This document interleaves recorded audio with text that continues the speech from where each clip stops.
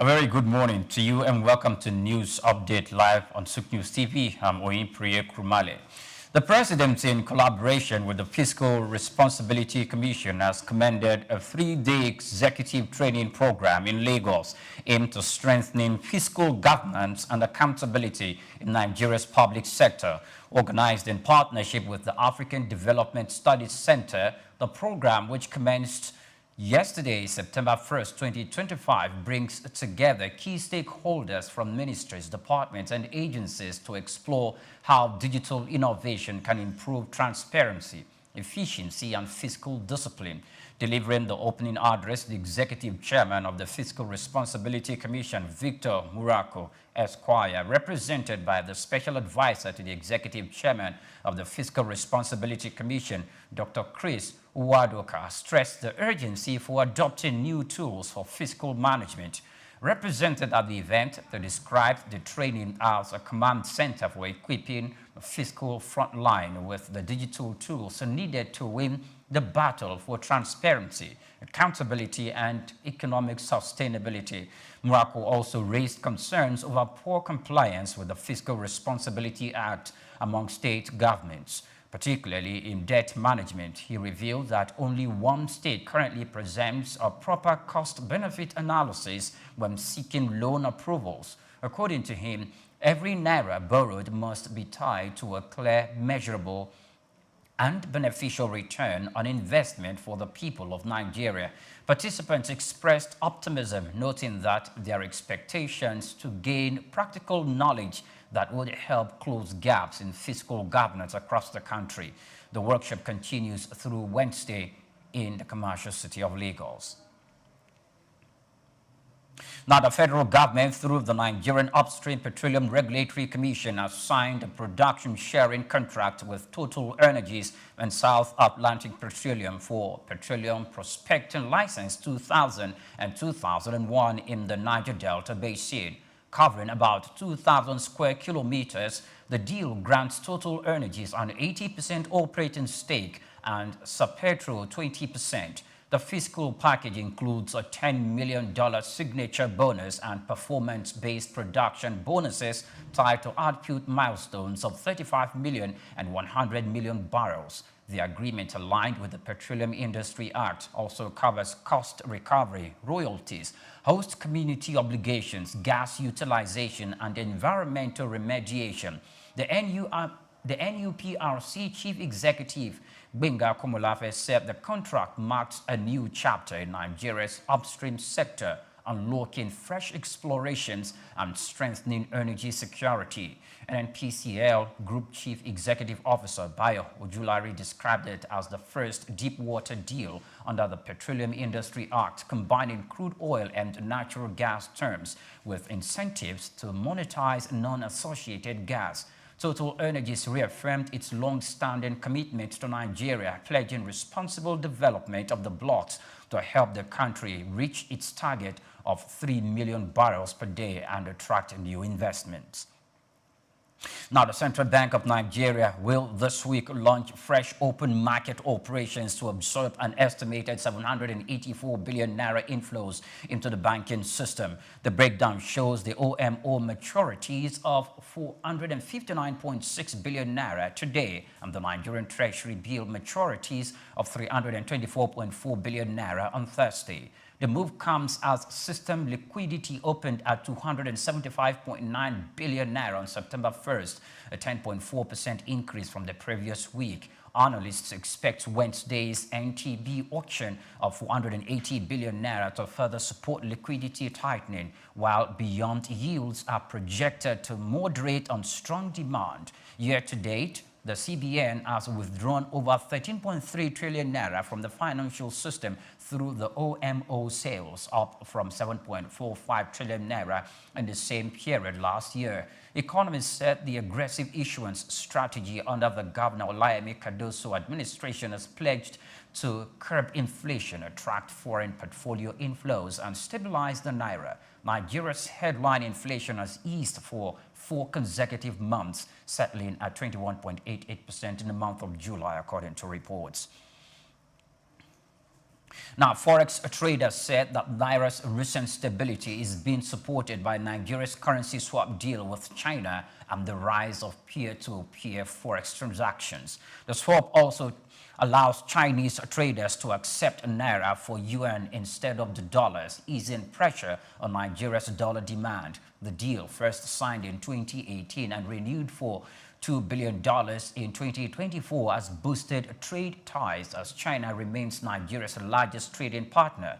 However, analysts note the impact is still limited because most Nigerian businesses and Chinese suppliers refer US dollars for global transactions. While the P2P trading provides cost savings and convenience, economists said Nigeria's heavy reliance on the dollar means the yuan swap alone cannot fully solve its forex challenges. Still in the news, Nigerians traveling to the United States are reporting sudden visa cancellation and heightened restrictions, raising fears of tougher policies since President Donald Trump's return to office.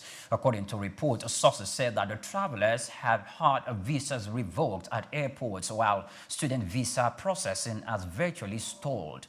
One traveler noted that colleagues were denied with entry despite valid documents, describing the crackdown as an uncompromising stance by the United States authorities. The disruptions are already hitting Nigerians who rely on U.S. travel for education, business, medical treatment, and family visits, with many forced to cancel plans at heavy financial costs. Analysts warn that the situation could strain Nigeria-U.S. relations, especially in education and trade, where thousands of Nigerians interact with American institutions each year. The U.S. Embassy in Nigeria has not yet issued a formal response. Now, many thanks for watching. Do well to follow us on all our social media platforms and Souk News TV. Coming up shortly is Souk Business Landscape. Do stay with us.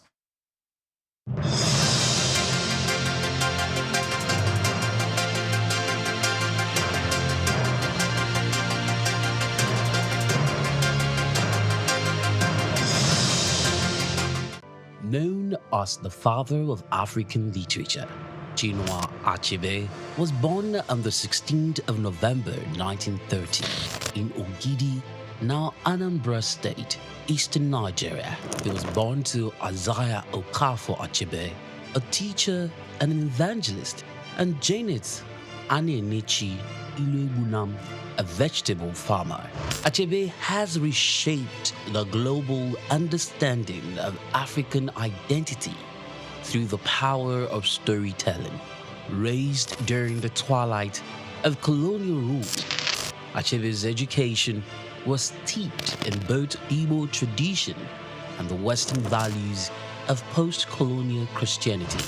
As a student at the University of Ibadan, he became fiercely critical of how Africa was portrayed in Western literature. Achebe believed that Western literature often painted Africa as a dark and primitive continent, but he sought to tell the African people's lens. In 1958, Achebe's groundbreaking novel Things Fall Apart shattered colonial narratives through the tragic story of Okonkwo, an Igbo warrior. Achebe illuminated the complexities of African culture and the devastating effects of European colonization. Things Fall Apart became more than just a novel. It became a symbol of African resistance against the oppressive narratives of colonialism. Achebe was not just a writer. He was a passionate advocate for African self-determination, and his political activism made him a critical voice in the post-colonial era. Even after a life marked by personal and political struggles, including a car accident that left him partially paralyzed, Achebe continued to inspire. He taught at Bard College and later Brown University, where his influence reached new generations of writers and thinkers. He was married to Christiana Chinwe Okoli and they had 4 children. Sadly, he died in March 2013 at the age of 82. Chinua Achebe's legacy endures in his novels, his essays, and in the countless voices of African writers who follow in his footsteps. He gave us a voice, a story, and a vision of Africa that is ours to share.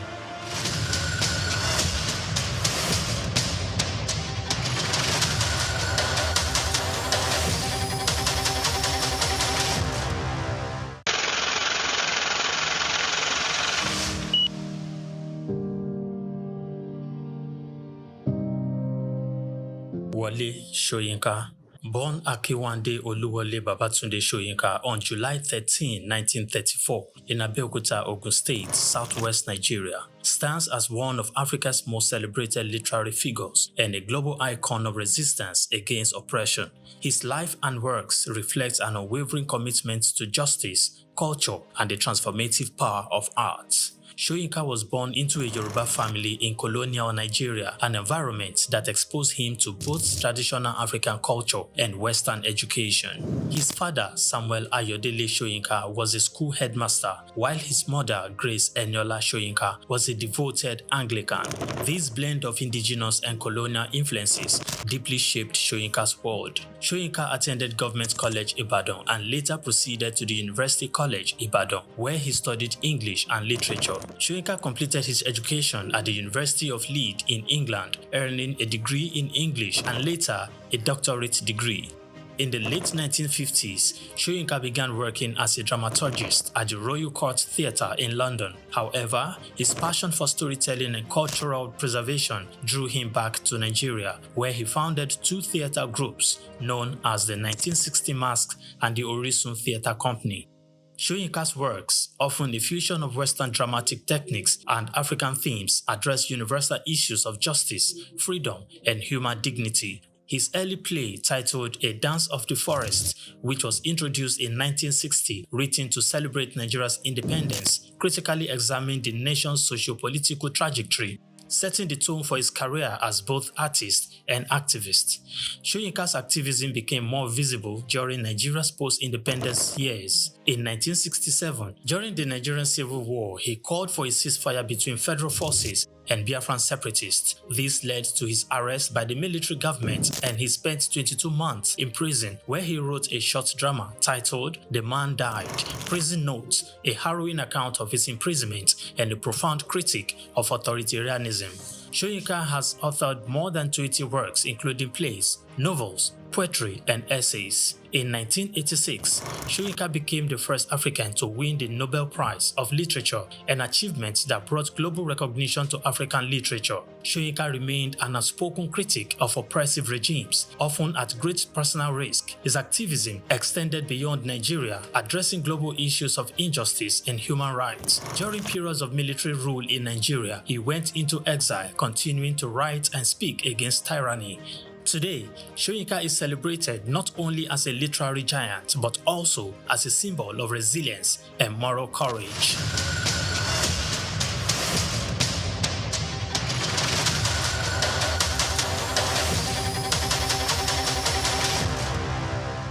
Lateef Jakande. Born Lateef Kayode Jakande in the Ekpetedo area of Lagos Island, Lagos State, on July 1929. He studied at the Lagos Public School at Enowa, Lagos Island, then at Bonham Memorial Methodist School, Port Harcourt, King's College, enrolled at Ilesha Grammar School, where he edited a literary paper called The Quarterly Mirror. Jakande began a career in journalism in 1949 with a daily service and joined the Nigerian Tribune in 1953. The owner, Chief Obafemi Awolowo, appointed Jakande editor-in-chief of the Tribune in 1956.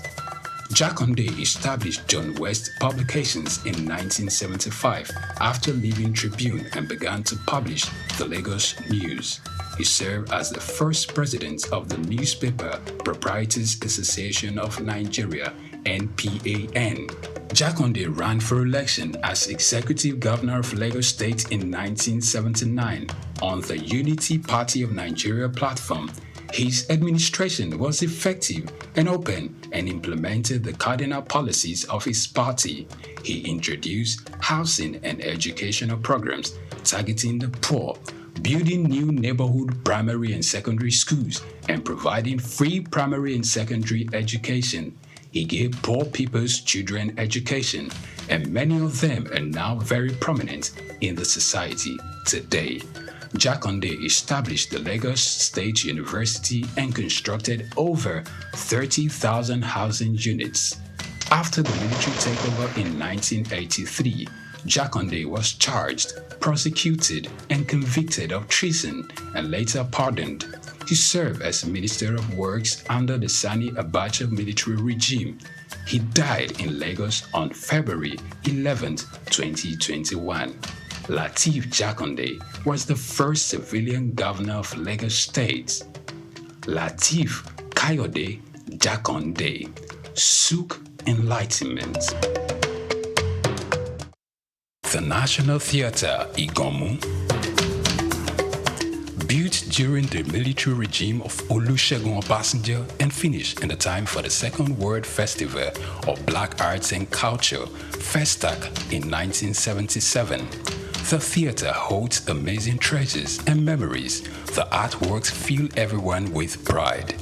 The National Arts Theatre is visible from the motorway which connects Lagos Island and the mainland.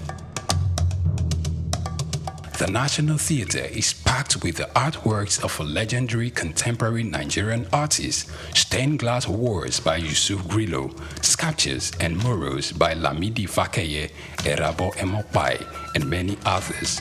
It was put to full use for a month as one of the 4 venues of the Second World Black and African Festival of Arts and Culture, tagged FESTAC 77.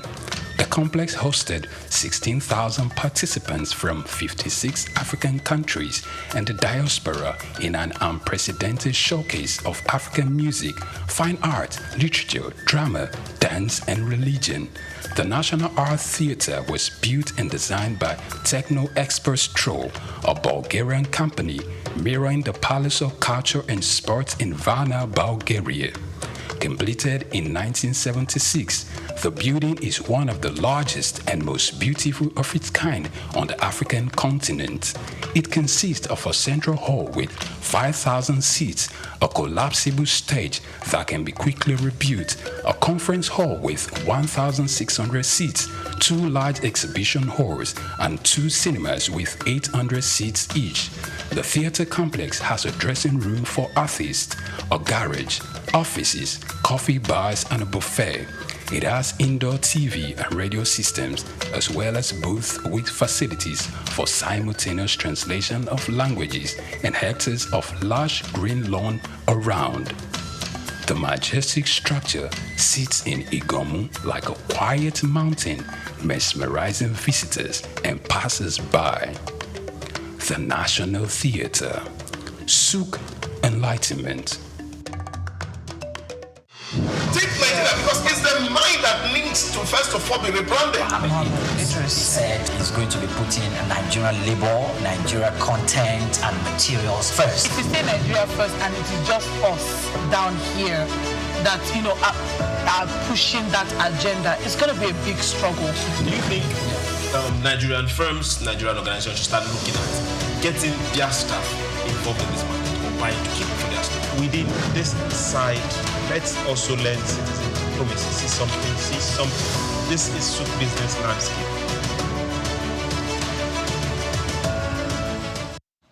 Hello and welcome to this particular time of day when we sit back and say it's Suk business landscape time. This is where you are meant to be. My name is Chooks, John Rogers Chooks, and we are live on Suk News Television from the most popular nation on The continent of Africa. Okay, good. Now, today we will be looking at what's happening with the upstream sector. Some very beautiful news is coming from there. We're getting an investment that we've not had for a while. Total Energies, to be precise. So we will look at what's happening with the insurance sector. Some 2 weeks, 3 weeks ago, we saw that the shares, the prices in the stock market went up. People made a whole lot of gains, but now we need to consolidate. We'll also talk about that. So you see, there are a whole lot of reasons why you should be here.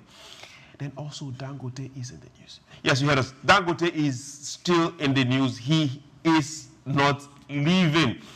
Now, we will get to ask ourselves some basic questions. If we are looking at industrialization and our ability to keep effects in this side of the divide, how can we multiply what is happening? So stay there. See, these are a whole lot of reasons why you should be part of this conversation today. So, hey, go to the social media platforms, look for Souk News Television, and let's talk. I'm not here alone on the table today. I have very beautiful, handsome people on this table today. So, hey, I'm smiling chin to chin. On this side of the divide, you have the fair one. Priya, good morning and welcome to us. Good morning to you, Chooks. Good morning to you, Swift. Good morning. Good morning, Lagos. Good morning, Nigeria. Good morning, world. It's good to be in your face again. You're welcome. And I have the beautiful one. Good morning. Good morning. Good morning, Priya. Good morning, Chooks. Good morning. Good morning, Nigeria. Good morning, Africa. They say the biggest risk in life is to never take a risk. So today's Tuesday. Get ready to take all the business risk you can take. And this is what we're here for. Okay, while you take the risk, remember that there is a new industry act when it comes to insurance. So you get it cover quick, very quick. We'll go on a very short break, and when we return, we'll hit the first story. Don't go anywhere. Take Nigeria because it's the mind that needs to first of all be rebranded. He said he's going to be putting Nigerian labor, Nigeria content and materials first. If you say Nigeria first and it is just us down here that, are pushing that agenda, it's going to be a big struggle. Do you think Nigerian firms, Nigerian organizations should start looking at getting their staff involved in this market or buying to keep for their staff? Within this side, let's also learn citizen diplomacy. See something. This is Souk business landscape.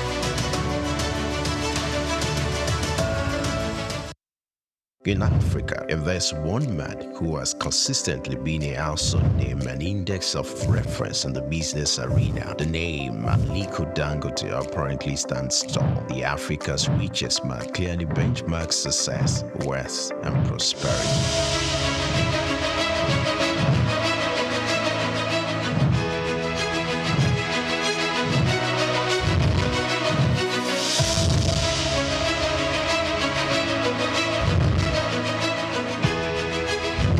His unofficial love and passion for business are quite phenomenal. These can be traced to his background. Born in April 10, 1957 to Maria Sanusi Dangote and Mohammed Dangote, his maternal ancestors were prosperous caravan traders under British colonial rule, and his grandfather, Alhaji Sanusi Dangote, was a commodity trader. Dangote's grandfather was heavily involved in his upbringing and helped ignite his entrepreneurial spirit. For Dangote, one will ever assume his wealth was handed out or easily channeled, being an offspring of Dangote, or his success didn't come through daydreaming. Dangote complemented inherited fortune with deliberate hard work and innovation to pave his way to the top. Those who knew Dangote while growing up will not be surprised at his outstanding success. At age 8, Dangote uses pocket money to buy sweets, which he and others sell for a profit. Everything big in life starts from little.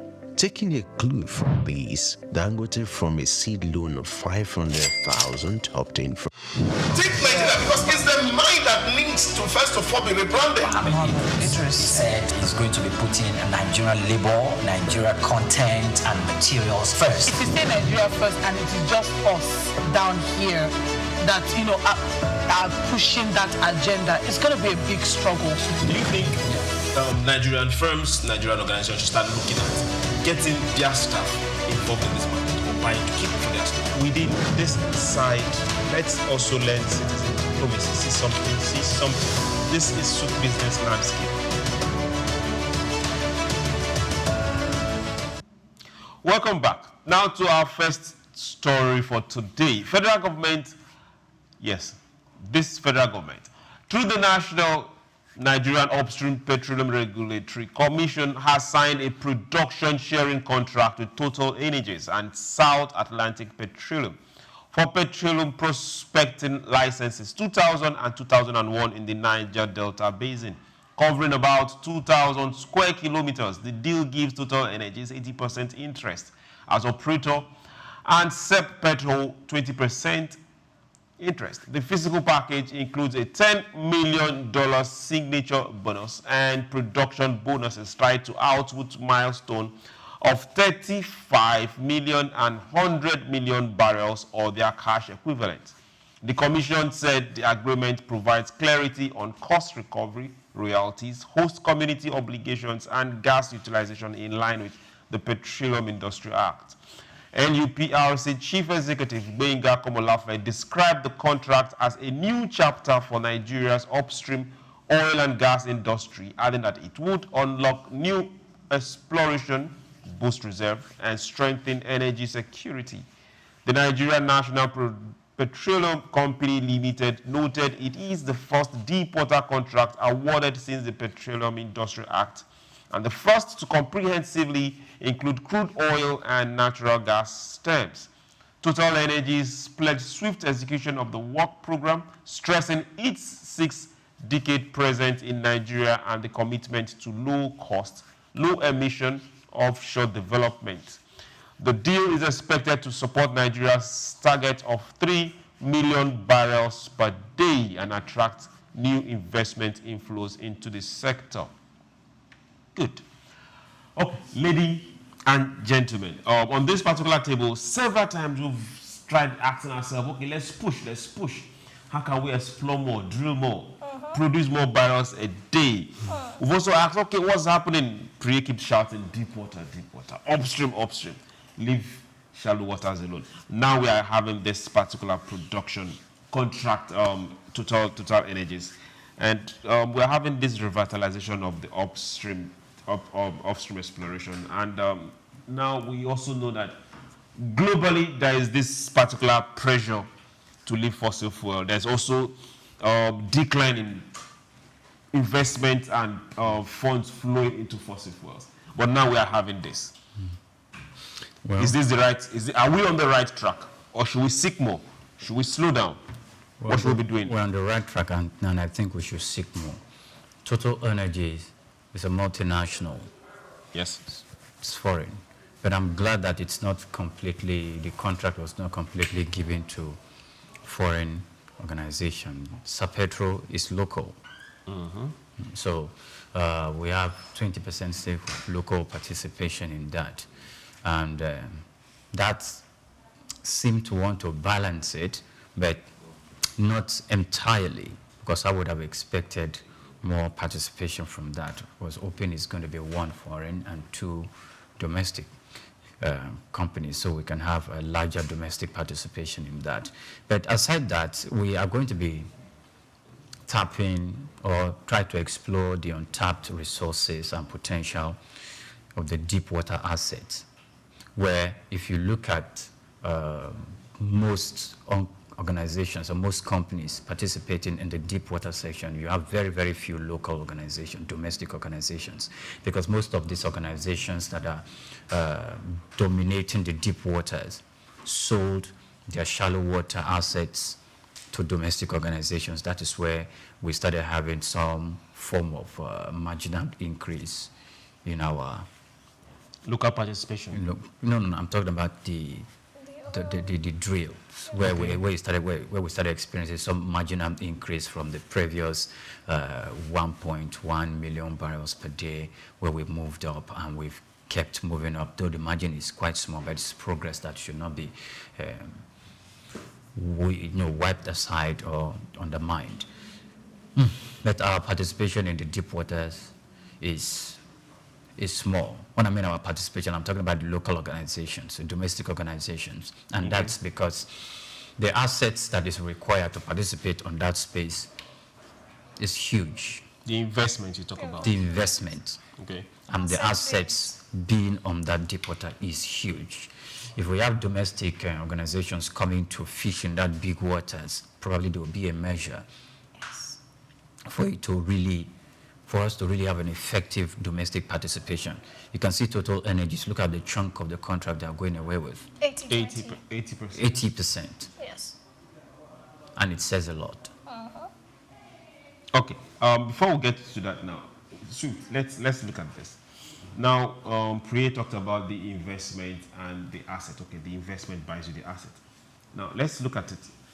Do you think we should look more of, for the shallow waters, let's consider our local companies first? Then when the local company, when we've exhausted them, then we can ask, okay, international companies, you can now have some shallow waters or land drilling, IP or LPOs or any of those particular oil drilling sites. Then when it comes to deep waters, we can say, okay, come, let's merge.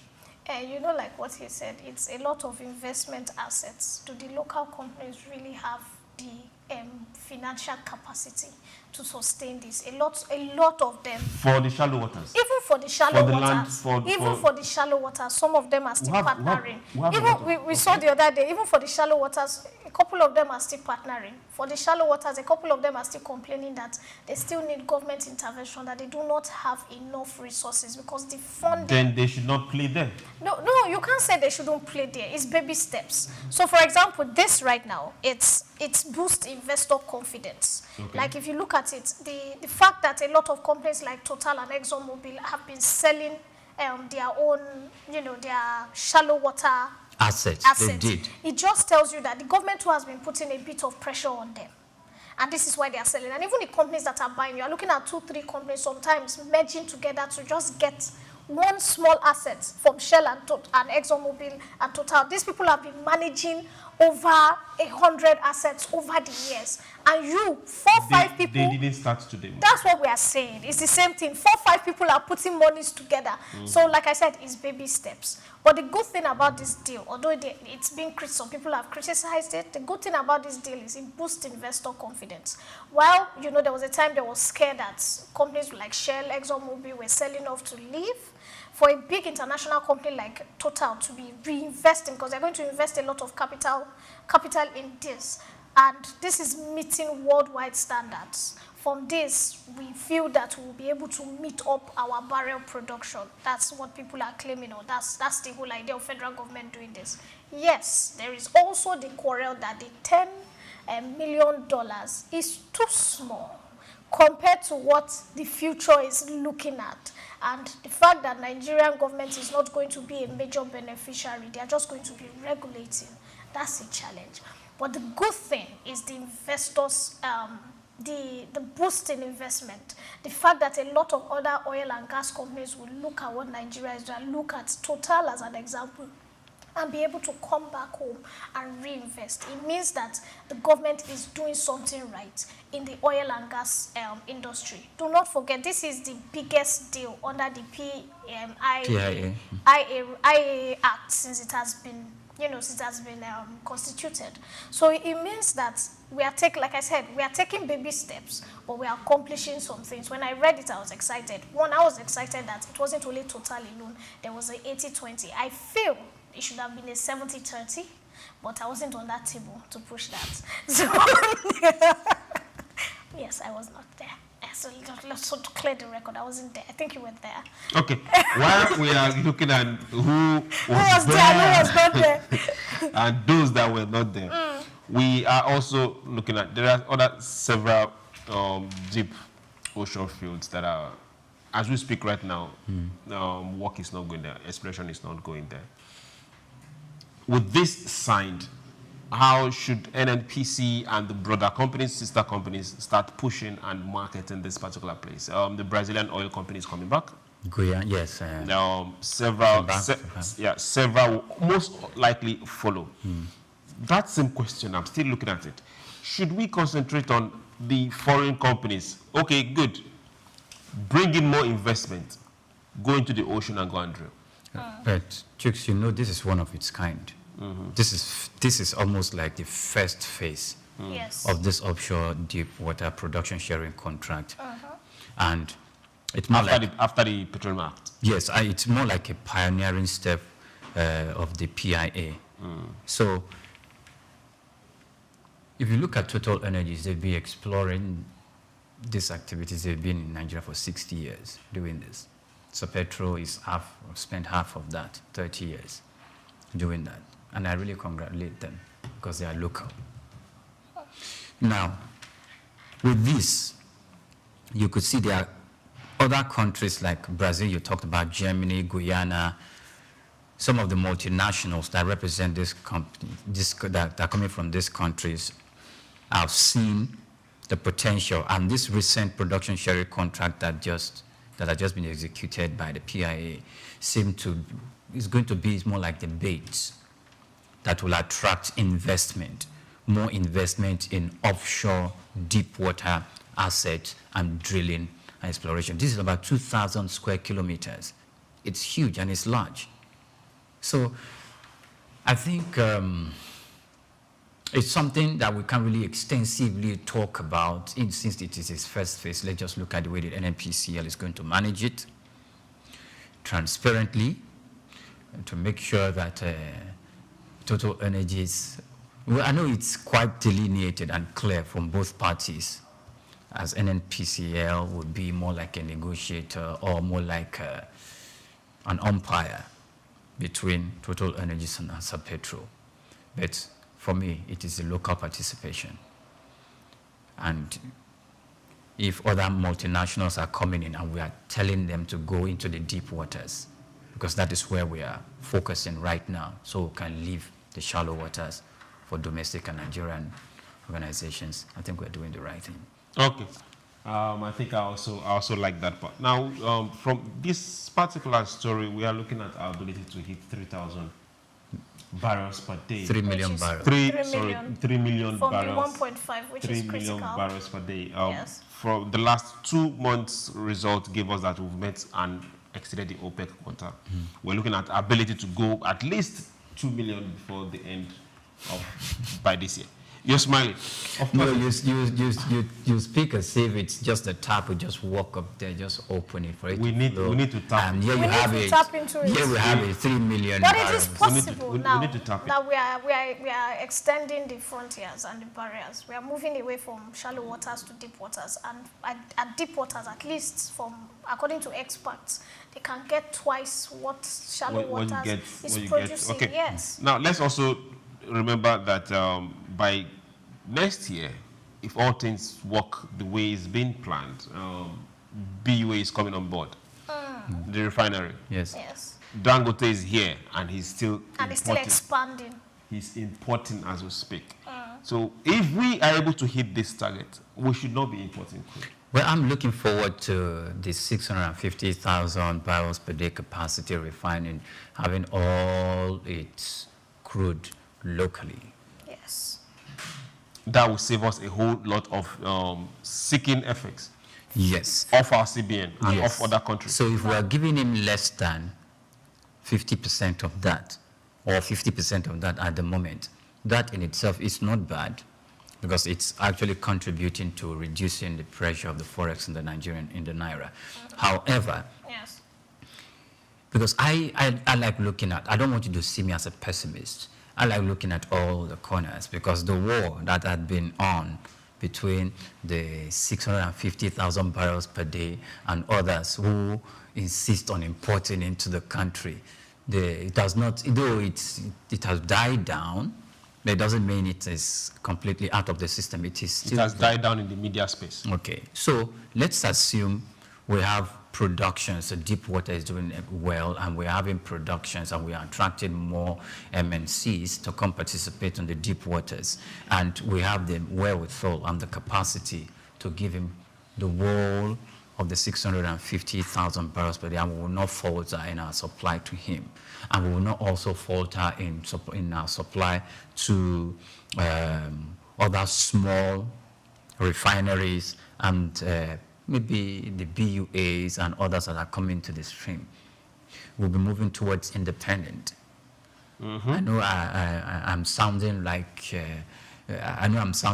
we are in the la la land, but it's possible it may take more than the expectation or the forecast that we've given, because we're giving ourselves 3 years, giving ourselves 2 years for us to get to this, because these are investments that are time consuming, but the financial capacity of the contractors and those who have been saddled with the responsibility of handling 80% and 20% can really to a large extent paint the picture of what the future holds. Because those who are preparing to come into these deep waters, their eyes will be on the activities, explorative activities, the technical activities, the asset deployment activities on the deep waters, and they'll be looking at Total Energies and San Pedro to see how they're faring. So we have to make sure that they do not experience any form of bottlenecks or restrictions or anything at all that will hinder the smooth operation in the deep water space. Because investors will look at that. Because if there is any hindrance, if there's any form of restriction, if there's any challenge, those who are preparing to come in will look at them as a template. Yes. Okay. And want to follow suit. Especially foreign investors. Yes. Okay. When you talk about foreign investors, let's talk about we Nigerians. Yes. The citizens. Is NNPC becoming more transparent, or should we seek more transparency from them?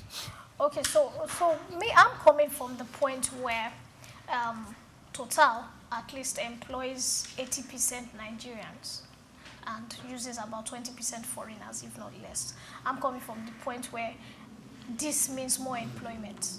This means more of our field engineers out there.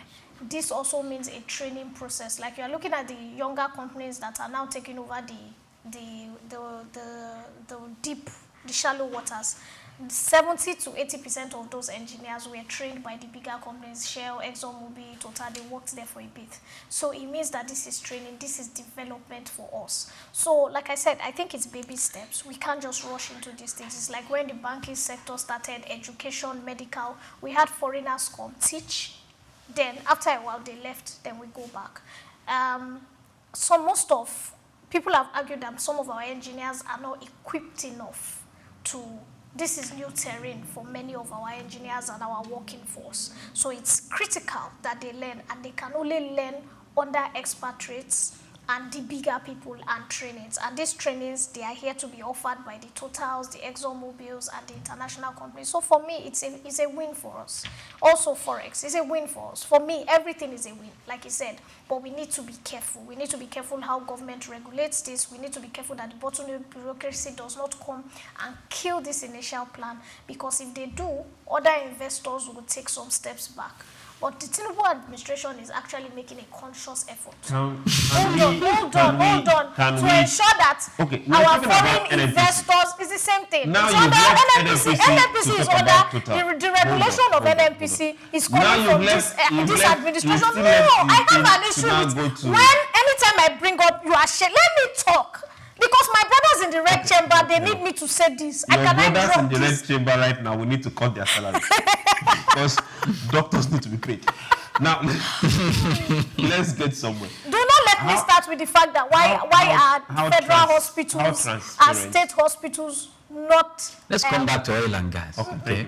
Not self-sufficient. Because I once worked at a private hospital, and the take-home those people make, they were paying us 3 times our salary as bonuses in December. The take-home they make. Okay. And the difference between consultation in federal hospitals and these hospitals is between 3,000 to 5,000. Okay. So why are we? You are giving drugs free. You are supplied equipment free. Your salaries are paid free. And we are still not self-sufficient. Okay. Let's move back to oil and gas. Let's not have issue. Are you welcome? Yes, boss. Okay.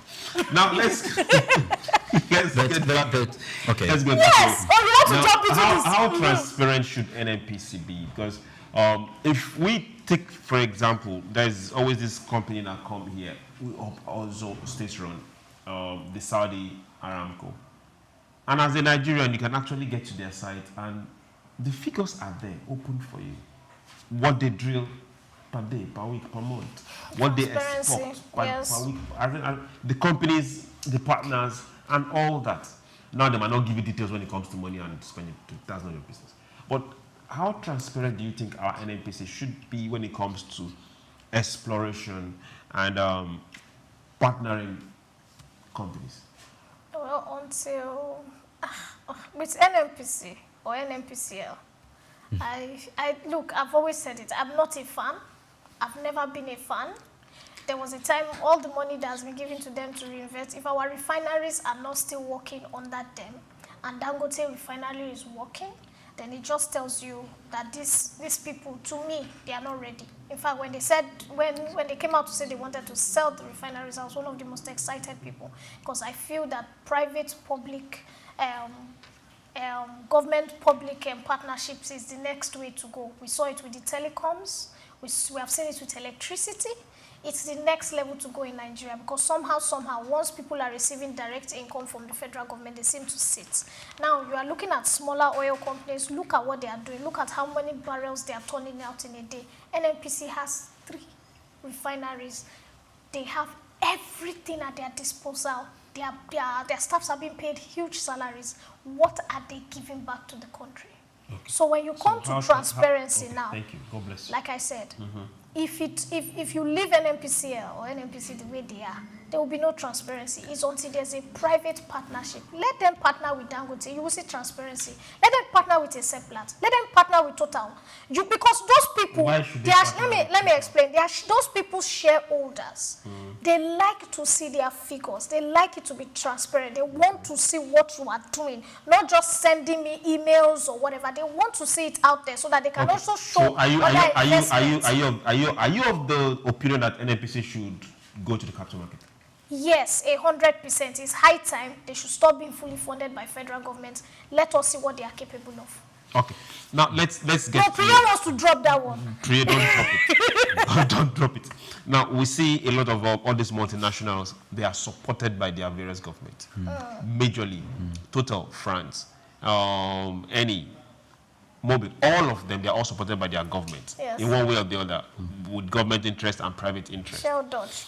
Now, what are you going to, if you are in a position of authority and where policies are made, will you have policies that will put Nigerian oil and gas companies in the forefront and push them not just to explore here, but to also go out there and go represent and bring those effects back this way? Of course, and I think the administration is already doing that. To what extent? However, what's the effectiveness of Total Energies back in France? Major. Yes. Okay, so they have become so effective and competent to the extent that they've grown almost bigger just to be in one place. They don't only explore in Nigeria, they explore in other African countries. So Angola, they should have a presence there. Definitely. They have a presence there. So they have the capacity now to not only deliver home, but they're now multinationals. I don't know if NNPCL is a multinational, right? NNPC is only in Nigeria. It's only in Nigeria. Great. So they obviously we don't have the capacity. They have some shares. They have some shares in other investment companies. So they are equally trying to tread on those waters. However, let me look at the benefits that we will be getting while we are looking at bringing in forex and all of that. Let's understand that a government involvement in this sector and this current production sharing contract that's going out is going to have a ripple effect in other sectors, in other industries. Hopefully there's going to be a reduction because of the associate gas that is going to produce. We're going to have a reduction somehow. It should reflect in the reduction of gas flaring in the Niger Delta. This is going to be taking place in the Niger Delta basin, right? You should have some form of reduction in gas flaring on that part of town, which has been constituting some form of menace and health hazards in the communities over there. Also, it's going to be tackling energy problems because we need to have abundance of gas to fire our turbines for production of energy and electricity. And if we can have that where we have the capacity for production of electricity and energy level, we are moving upwards, then it's going to have a ripple effect on in manufacturing. And if it's going to have a ripple effect in manufacturing, it's going to have another ripple effect in production and creation of jobs. Not only outside the Niger Delta, but also within the Niger Delta, and also the communities that are within those environments where this exploration to be taken place, even though it is up there in the deep water, there will be some level of jobs that will be provided. Communities in deep water. No, even minor deep waters, because back in the day, before the whole kidnapping thing and all that mess up, literally Shell, ExxonMobil, they had offices in almost every state. Communities. As in, at least headquarters, mini offices they had in Edo, they had in, of course, Delta was the main. They even had they had northern offices where you may not do much, you are just doing administrative work. It was when the kidnapping and all the issues started coming in, they now started folding up. Okay. So it still leads to employment. A lot of Nigerians would sit in and enjoy a lot of employment. My focus is on the fact that we should be looking forward to tapping from the gas, the potential of gas that we've been preaching all the while, that we are rich in gas and all of that, because more participation in the deep waters is going to give us more access to that gas. And we know that it is quite capital intensive. And that is why we will just have a few, and in this phase come, and it's going to take some time. But if we make it, and if it is a success, watch it for energy, for gas, and watch it for the manufacturing and job creation. Okay, we look forward to... And of course, Forex, don't forget to add Forex. Exactly. So 5 beautiful things. Okay, we look forward to positive days ahead. Now let's get to our next story. This is more of a public service announcement. So if you're out there and you have some liquidity sitting down somewhere, listen, federal government through the Debt Management Office has opened subscription for each September 2025 federal government of Nigeria savings bond, offering yields up to 16.541%. Investors can subscribe until Friday, September 5th, 2025, with settlement set for September 10th. The offer includes a 2-year bond maturing in September 2027 at 15.541% and a 3-year bond maturing in September 2028 at 16.541%, both higher than the last month's rate. Coupon payments will be made quarterly and paid directly to investors. The DMO explained that the bonds priced at 1,000 per unit with a minimum subscription of 5,000 are designed to promote financial inclusion and deepen Nigeria's domestic bond market. Individual investors can subscribe up to 50 million naira. It also noted that the bonds qualify as government securities for tax exemptions, trustee investments, and bank liquidity ratios, backed by the full faith and credit of the federal government. The saving bonds provide retail investors with secure, low-risk investment opportunities. Now, you heard us. So if you have not been informed, now Soup News TV is telling you, hey, you have an opportunity from now till Friday. Get involved. So now the federal government is also, for those that know, you know, these are good investment opportunities and also getting money into the hands of the federal government. Yes. Mopping out some cash away, though. Maybe after 2-3 years, you get some very good, drastically, you get some very good returns on your investment. Yes. So will you be buying some bonds? Well, I was thinking about it last night. Because I was with a friend who just bought a brand new car, and then we were talking, and I was like, bought a brand new car? Yes, okay. she actually did. And I was like, babe, you know when you go and wash people's car, then I put her aside, what's up? And she told me that she has been investing. And that the investment market, the Forex market is very healthy right now.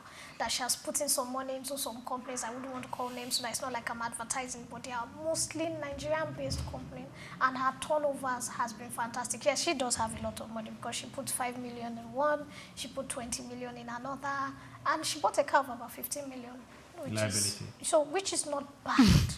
And so I was like, but when you started, why you not tell me since? So maybe me too, I can start before it crash. She said, don't worry, it won't crash.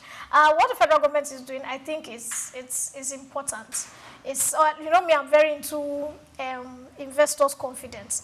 We have been boosting foreign confidence. It's time for us to boost local confidence. Local confidence is you are in Nigeria, you live in Nigeria, you work for that money, put in some money, because that's what happens in the diaspora. You can't just, it's almost mandatory. They ask you, what are you saving for? You have to put in some money for your children's college fund, and you're putting investment here. You have to put in some money for housing, you're putting investment here, and your health, your insurance, so there must be reinvestment. I look at my health insurance every time, and I'm getting turnovers, because we have been told that 30% of whatever we are putting for health insurance is being invested in stock. And when the stock market is doing well, you see that your returns are more. They let you know, they send you these emails, they break it down what has been added. Now, you are getting as low as 1,000 naira per share. The least you can invest is 5,000 naira. Per unit. I think the local market woman can do this. I think the bricklayer can do this. I was in the bus stop yesterday, and I was waiting for a bus, and somebody was telling me of a driver who makes a conscious effort to save 40,000 naira every day. And I was 40,000 naira every day. 40,000 on whose car? On a bus. On this 18-seater. Okay, is it his bus? I don't know if it's his bus. It's a public transport. I guess it should be his vehicle. Probably. Okay. And so they were talking about him. You know, they were all talking that. Because if it's not his vehicle, somebody was buying more and food and some other things. Okay. And the other guy was saying, this particular guy just bought a house, and that he told them that, you know, with all this local ajo, he had been investing 40K daily. So imagine if he works 5. I did the math. That's 800,000 a week. And I was like, wow, you will buy up your own bus. It's just a lot of pushing. It's just you waking up 4 o'clock in the morning, you know, running the busy periods, knowing the places. Like I see some bus drivers, they come to, for example, from Obalende, they leave early, they come to the island. Sometimes they even blow empty, because they know that once they get back to Oshodi, they would carry 1.5 instead of the 500 or the 800, because people are rushing to work. So I was like, if probably an illiterate, he may be, I don't know, can sit down and decide to save. What I'm trying to say is, federal government has made it so open that even bus drivers, cabbies, bikemen, they can invest. And if there's investor confidence, people are investing. Back in the day, when Nigeria had a lot of good PR, it was because our parents were investing. I remember my grandfather had a lot of shares in UAC. They asked you, your local, you know, shopping, supermarkets, people invested. They had shares. Every weekend, my grandfather would say, go and bring, let me read. He would be reading to us. We as children, we had no idea what the rubbish he was talking about. They had shares in newspaper companies, you know, coffee.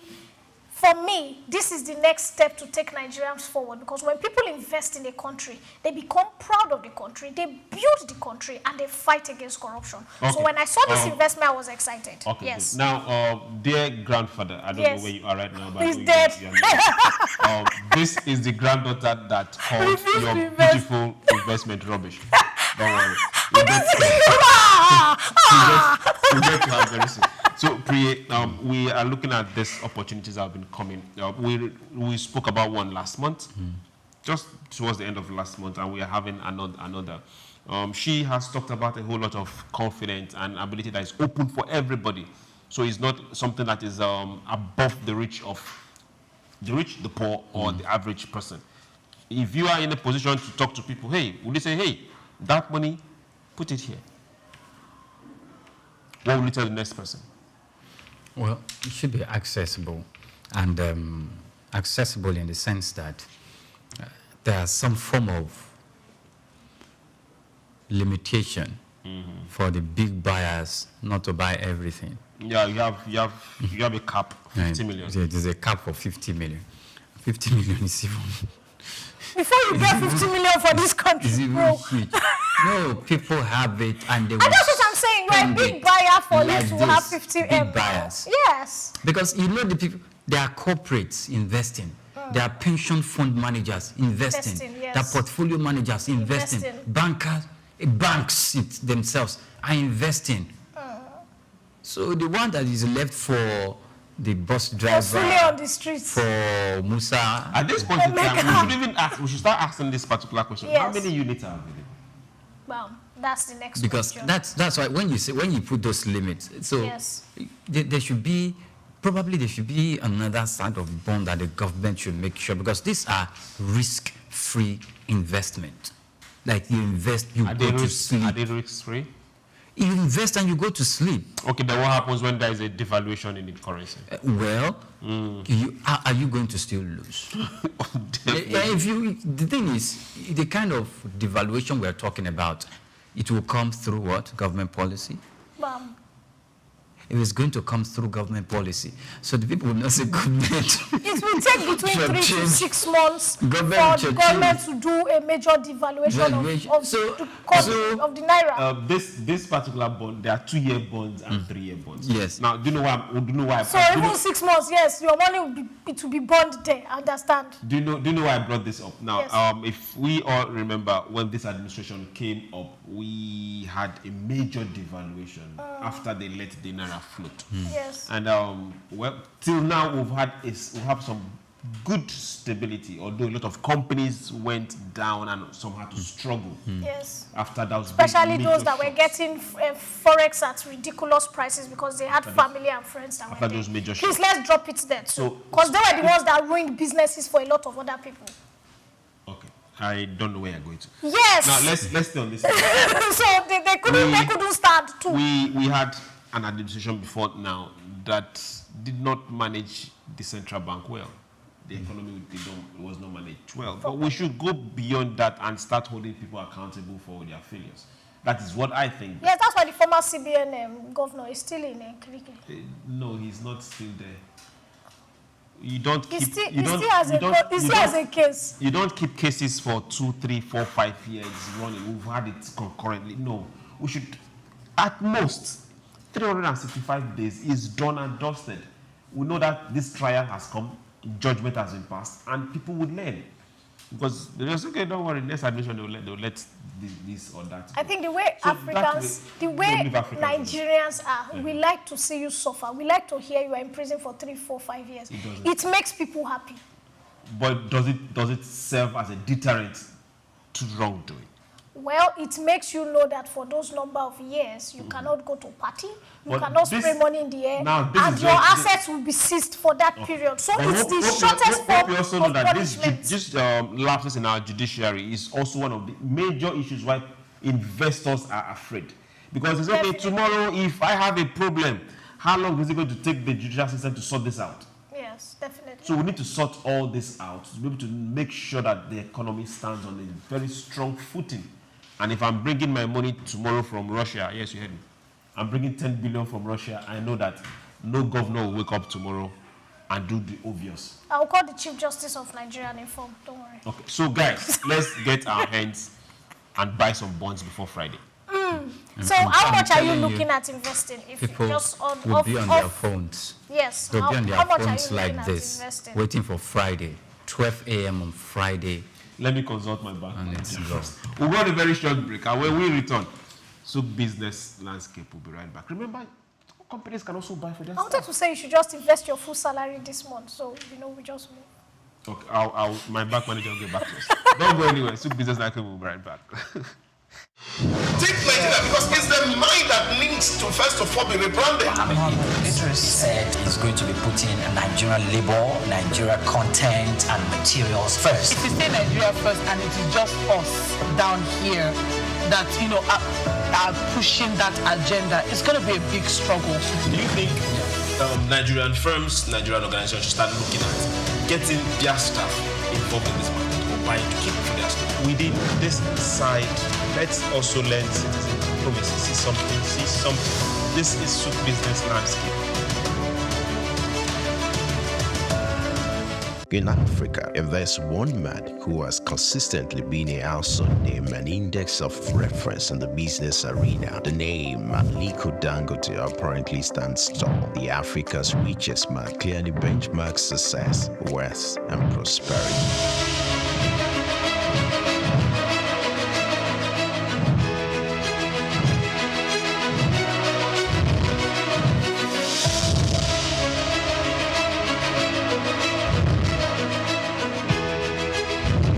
Dangote's official love and passion for business are quite phenomenal. These can be traced to his background. Born in April 10, 1957 to Maria Sanusi Dantata and Mohammed Dangote, his maternal ancestors were prosperous caravan traders under British colonial rule, and his grandfather, Alhaji Sanusi Dantata, was a commodity trader. Dangote's grandfather was heavily involved in his upbringing and helped ignite his entrepreneurial spirit. For Dangote, one would ever assume his wealth was handed out or easily channeled, being an offspring of Dantata, but his success didn't come through daydreaming. Dangote complemented inherited fortune with deliberate hard work and innovation to pave his way to the top. Those who knew Dangote while growing up would not be surprised at his outstanding success. At age 8, Dangote uses pocket money to buy sweets, which he and others sell for a profit. Everything big in life starts from little.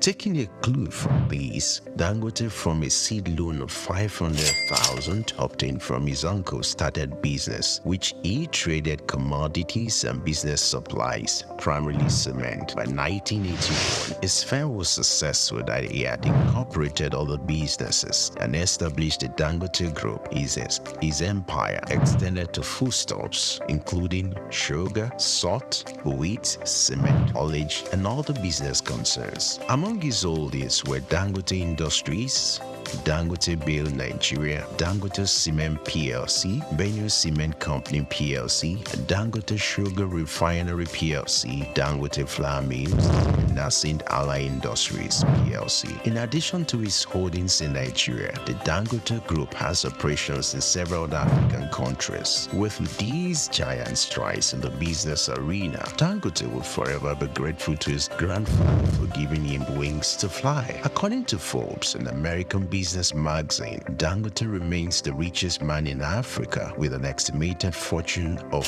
$13.9 billion. Dangote is one Nigeria, highly decorated with honors as well. His human service and huge investment also got him both local and international recognitions, like the Guardian Man of the Year in 2015. He won the 2016 African Business Leader Award organized by the African American Institute. Dangote was cited as one of the top most influential Africans by the New African magazine in 2015, 2017, 2018, and 2019. He was recently conferred with the prestigious award of the National Order of the Lion by the President of Senegal. When it comes to breaking jinx, Dangote has it in full measures. He took his pioneering and jinx-breaking adventure to another dimension with the unveiling of the $20 billion refinery, widely adjudged as the largest single-train petrochemical refinery in the world. The refinery has the total capacity of 650,000 barrels of crude oil per day and is expected to earn as much as $21 billion in annual income. Situated on 2,500 hectares site at the Lekki Free Trade Zone, Lagos, it is supplied with crude oil by the largest subsea pipeline infrastructure in the world. When fully in operation, the refinery will provide 135,000 permanent jobs in the region. When it comes to family life, Dangote seems to, however, prefer maintaining a low profile. He got married to Zainab in 1977 but divorced at an unknown date. He was later married to Maria Mohammed Rufai. Dangote has 3 daughters named Halima, Maria, Fatima, and he also adopted a son named Abdurrahman. Dangote is one grounded authority that combines real intelligence with self-effacing demeanor, a persona that naturally makes kindness. Like an eagle, Dangote's foresight and unusual business acumen make him a rare to come by. Though he owns chains of business in Nigeria and across Africa, the quest by this uncommon risk taker to conquer more business territories may not wane anytime soon.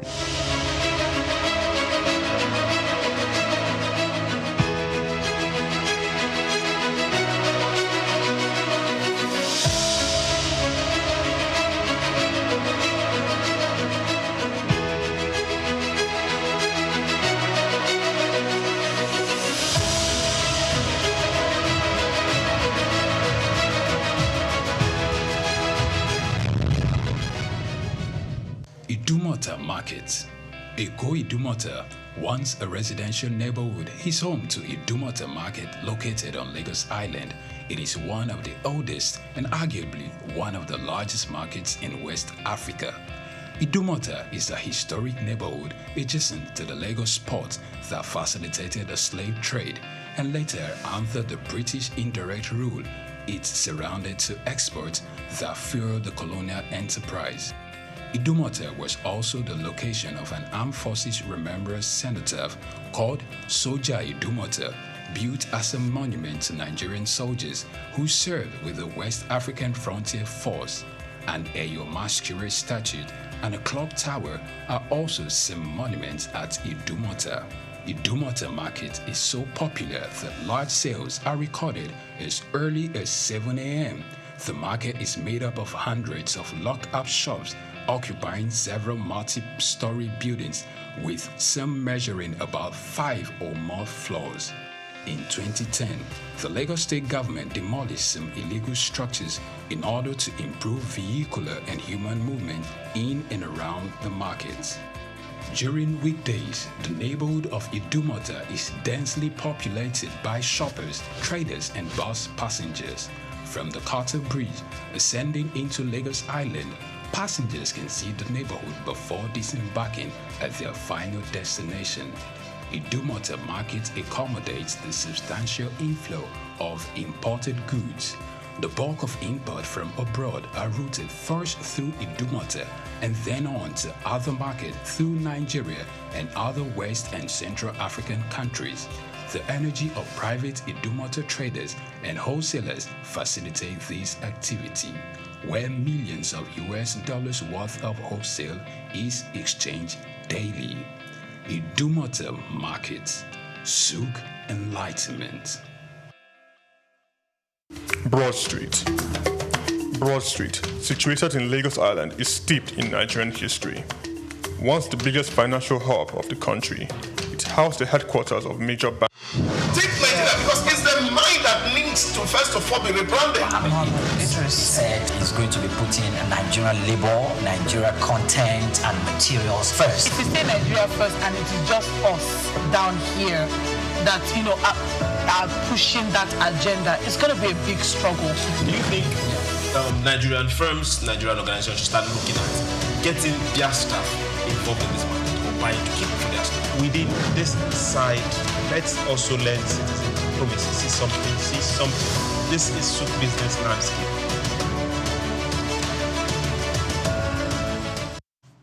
Welcome back. It's SBL Souk Business Landscape, and we are reaching you from Souk News TV. Remember, you can be part of this particular conversation. We want to hear from you. Go to the social media platforms and follow us at Souk News TV. Let's talk. Pour your minds out. Hey, we want to read. Now, let's get to our next story for today. Insurance. The National Insurance Commission has directed all insurance and reinsurance companies in Nigeria to submit their recapitalization plans by September 30th, in line with the new Nigerian Insurance Industry Reform Act 2025. The guidelines contained in an exposure draft requires firms to provide board resolutions, capital status based on the 2024 audited account, and detailed action plans outlining sources and timeline for fresh capital injections. Companies seeking market funds, mergers, acquisitions, or portfolio transfers must also submit proposals with monthly progress reports due within 5 working days after each month. Capital verification exercises will begin on November 1st, 2025, and must be completed by June 30th, 2026, while final compliance with recapitalization requirement is expected by July 2026. The Act sets new minimum capital thresholds: 10 billion naira for life insurance, 15 billion naira for non-life insurance, and 35 billion for reinsurance firms. The Commission said the process is aimed at strengthening capital adequacy, ensuring solvency, and positioning the insurance industry for sustainable growth. Ladies and gentlemen, We are here. the highest we've seen right now is 30 billion for reinsurance. 35 billion. 35 or 30 billion for reinsurance. I now try to ask myself this particular question. If we are getting and looking forward to a 1 trillion economy, having insurance companies that are capitalized with less than 100 billion, is that going to cut it? When the banks are doing 500 billion. Yeah. Is that going to cut it? Even the banks themselves, if you're looking at that kind of economy, the 500 billion is still not enough. Exactly. But look at the fluidity of both industries. Both of them are in the financial services industry. But insurance is not as fluid as transactions takes place in the banking industry. Because we have not made it so. Well, but you can see, except for not too long, where insurance companies started reviewing their insurance, because most people don't want to go in insurance. Because what used to hold sway before now was that if you are going for insurance, it's when X happens, that's most likely when you are going to get your money or you are going to get reimbursed. But when it doesn't happen, you're there. But now this... Can you define X? X can be anything. It can be insurance, can be car insurance, house insurance, health insurance. Yes, but life insurance. What if something does not happen? Bam. That money goes. Exactly. So the money goes. This is where the money doesn't go. That's what I'm like before now. Okay. Yes. But not too long. We've seen where they started bringing out new products. Okay. Where, like you said, if nothing happens, the money doesn't go. But there have to be, it must happen within a time frame. It must not be too long. I remember I was doing a pension with one organization, one pension organization. Then later on, I went to work on another organization. They said you have to use this. So we were there for a while. We're arguing. Then I said, well, I want to even change the pension managers because these people, for a year or so, they've not reached out to me to say anything. So I left. By the time I started getting documents to change from one pension to another pension manager, they now reached out to me. They said, why? Okay, why are you changing? Why? I told them, look, I was working and I was consistent paying. You didn't. I stopped working for some period of time. You people didn't even reach out. Nothing, no communication, no mail. No messages. So it's not that I stopped working, but those organizations weren't paying pensions. So I left. I told them I'm changing. They said because you were not communicating. You went quiet on me. They pleaded, but I refused. And I changed. Okay, so you did not have a new pension manager. So when this, even at this 35, one of them, look at, not you were saying 35 billion, and that 35 billion is for reinsurance, which is the highest. Because if you look at, there's 10 billion, non-life is like 15 billion, composite is 25 billion, then reinsurance. So we have as low as 10 billion. And if we have that, and they're telling them to meet up with this insurance recapitalization, there's going to be a lot of mergers. Okay. There's going to be lots of consolidations with this, and the ones that cannot meet up, they will exit the system. Okay, now hold on to that thought. Why they look? Why we look? I think the way insurance product should be sold or developed in this day and age should be so widely different from what used to obtain 30 years ago. Exactly. Because if not, that system, that industry is going to go comatose. Bam. Okay. Now, see if I'm coming to you. Yes. We see businesses and we want businesses to thrive. And business cannot thrive without insurance. We are coming from a place of God Day. For those that don't understand, God Day means there is God, which happens to be a lot of names in Nigeria. People bear that. Now, can we start seeing the industry shift and transform itself as fast as Priye wants it? And not just set on stone, cast on time, whereby you drop money, once it elapses, that money is gone. Can we start seeing them bring out product that will manage risk, sell risk, and take up risk strong enough? So, and get these jobs done. Like I like this, that you are saying, okay, every month we want to see this, but there's more to be done. Before people can start to trust the insurance system 100, there needs to be a total revamp. We need to bring out laws because people have lost their assurance in insurance companies. That's the truth. I remember years ago when I was supposed to get my first or second job, I was supposed to have gotten it at an insurance company. There was this man that was toasting me and he said, I'll get you a job in my friend's company. And then I go to the insurance company, somewhere in Ikoyi, big place. And then the lady is talking to me and she's like, oh, come and meet our head of marketing.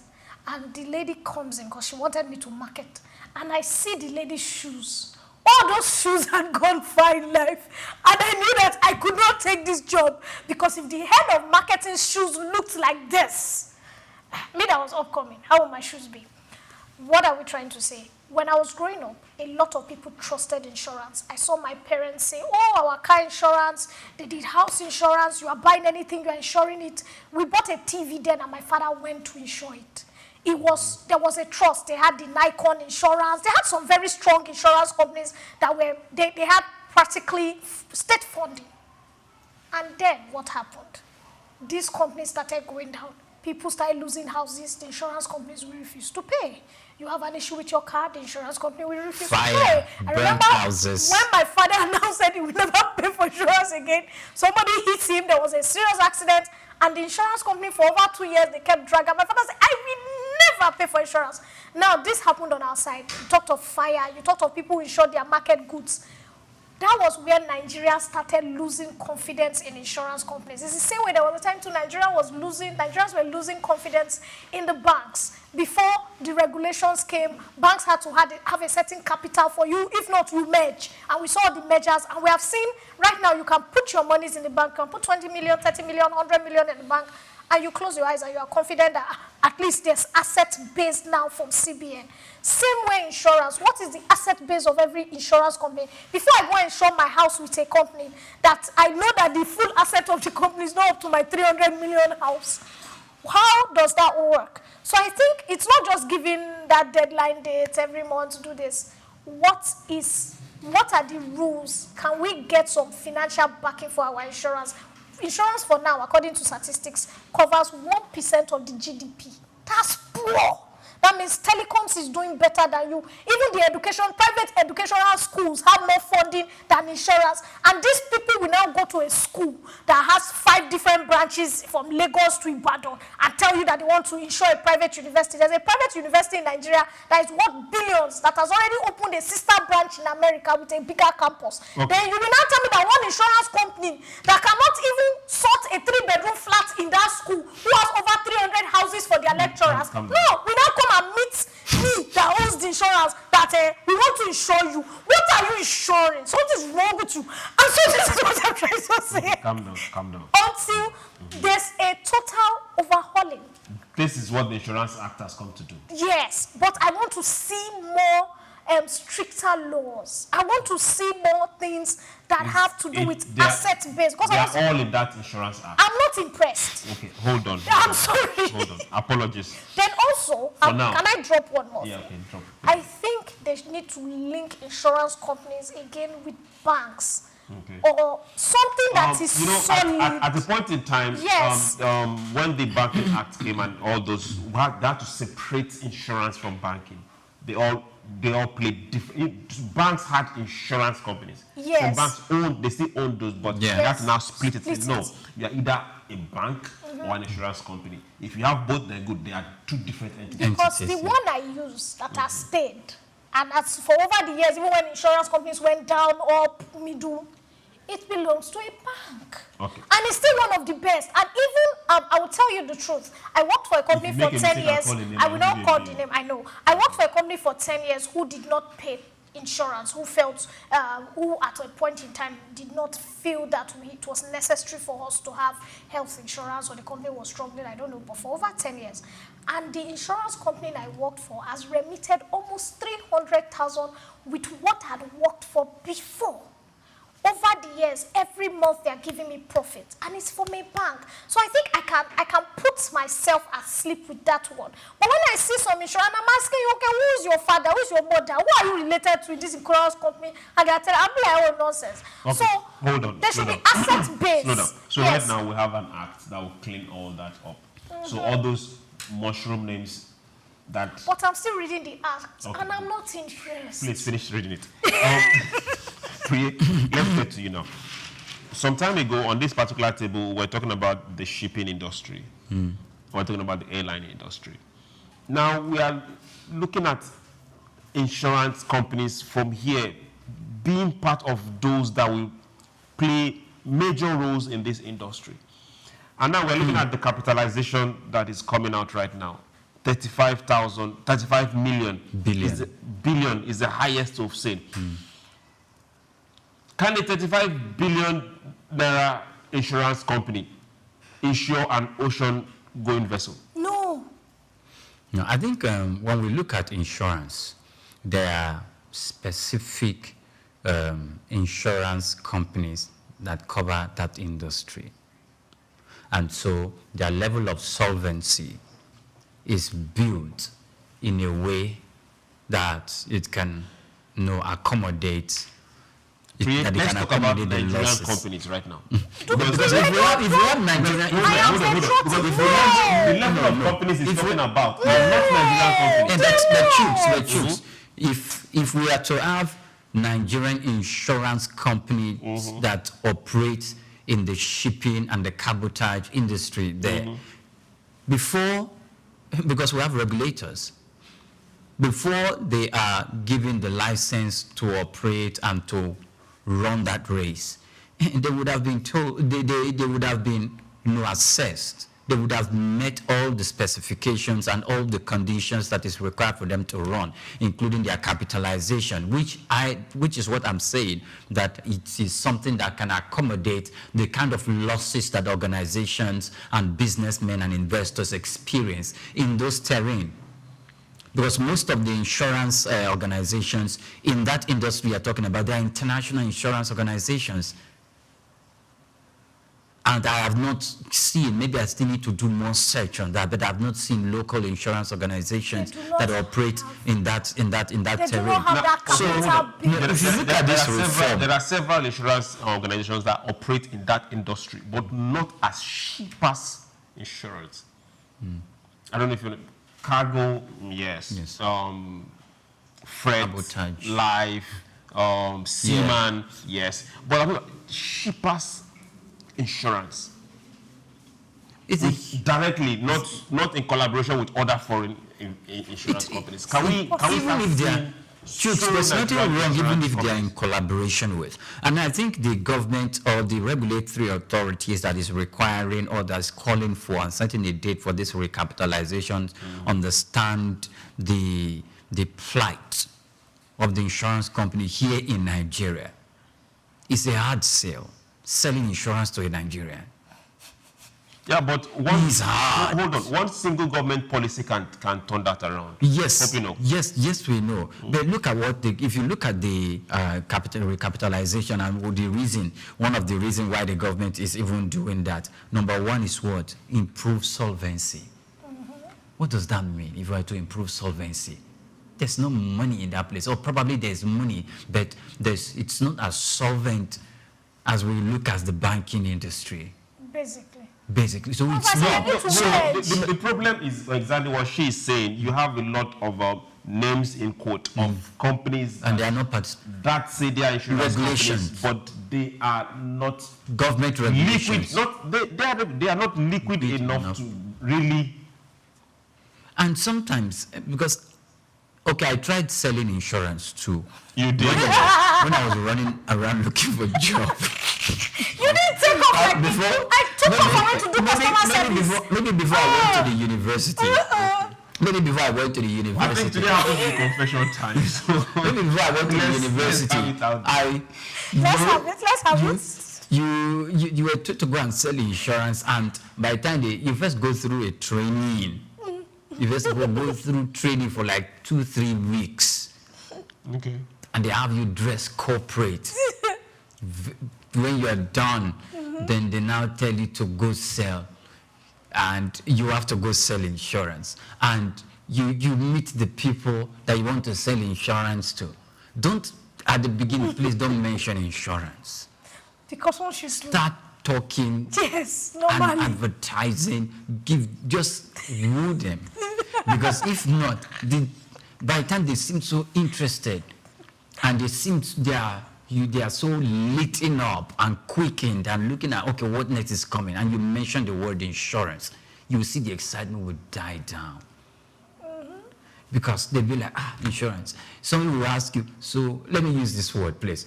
So you won't make her die first before I go give me money. You know? Well, by the time they put such word across to you, everything that you taught in that training in the insurance will grow wing and fly away. Okay. So that's why they need to revisit those products. And I think they've already, the ones who are creative and innovative have started belling the cat. They brought out products that they can sell where it will be very, very interesting. But government policy. Okay, so before you go to government policy, can I drop something? Now, health insurance. I was with a friend who was talking about the fact that she's on grade A health insurance because she works with an oil and gas servicing company. So if you go to the best of private hospitals, her children are, they can get immunization, which all the immunizations which a lot of people cannot get. We go to local government. That's what I'm just telling you. The local government health center is free, 500, 1,000. In private hospital, 40K, 50K here, and all that. Now she's under an insurance that can cover. Now her kids are grown; they are between 8 and 9, so they don't need all that. And she said, for the past 2 years, her kids haven't been sick, so they have not gone to the hospital. She hasn't been sick. And so she was telling her boss in the office, and let's say from her salary, health insurance is a 5%, or let's say 3% from her salary. And she was telling her boss in the office that, look, for the past 2 years, I haven't visited the hospital. We have a couple of colleagues that have not visited the hospital. Can this insurance, can it not be structured in a way that if you do not visit the hospital for at least 6 months, your monies can come back to you. Or a year. Do you understand? And the it doesn't have to be every thing. I think that 30% of it. Madam, you know, the way insurance policy works, and they were like, no, we need to sit down and have these conversations, because abroad, if I'm in the diaspora and I do not visit the hospitals, there's a percentage that is given back to me. Okay, yes. But this is the reason why people have lost faith in insurance, because I'm putting in money. So, for example, let's say our take home is 500K, and what they give to insurance every month is, let's say, 30,000. 30,000 times 1 year. We know what that is. 30,000 times 2 years. Hold on. Don't say I don't go to the hospital. Swift. Yes, boss. No. Insurance also works this way. Yes. By the time 3 of us put money, I might not be sick, you will be sick. You need more money, so it's ours. We are not arguing, but now, so that's why Nigerians... from age. I understand where you are coming they also from. Invest. I know how it then works. Profit is what they use. I was also trained now. Don't forget I was trained to sell insurance too. Oh, you... Now, yes. I wasn't trained. So now, this is what we are talking about. Okay. This does not boost individual confidence. Why?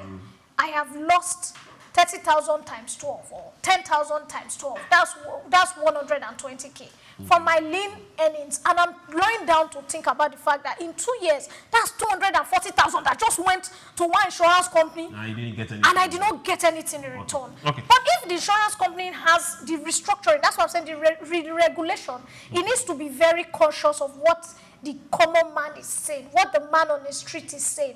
I once had a woman who said there's this cheap insurance of 1,000 naira that the government. And she said, I never use up. I don't pay 6,000, I pay 5,000. I never use up.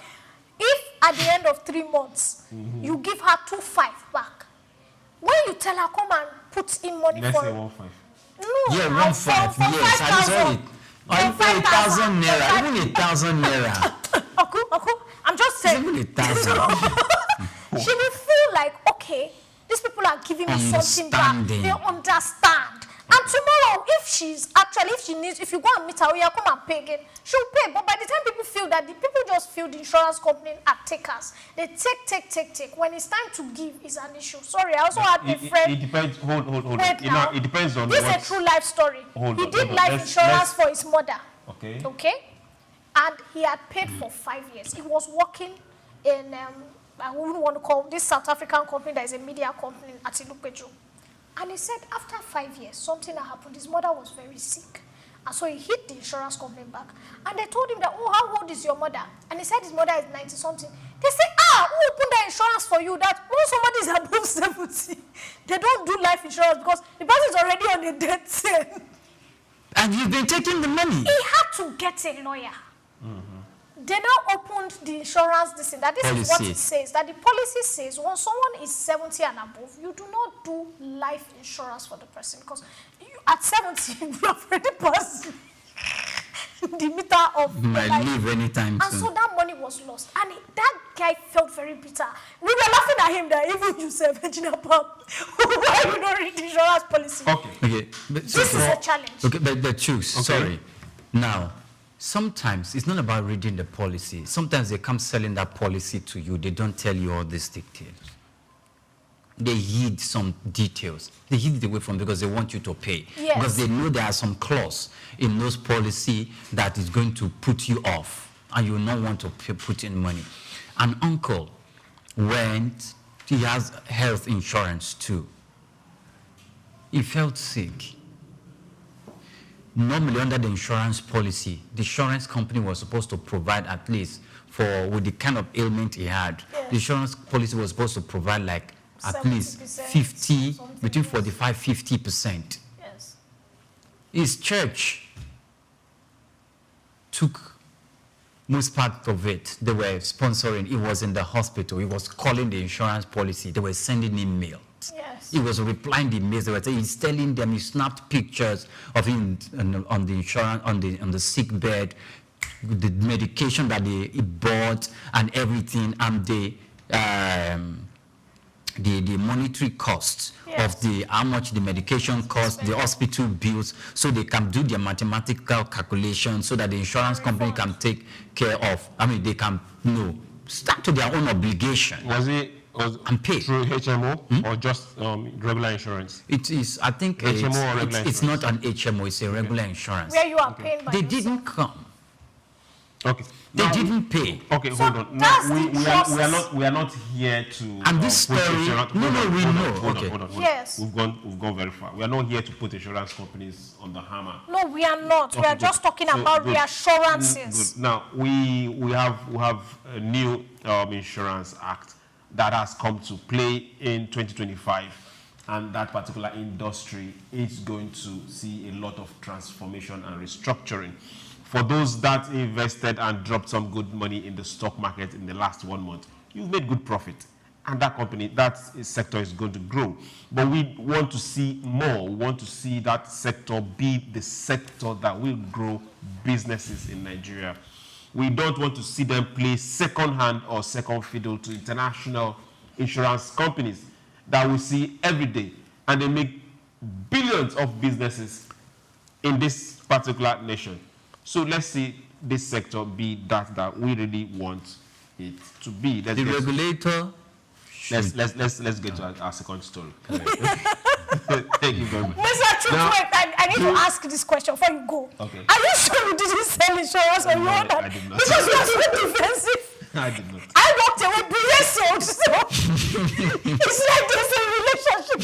Something's tied all of us. I did not. The 20 billion Dangote Petroleum Refinery has stepped up fuel export as refineries in Saudi Arabia and the Middle East Gulf undergo heavy maintenance. Now, good news.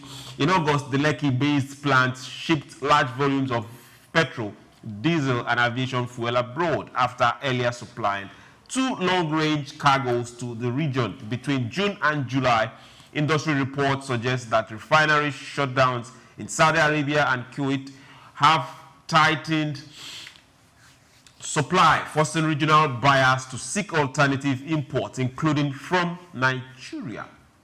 Now, despite reports of operational challenges, the Dangote Group says the refinery is on track to ramp up production to 700,000 barrels per day by December. President Aliko Dangote confirmed that the plant has already exported 2 cargoes of jet fuel to Saudi Arabia and around 1 million tons of petrol between June and July, positioning Nigeria as a net exporter of refined product at a time when Gulf nations face growing supply shortfalls. Now, this is where we have missed a lot of opportunities in time past, and now they are showing up themselves.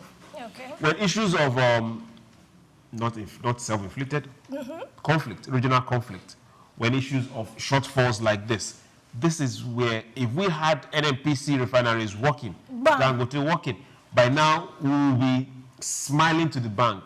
Those beautiful old days when we had 20 billion as oil excess crude account. This even if this is going to private pocket, this is FX into the country. Exactly. Now we are seeing a Dangote that has not even met local demand. That started yesterday. Exporting the demand. He can't even meet the demand in the first place. Let's have that on ground. How good can it get for us to have more refineries coming on board and playing in this sector? Well, more refineries. Maybe you should have, maybe you add more non-government owned refineries. Government-owned, non-government-owned, modular, non-modular. As long as it's not backyard refinery. But if we are talking about government-owned refineries or the need for government to have more refineries, I think we should be asking the government of how effective and efficient is managing the current refineries. Let's leave that. That conversation will not take us. It's like going back. It will take us somewhere good. Okay. So let's look at BUA. Let's look at Watersmith. Let's look at other modular refineries that are scattered up and down. That as we speak right now, we are not seeing the data coming from those modular refineries on what they are refining. Well, the thing is, are the modular refineries well kitted with the right infrastructure and the right technology to give and produce all the details of those data that we're looking at? Because even the so-called big one that we are speaking about, you say we should not go back there, but I'm just making reference. There are arguments here and there that it does not have this meter, it has this meter, it does not have this meter. So we can't really get accurate, reliable data from them. If I send 10 barrels of crude to a modular refinery, I'm expecting something back. But you said you sent 10. I'm expecting something back. Yes, of course you expect something back. So what have they been injecting into the supply chain? These are things which are they refining as we speak? They are. But this Who is refining? The modular refineries can only refine for domestic consumption. Well. Okay. Not for export. It's not helping with our forex. So where can we get access to the data coming from them? From the modular refineries? Yes. The operators of the modular refineries straight to the regulators and PCL. So we're still back to this NNPC story. Bam.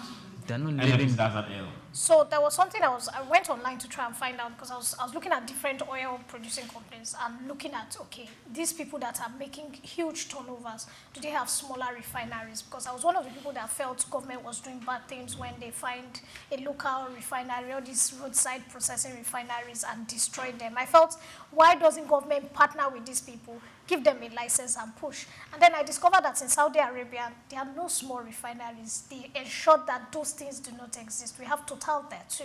And they insisted that their refineries are big, world standard, world class. They also have a lot of foreign investments in refineries because I think like Nigerians, I'm sorry to use the word, I don't know, somehow when there's a foreign partnership, there is more transparency. There's more data out there because why? You have to give data to your foreign partner. You that you're also here, you also want to see your own data. So the possibility of putting a lot of things under the table is limited. For now, like I said, I feel that the next step for Nigeria is we need to privatize the 3 NNPC refineries. That's what I feel. I may be wrong. And I feel that we should have foreign investment. One would go to a local company. The other two, no, because we have left this in our own hands for years. In the hands of NNPC. Good. That's our own hands. It's no, Nigerians. In the hands of civil servants. Good. Civil servants, fully Nigerians. Let us have, and this is what I'm saying. We give it at, hold on now. Okay. We give it at a 5-year, a 10-year margin. If you give one to a Chinese company, for example, you give one to a Nigerian company, you give one maybe to an American company. Let's see what the turnovers are. Let's see what they are bringing back. Let's see what the forex is coming back. At this point, after 10 years, we can revisit and resell. So if the Chinese company, for example, is doing 500% profits, the American company is doing 200, the one with Nigeria is doing 50, automatically you will lose your license. There's no use to waste time. Now, we saw this in the media space too. I remember when Maurice Bruce did a revolutionizing of NTA, equipment, everything on point. What is happening to all those substations now? Okay. It's the same thing. You are taking because somehow, when there's foreign investment, our people tend to sit up. I will not say it's an African thing. I will not say it's a Nigerian thing. But I feel because you feel, oh, you need to tender data to the foreign partners. Somehow you are more inclined, and there's something at the back that, okay, if you're working with a foreign partner, you can travel. You understand? Maybe that makes Nigerians more excited. It gives them more accountability at their jobs. I don't know. I may be wrong. But these things they may be because in Nigeria, there's a lot of, if you offend me, I come and beg you, and you push it by the side that you are my brother, my mother calls you, she's weeping. Overseas, these people, they do not have a, they're not sentimental. The way the rules are supposed to go is the way the rules are supposed to go. So, for example, as small as this is, if we put an NT and we put a white person there, you will just see a change from staff. I'm sorry, because I've worked with these people before. Okay. So I think there's a change that needs foreigners. Hold yes. Apologies for using NT as an example. NT is still our national career, and we adore them. Okay. They do amazing documentaries. Hold on. Yes. Well, your chain of thought, though. Yes. Let's leave it as your chain of thought. No, that's definitely my chain of thought. Now, we are still looking at the profitability of having Nigerian businesses that are international, local businesses, but international. We've seen Dangote break that particular jinx, and we've seen the profitability that is possible. We've seen refineries in Europe, some almost shutting down because there is a refinery that is working right now. Priye, yeah. What are the possibilities out there if we get these things right? The Niger Delta, we have a Niger Delta Development Commission, right, that is started with the responsibility of consolidating the developmental efforts and the strategies and plans of the respective governors in that part of town, and also consolidating developmental activities of the federal government. How many are there? 9. Excuse me. Sorry, Dad. Buy the refinery, please. Who should buy the refinery? Please the states? Buy the refinery. The states? The states. No, they should agree to sell. The states to come together, have a conversation with buy the refinery. Have a conversation with the president. With the president. And buy the refinery. Okay, no. This is not buy the refinery. Okay, there are a whole lot of ambiguity in the constitution, with some parties saying, no, you can't sell state property. Some are saying, you can't privatize. Some are saying, okay, how do we get to beat that? Oh, okay. We can do that. If the president can make the new tax reform bill to go through parliament and has received presidential accent and has received the due attention that is required from parliament. You can do this too. I can do that. Okay, why the president can do this? Let's go straight to the next story. But that's a good idea. Maybe states should buy I'm telling you, because we've said this several times. Yes, because if that happens, you know that this is your state, this is what you are producing, this is your bread and tea. I think it will be better. And Nigeria will stop bleeding. What is the North Central? Yes. Where Kaduna is it North there's Central? something there. Buy the Kaduna refinery. The North Central states come together.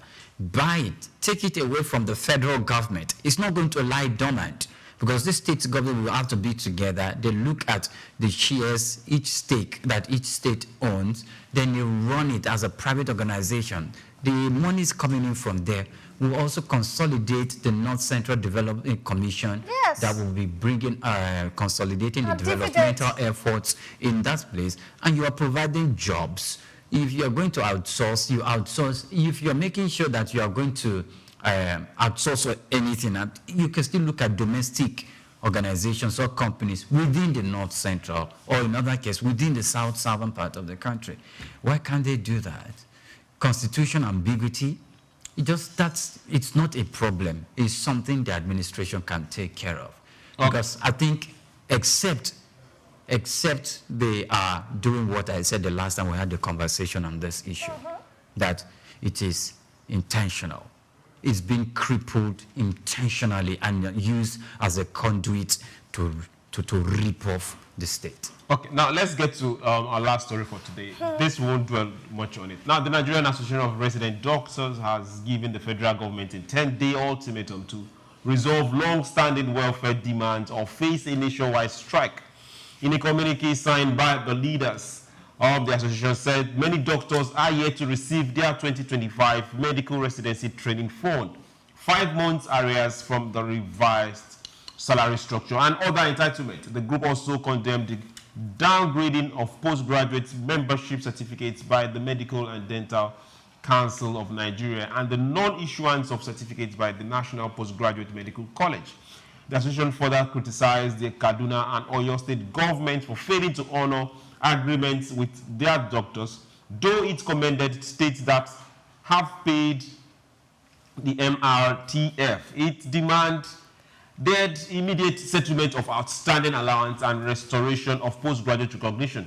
The ultimatum, which expires on September 10, could see resident doctors nationwide withdraw services if unmet, posing a major risk to healthcare delivery across the country.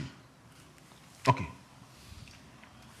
When can we have a situation where we don't have doctors and nurses go on strike? Is it possible? When they decide to be a bit autonomous. That's the truth. Who is autonomous?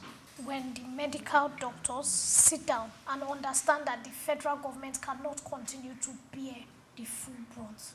Federal government, that's the truth. Federal government in collaboration with private companies are already bringing in a lot of medications which are given free. So you go to the general hospital and a medication that is supposed to be 10,000 naira is sold to you at 5 or 4, highly subsidized by the government, not the staff. Now, you are getting subsidized treatments. To a large extent, you are getting subsidized consultation. Building is built for you for free. You are not paying rent. Built for the doctors? Built for the doctors. At least you work there. You work there. It's an enabling environment. Do they live there? You can train. Yes. There are some hospitals, yes. UCH, they have staff quarters. Beautiful. University of Benin, UBTH, they have quarters. For housemanships? Not housemanship. Medical, doctors, dentists. Yes, you have houses. There may not be enough now. When I was growing up, I grew up in Benin. I was right beside UBTH and UCH. They had for their non-academic staff. They had for the doctors' academic staff. They had for the house doctors. They had for residents. They had for professors. Hold on. And those particular houses, are they not paying for it? Yes. They're not rent-free. Good. It's deducted from now, their salaries. They had so much space. The hospital was not building anymore. And right now they are complaining most of these houses are no more enough, of course, because compared to when you built 50 houses and you only had 30 doctors, right now you have over 300 doctors with 50 houses. It's happening everywhere. This is the autonomous we are talking about. I'm coming. Who's going to pay for that autonomy? Hold on. That's what we are saying. Okay. Your mates who are doctors in private-owned hospitals, private organizations, don't have the equipment federal hospitals have. And they are cutting credit back to back. They are sharing costs. Okay. I worked at a private. I'm coming. Hold on. I worked in a private hospital in Lagos. Hold on. That hospital had one dialysis machine. Okay. The money the hospital was raking out from that dialysis machine was enough. Now, the difference between paying in that private hospital and the UCH at that time, I think, was a 20,000 naira. And the 3 or the 4 dialysis machines they had there were given free. 2 were given by private individuals who somebody in their families had suffered failure, and the remaining 2 were from government. And we found out there was a time that there was a thing that was done, like I forgot what you call it, where you bring in people to come and investigate. And they found out that a couple of non-academic staffs or some people were making money, buying houses, and the money was not going back to the coffers of how is this going to affect the salary? And this is what we are saying. For resident doctors? Doctors have enough machinery they have enough equipment to be autonomous and to stand on their own feet and to pay their own services. Okay, hold on. I still don't. I'm here to get this. The dependence of federal government, it's too much because... Is it the doctors that generate funds from the hospitals? That's what I'm saying. You must leave the mindset of federal government must pay my salary. And you must go to the mindset of what am I giving to society and how can we raise money to pay our own salaries? Because this has been going on for the past 20 to 30 years. Doctors are on strike because they cannot, the federal government always says what we are putting in, by the time we remove subsidy on drugs, we remove subsidy on equipment, we remove subsidy on housing for you people, we cannot pay salary. So they must work to start to earn their own salaries. Work for who to pay? Are they generating money? Okay, hold on. Generates revenue. Okay, our time is up, but just a minute. Okay. How can we stop this continuous doctor strike, nurses strike? Government pay, government no pay.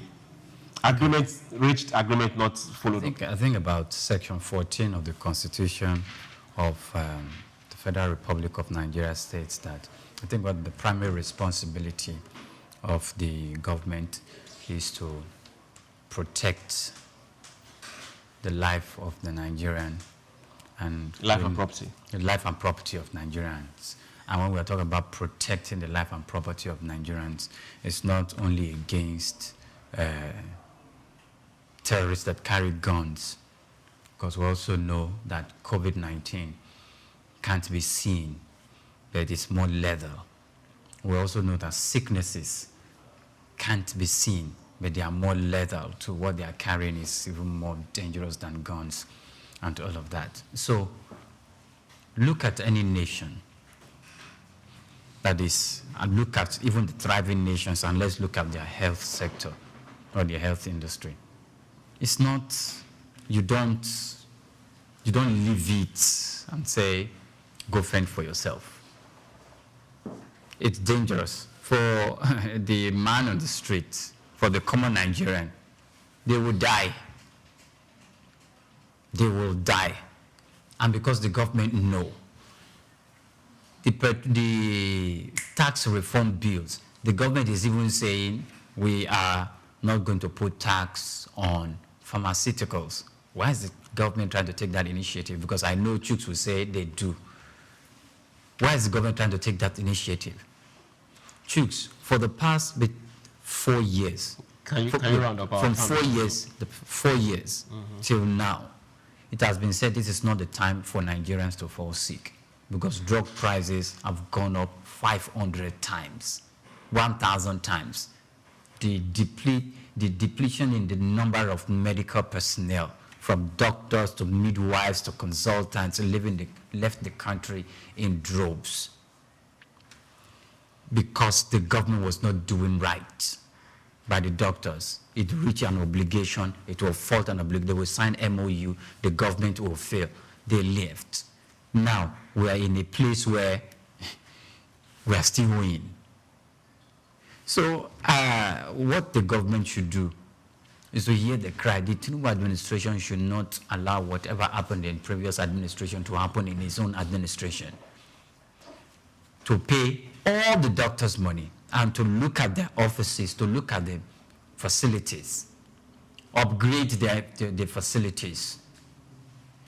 If yes, the subsidy in in the medication when you go to Lagos, please subsidize more. You're doing it for the citizenry. You have a responsibility to the citizens. It will be it's unheard of to say hospitals should go and make money to take care of themselves. I think that's a slap. That's not face. unheard of. They do it in the United States. That's government pays a part. There's something called Medicare, where government pays a part, private pays a part, and patients pay a part. Okay, thank you. Because look, thank you, Sue. Our time is up. I know your time is up, but it's important to note we have been doing this for years, and there's nothing we can even continue. For everybody out there, we look forward and pray that this 10th of September strike don't hold. We hope this is resolved before the 10th of September. Government, you have a part to play. So please play it. You have a listening ear, you have citizens to cater for. So please do. Doctors, you have a part to play. You have sworn an oath to take care. So please, we just give more time and let that negotiations keep going. Everyone out there, I want to say thank you for being part of SBL today. We'll do this again tomorrow. My name is Chooks, John Rogers Chooks. Hey, remember, be nice to people on this side. It's supposed to be prayer. Ladies and gentlemen, I want to say thank you for watching us. Doctors want to appeal to you. Please do not go on strike. Go back, sit back, and think of the ways to push yourself and push your brand to become, more autonomous. Prayer. Well, from me, thanks for watching. Very good morning to you.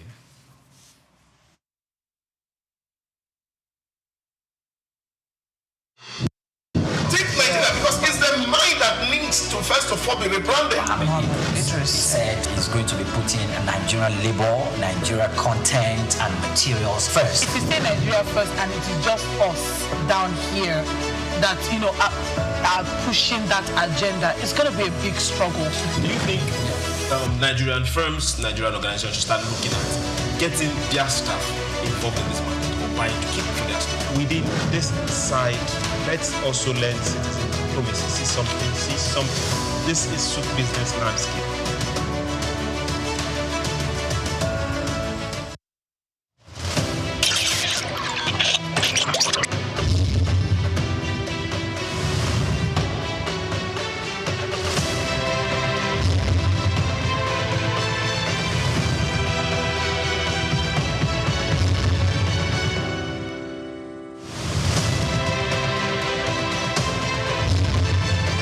The Nigerian National Medicine Development Agency, NNMDA, was created in 1997 and backed by Act 2019 to enable the federal government of Nigeria through Federal Ministry of Science, Technology and Innovation actualize its critical and strategic mandate to research, develop, document, preserve, conserve, and promote Nigeria's natural medicine defined as indigenous medicine. 4 Director Generals had steered the affairs of the agency since its creation 28 years ago. A new vista, however, opened in the history of the existence of the agency when Martins Emeje, a distinguished pharmacist and professor of nanotechnology, was appointed as the 5th Director General and Chief Executive Officer in May 2023. Before taking on the mantle of leadership at the NNMDA, Professor Martins Emeje was the Chair R&D at the National Institute for Pharmaceutical Research and Development, with many feats on drug formulation and R&D results to his credit. I deliberately applied for this job. There was advertisement. I applied. I wrote the exam. It was an online exam. Nobody saw anybody. And 1 hour exam online. When you submit your answer sheet, you have a copy of the answer sheet that you have. So I have the copy of the answer that I submitted online that day. And that is my manifesto. So every month, I look at the answers that I submitted, and it guides me in the work that I do. As a researcher and proudly the first and only research fellow in Nigeria who is heading a research institute, I know exactly the problems of R&D in Nigeria, because nobody in Nigeria has or is currently heading a research institute, and he went through the rank and file from being a trainee researcher to an intern researcher, an NYSC researcher, and then a research professor. This is the background that I have. Call him a round peg in a round hole, and you won't be wrong, as he hit the ground running, leaving a lot of innovations on his trail, achieving great strides in the areas of education, agriculture, and health, thereby raising the bar in R&D in natural medicine for the agency. From May 2023, when he was appointed, within just a few months, 4 oral solid dosage formulation products were unveiled. My greatest moment actually happened on 8th of March 2024, when the Minister of Innovation, Science and Technology, Chief Uche Naji, came to Lagos in the campus of NNMDA here to launch 4 oral solid dosage forms. It was not just the first time it was happening in NNMDA, the very first time it was happening in Nigeria. We decided that we will go for education as a major target, as a major KPI. And we went for it aggressively and got accreditation to start a 2-year national diploma in natural medicine. So this agency, for the first time in Nigeria, we now have a school of natural medicine. It's never been heard before. It happened in this administration within these 2 years. Within these 2 years too, because the country saw that we had made explosive advancement in this area, we got upgraded to what we call an awarding body for national skills acquisition in traditional medicine. One of the best medicinal gardens that you can find in Africa right now is in this country, owned by the Nigerian Natural Medicine Development Agency, and we did it these 2 years. In fact, two of our products that is waiting for Mr. President launching was we got our raw materials from our Nasarawa State Farm in Karo. Nigeria is the largest producer of cassava in the world. Cassava. The only country that competes with Nigeria is Brazil. Yet, Nigeria does not have value-added cassava products. Yet, Nigeria imports starch to make pharmaceutical products. We made a presentation to the National Assembly, and the Senate of our National Assembly supported us. So we went into development of pharmaceutical grade starch. Today, we have pharmaceutical grade starch. In health itself, we have developed and submitted to NAFDAC about 23 different products. 23. And they are all at advanced stage of NAFDAC's regulatory assessment at this point. Now, 3 of such products plus 5 of what we did the previous years is available, and people, because we are a research institution not capacitated or competent as by reason of mandate and skilling to do marketing, we do proof of concept, and we wait for entrepreneurs of pharmaceutical industries, nutraceutical industries, food industries to come take them to the market, right? But we also owe, because, like I said, the huge component of the Renewed Hope agenda is that people should be attended to, so that they know that they cannot lose their hope completely in their country. So in this environment, anybody who wants drug for hypertension, for malaria, for erectile dysfunction, for arthritis, for diabetes, for hepatitis, for about at least 8 different disease areas, they come to our pharmacy here to get the drugs. The past 2 years, under the leadership of Professor Martins Emeje, has seen human capacity development like never before. A development that propelled the agency's researchers into breaking new ground. This agency had never, in its almost 30 years of existence, had never participated in any local conference where researchers went with work they did in their own laboratory to go make competitive presentation. In our maiden outing in these 2 years, we won 2 awards. We went out for the first time and we got 2 awards. We took first position and we took third position. That is gold and bronze. When I came, I met researchers that have been here working for 15 years but with 1 degree. And I told them, you can't be a researcher with 1 degree. So I embarked on rigorous and aggressive drive to partner and collaborate with investors. So we went into that. Today, as I'm talking to you, we have at least 13 researchers and of the agency that are doing different postgraduate studies in different universities in Nigeria. I have a staff that was in Zimbabwe for 6 months. Now he has a master's in intellectual property. At least 7 of my staff have gone to India. Quality assurance has been one of the top priorities of the NNMDA Director General and the accreditation of the agency's laboratory and product development unit for pharmacy internship program by the Pharmacy Council of Nigeria a year ago. Under the watch of Professor Martins Emeje, the agency recently graduated its pioneer pharmacy interns.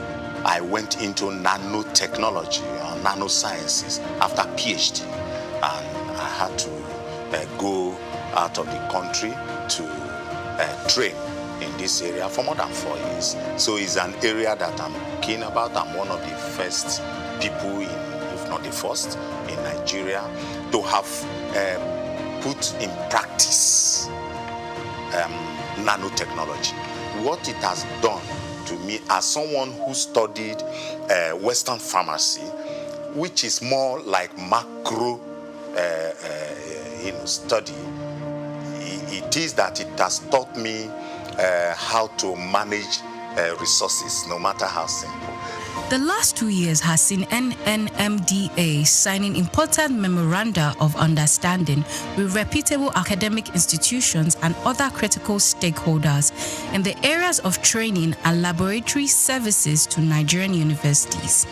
As part of its advocacy and public enlightenment drive, the agency brought together critical stakeholders in the nation's natural medicine space for a national dialogue on rethinking natural medicine aimed at galvanizing the needed support and political will. I want the president of Nigeria to just be coming on television and saying that people, natural medicine, no other thing. Natural medicine, let's do our own. Let's do our own. Let him just be saying it. Anytime he's talking to press, let him say it. Because once people know that this is where the president is, this is where his mind is, this is what his body language is, they will start investing in natural medicine. A turning point for the agency was the resolution of the National Assembly on Natural Medicine Gazette. The visit by the chairman, House Committee on Legislative Compliance, was a further demonstration of the renewed impetus. We cannot have 160 million people subscribing to something, and then the remaining 40 million people, you now want to say that foreign medicine, what you call allopathic medicine, that is the superior to our natural medicine. No, it's not. So when the House of Representatives passed that resolution, I told myself, I have now achieved. So what I was thinking would take me 4 years to achieve, actually, we got it done in 2 years. And is one of the, so our target has actually increased. The best place to actually functionalize or operationalize Renew Hope agenda, Mr. President, is in the health sector. It's in the health sector. And I always tell people, 2 things that if you have security in it, then you are safe. Food and medicine. Any intervention, any project that we do, that it is not about developing our own indigenous resources, is short term. It's not sustainable. The only sustainable form of development is indigenous development. So anybody who wants to give me support now, I will just tell you what I want. For example, I want all my staff to live in this compound.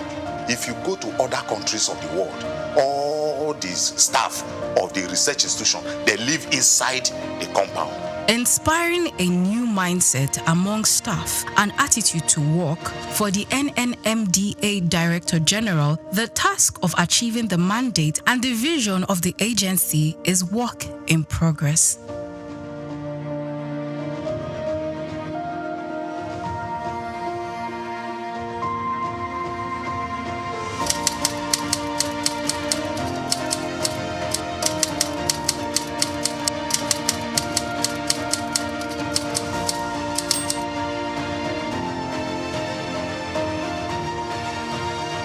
Cashew nuts, ranked among Ivory Coast top cash crops, play a crucial role in the country's economy, generating substantial revenue and supporting livelihoods across the country.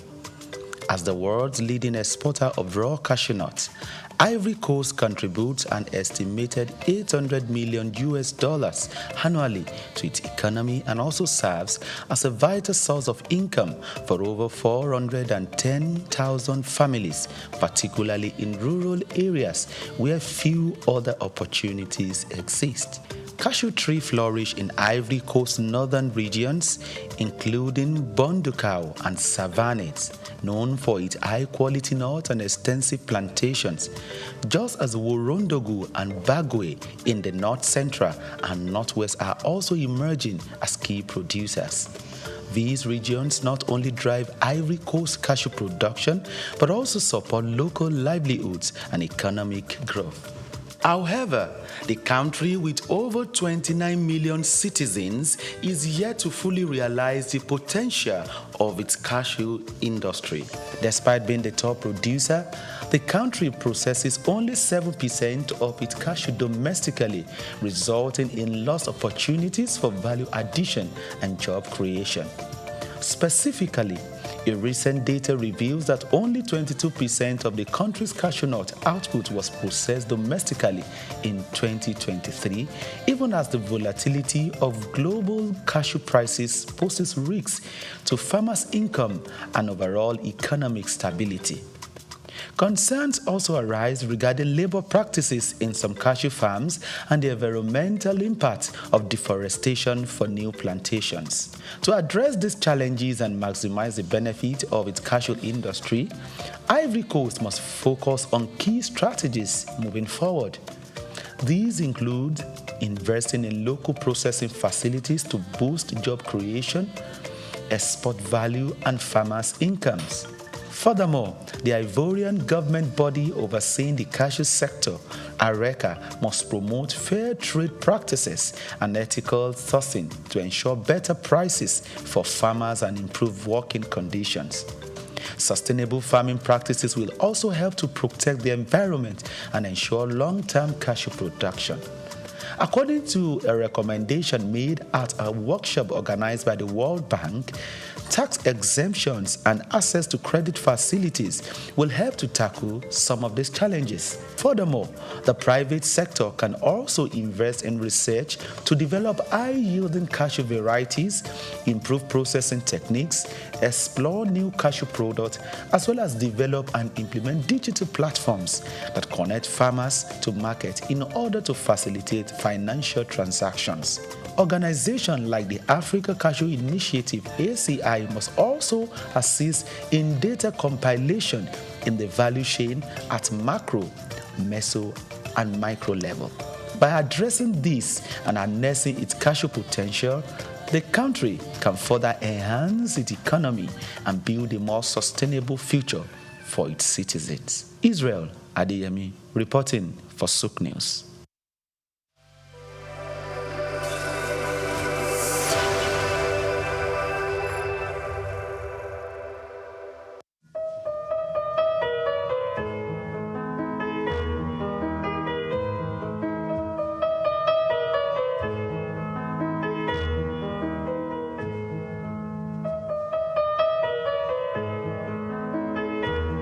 We're going to have increase in the number of facilities that we would visit in year 2025 by 30%. We would have improved compliance and enhancement of data-driven decision making using data analytics. We're going to strengthen collaboration between our partners, and we're going to have 25% increase in our compliance rates by carrying out the key strategies. We want to expand our monitoring coverage. We want to enhance our digital infrastructure by integrating a secure online pathway. We also want to include the e-learning platform and our mobile platforms on the digital infrastructure. We want to strengthen our community engagement and build capacity of both the farmer staff and our partners. We want to drive innovation and research. This year, we want to carry out research on quality of care. In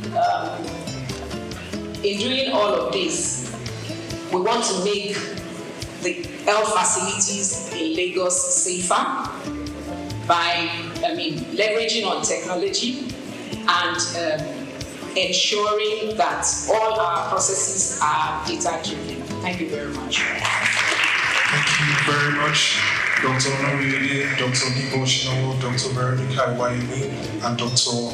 Abiola Ijogo. Your Excellency, the Governor of Lagos State, Mr. Babajide Olusola Sanwo-Olu, the Honorable Minister of State for Health, Dr. Isiaq Salako. Taking us further in the comparative study, I want to especially welcome a professor and consultant medical parasitologist at the College of Medicine, University of Lagos. He coordinates the International Malaria Microscopy, RDT Quality Assurance Center, as well as the country's World Health Organization malaria specimen collection sites in the College of Medicine, University of Lagos. Ladies and gentlemen, please let's put our hands together for Professor Wellington Oyibo for the very short comparative study. Thank you very much. Thank you very much, His Excellency, Executive Governor of Lagos State, the Honorable Minister of Health, here represented here by the Minister of State for Health. Ladies and gentlemen, first of all, this is historic for us. This is a path we have planned, prayed for, and we are happy that this is happening. Mr. Governor, thank you for all you do and for making this happen, my staff. I'm so happy and grateful to the Honorable Commissioner of Health. He has told the story. So I'm going to build on those stories as I make this presentation. I don't have much time. And part of the whole thing is the advances that Lagos State has made for over 2 decades. The world is hearing it, and the distinct nature of this project through the impact project itself, which is calibrated around the impacts that this project will be again for Lagos State. My slide, please. So what we know about malaria, in the 15th century, why was it called malaria? It was called malaria because the cause of that fever illness was not known. And it was connected to marshy waters. So malaria in Greek is foul. And that was called the cause. And it took some another 100 years before it was connected to mosquito bites. And today we are talking about fever. And say all fevers are malaria. So are we going to the 15th century? And this is what we're trying to really unbundle in Lagos as it's still over 50 million people. My slides.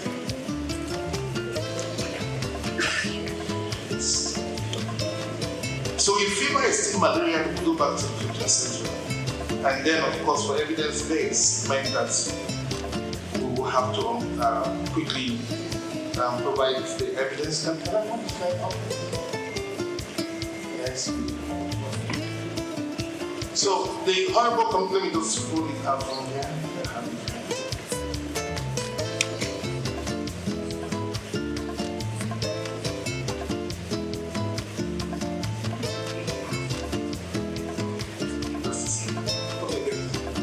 So I've given this background. Most health workers will not accept the test results when it's negative. And that's the challenge. Next slide, please.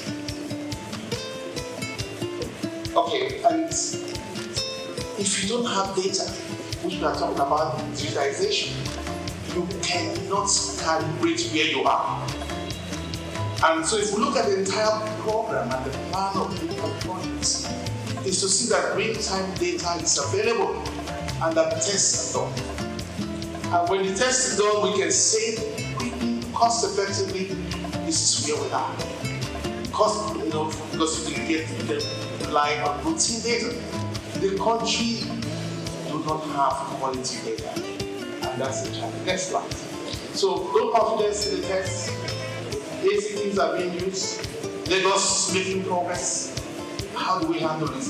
94 to 96% of the reporting for malaria in the DHIS that categorizes states and Nigeria comes from the primary healthcare center, and this from the public sector. It's important to recognize this. Next slide. And we're bringing this on board because we provide the quality platform for quality diagnosis at the College of Medicine. Next slide. And we do all of this carefully to ensure that these tests are good to be used for humans. Next slide. And what is known? Please just keep on going on the slide because I'll just go through them. There are changes in Nigeria in terms of malaria epidemiology. Next slide. And then we see from the 2021 malaria indicator survey where Lagos is. Next slide. And you can see where we are here at 2.6% hopeful. And next slide. Good progress. And we're talking about the path for pre-elimination. We are on that path, and we are happy that this is being mentioned here today, and like I said, this signature, and in line with the stratification strategy and subnational tailoring by WHO. So we are quite on course on this. Next slide. And then you can see the different tests available. You can keep on hitting enter. You have microscopy that is powered by a human being. And then you have this rapid diagnostic test that is technology. But somehow we refuse to accept technology and we stay with humans with all the challenges. So that's what you see with microscopy. Just keep on pressing enter and all of this. And this is the test 15 minutes. The result is out. The other one will take any time. It will be 1 day. And then based on that, we have done the scoping assessment of facility in Lagos. Recent times, cosmetic clinics. So we're finding it difficult. We have limited capacity to ensure monitoring of these facilities. We also have inefficient manual processes because our digital platform is unable to carry out some of the processes in the agency. We're sitting on a lot of data in the agency. With AI to make sure that the test is actually having the results that the pharmacy or PPMB says it does. We then verify that the treatment, the appropriate treatment. And then in the impact program, we are to the public health system for malaria-negative patients to ensure that they're getting the proper diagnosis that they need and have a better understanding of what other febrile illnesses patients might have. Next slide, please.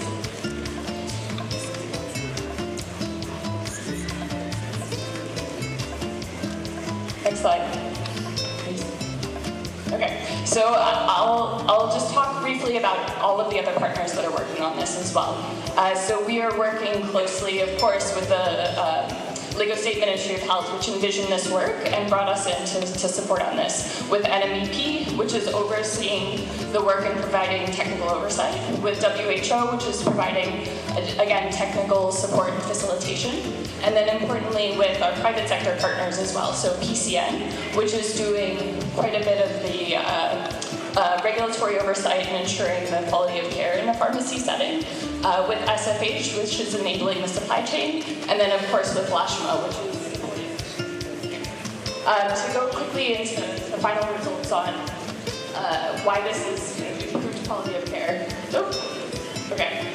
Sorry about that. So the work is providing network expansion, innovative financing, integrated health systems, supply chain resilience, comparative research, and regulatory reform, leveraging all of these different partners that we've mentioned to ensure that patients are able to access quality care, and that the data is being provided back to Lagos State to help improve regulatory support, policy, and other things. I mentioned the partners that we have here already, but we're very grateful for all of the work that they are providing to ensure that there's quality of care in the private sector. And then finally, one final slide. To reinforce what Dr. Wellington said earlier, the work that is being done is also to be supporting with testing, understanding the difference between rapid tests and microscopy, to support on policy reform to ensure that rapid tests are always done before treatment for malaria in Lagos State. Thank you all so much, and we're very excited to be a part of this. Thank you very much, Dr. Jessica Venon, the CEO, by Shemens. Ladies and gentlemen, taking us further, Nina Obunafo. Thank you very much. Thank you very much, sir. Your Excellency, sir. We're very happy that this is happening today. So just permit me to do something unique in terms of our focus for malaria control in Nigeria. To do this, I will call on Dr. Dao, Country Director for Zelda.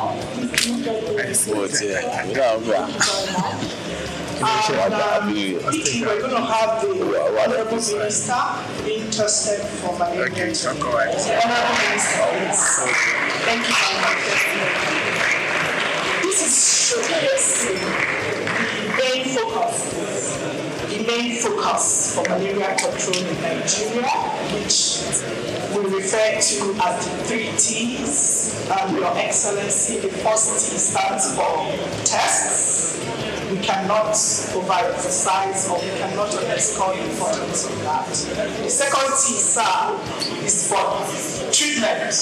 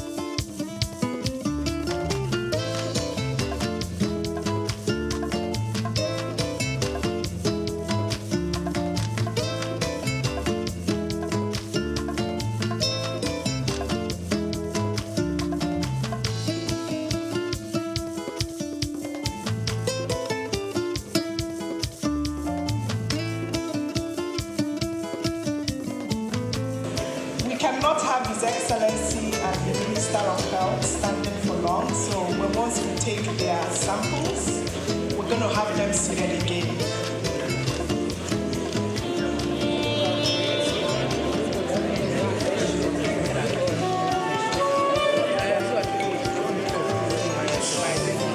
So can I have Dr. Walter on stage to come and quality check what is happening, sir, please? Thank you very much.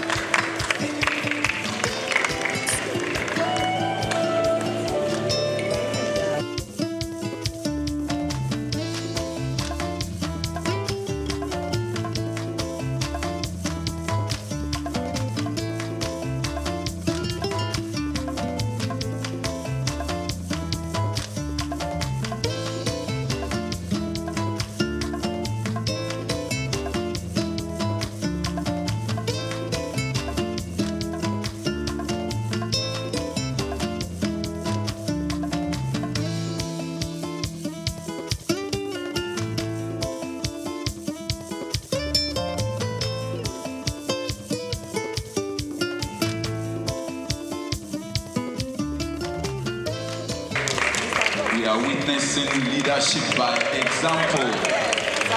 Leadership by example by Mr. Governor, Mr. Babajide Olusola Sanwo-Olu, as well as the Honorable Minister of State for Health, Dr. Salako. Please let's appreciate them. That is the way to go for every one of us all. Thank you very much, Your Excellencies. So again, this is the way to go for malaria control program in Nigeria. The pre-elimination in Nigeria could commence in phases. We could commence pre-elimination in Nigeria in phases. Thank you, Your Excellencies. Thank you. So back to the fourth bullet on my slide. Your Excellencies, pre-elimination in Nigeria could be commenced in phases. It could start with the states, Lagos State, for example, and we could go geopolitical zones. So I was sitting with my sister, the Commissioner of Health from Ogun State. So the fever for pre-elimination have started. So I also want to say that it stands on Lagos State to make sure that this pathway for pre-elimination is properly done. The National Malaria Elimination Program is waiting to take the experiences and the processes that Lagos will use to achieve elimination to be replicated in other states. Your Excellencies, it's important to note that right now we have a couple of states under 10% prevalence in the country, and those states are Anambra, Kwara, and Rivers State. So what is happening in Lagos that has been flagged off today, it's like NMEP, it's poised to take what these processes and experiences are to states like that. Thank you very much. Thank you very much, ma. Let's appreciate her. Thank you very much. Thank you very much. Mr. Governor, sir, Minister of Health and Social Welfare, Professor Mohammed Ali Pate, who has been ably represented here today by the Honorable Minister of State for Health, Dr. Isiaq Adekunle Salako. A round of applause for him, please.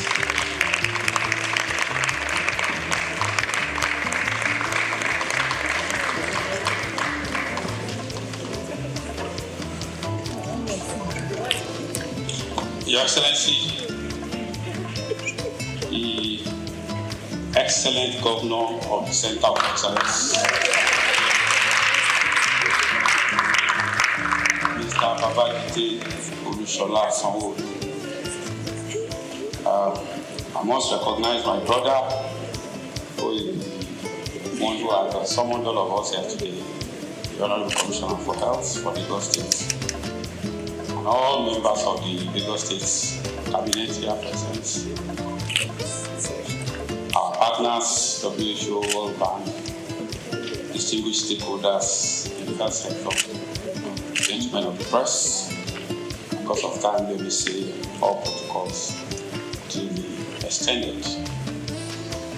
We cannot give the governor for malaria alone. He has to attend to water, to road, to several other things. So I will shorten my speech, but I must say that today I'm wearing two caps. You may not see it physically. I'm standing in for myself and also standing in for my brother, the coordinating minister for health and social welfare, Professor Pate, who is unable to attend because of other assignments. I am most delighted to be at this auspicious occasion of the launch of the pathway to malaria pre-elimination and digitization program in the Center of Excellence, Lagos State, led by His Excellency the Governor, Mr. Babajide Sanwo-Olu. I recall that Lagos State pioneered intensive malaria case management in the early 2000s through the Eco-Free Malaria Initiative, under the leadership of now our President, President Bola Ahmed Tinubu, the then governor. I am most delighted to be here today to be part of another pioneering initiative now under Governor Babatunde Sanwo-Olu as Lagos State takes the lead in the agenda to end malaria by 2030. Your Excellency, the Federal Ministry of Health and Social Welfare is elated with this giant stride, which aims to improve malaria diagnosis, case management, and accurate tracking of cases through the integration of digital health solutions in the form of real-time electronic reporting systems, all targeted at further reduction in the burden of malaria and its eventual elimination from our land. This momentous project will not only set a trap for malaria elimination in Lagos State, but in Nigeria at large, thereby once again making Lagos State a trailblazer. I want to emphasize that this project is in line with the renewed hope agenda of President Bola Ahmed Tinubu and the renewed vigor for the Federal Ministry of Health and Social Welfare on the rethinking malaria concept that was launched in April 2024 and is aimed at fast-tracking the malaria elimination goal through strategic shifts. We have continued to make progress in this regard, and the inauguration of the advisory on malaria elimination in Nigeria, Amen, the development of pragmatic, costed plan of action, the expansion of permanent care facilities, training of frontline health workers, and the initiation of domestication of affordable medicine facilities for malaria to make malaria treatment more affordable are all testament to the progress we are making. Your Excellency, distinguished ladies and gentlemen, the Ministry is taking these steps in order to reverse the undesirable trend of being the highest burden malaria endemic country globally, accounting for 37% and 31% of cases and deaths respectively. I am confident that Lagos State possesses the needed attributes that can help drive Nigeria to malaria elimination through such case-setting initiatives like this program. Furthermore, Lagos has been consistently the lowest malaria prevalence state in Nigeria, as evidenced from all the malaria indicator survey conducted in the country, with the most recent result in 2021 showing 2% prevalence, hence indicating a tendency of attaining pre-elimination when concerted and consolidated efforts are put in place. I wish to report that the challenge of let me use this opportunity to call on all stakeholders not to relent on their support towards this impactful intervention, which will contribute significantly to the drive at eliminating malaria from the world. Nigeria is ever committed to this drive and we will continue to toe the path of global best practices. I wish to assure all Nigerians and our partners that the change in the policy of the United States government with respect to global health funding will not adversely affect our malaria elimination programs and other public health initiatives, as President Bola Ahmed Tinubu GCFR has approved a robust mechanism to ensure adequate and cost-effective funding for our public health programs. I call on all state governments to join hands with the federal government to ensure that our country becomes self-sustaining in the funding of our public health programs. Before I end this address, let me commend once again and appreciate His Excellency, the Governor of Lagos State, Mr. Babajide Sanwo-Olu, and his health team, led by Professor Akin Abayomi, for initiating and executing this laudable innovative project.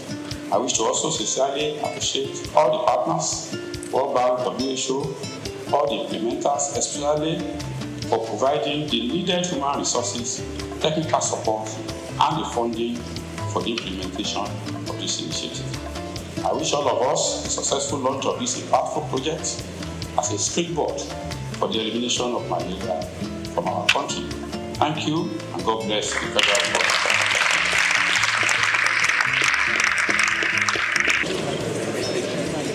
Distinguished invited guests, Your Excellencies, Honorable Minister of State,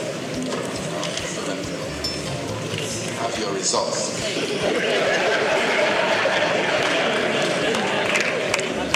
Pleased to say that Honorable Minister of State, we will not be confining you in a bed in Lagos. Your result is negative.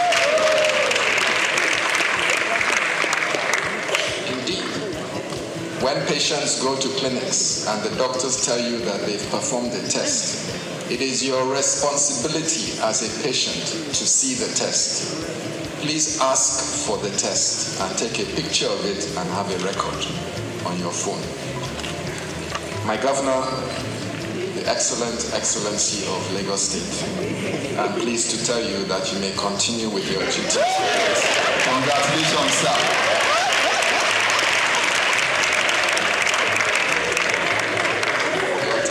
Is negative, and the low prevalence of malaria in Lagos has been chart a course to elimination. Thank you very much for your support, both the Honorable Minister and our Governor and members of the Lagos State Executive Council.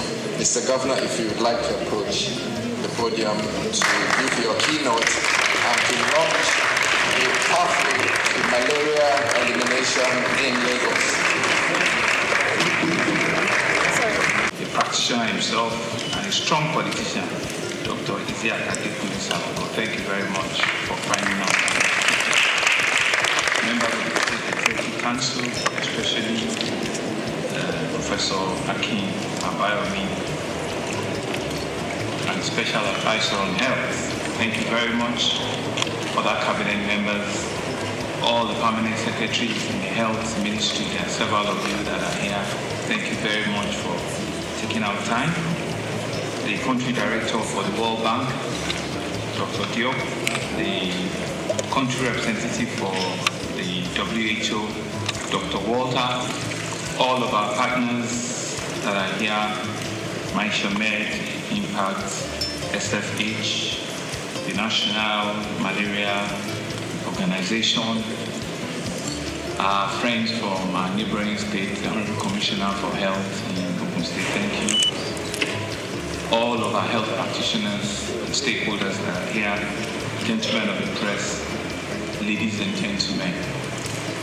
When you are asked to come forward and conduct a test that you did not psych yourself for, what will happen is you quickly your brain will raise back and say, have I been feeling unwell? What is going to happen? It just brought us back 5 years during COVID, and they said that they're going to do a COVID test. It was like, the heart was going to open and you don't know what will be the outcome. But you see, it's an important activity that we need to continue to subject ourselves to. You might think it's a simple thing, but it's so important. And that ability for you to come forward, if it has turned positive, what it will have just meant is that we need to make a treatment. It's not a death penalty, but it's really just for all of us to know that we need to do this thing and we need to be able to come forward transparently at all times and let us end all of these things that we don't want again in our sight. Thank you very much. And so it's an honor that I stand before all of you in this room are very strategic to launch the first in the country, another Lagos first, the pathway to malaria pre-elimination and digitalization program. We're here to affirm our commitment to safeguarding lives and the livelihood of every Lagosian. Malaria is more than a disease. It's a social-economic burden that has held back individuals, it has held back families and communities for such a long time. It robs us of our productivity, it drains us of our household incomes. And for many households in Lagos, especially those modest earners, malaria, the name it alone brings shivers. It reduces their earning and reduces their ability to continue to earn more for their family. And so this financial strain often affects families and a lot of times causes heartbreaks and the rest of it. But we're here to put a stop or to even bring a voice to the step at which we want to eliminate that completely. It has affected school children from going to school, it has affected businesses, it has seen a whole lot of absenteeism and a lot of challenges in our society for several decades. But today, we have to change all of that narrative the eradication of malaria is not just a good health news, it is indeed an economic imperative. It's a good news that all of us must beat our chest and be able to carry, if there's a P, that we need to have, a pre-elimination, the campaign for it, we need to have it, and we need to be able to dot it everywhere. We know from statistics how much malaria has cost our GDP, billions and billions of dollars. Imagine what Lagos could achieve with a lot of resources if we're able to eliminate all of this. We no longer have to choose between survival and opportunity. Imagine a Lagos where every child can attend school uninterrupted because of ill health, or an adult can contribute fully to the economy. And one thing that is instructive was the demonstration of the slide by Professor Campbell, and I saw others as well. I can see that Prof already has a side job in animation and cartooning. It's a job that he can conveniently retire into. And the narratives were very clear. But the message was very, very transparently done. And all of us, in one form or the other, are guilty of this.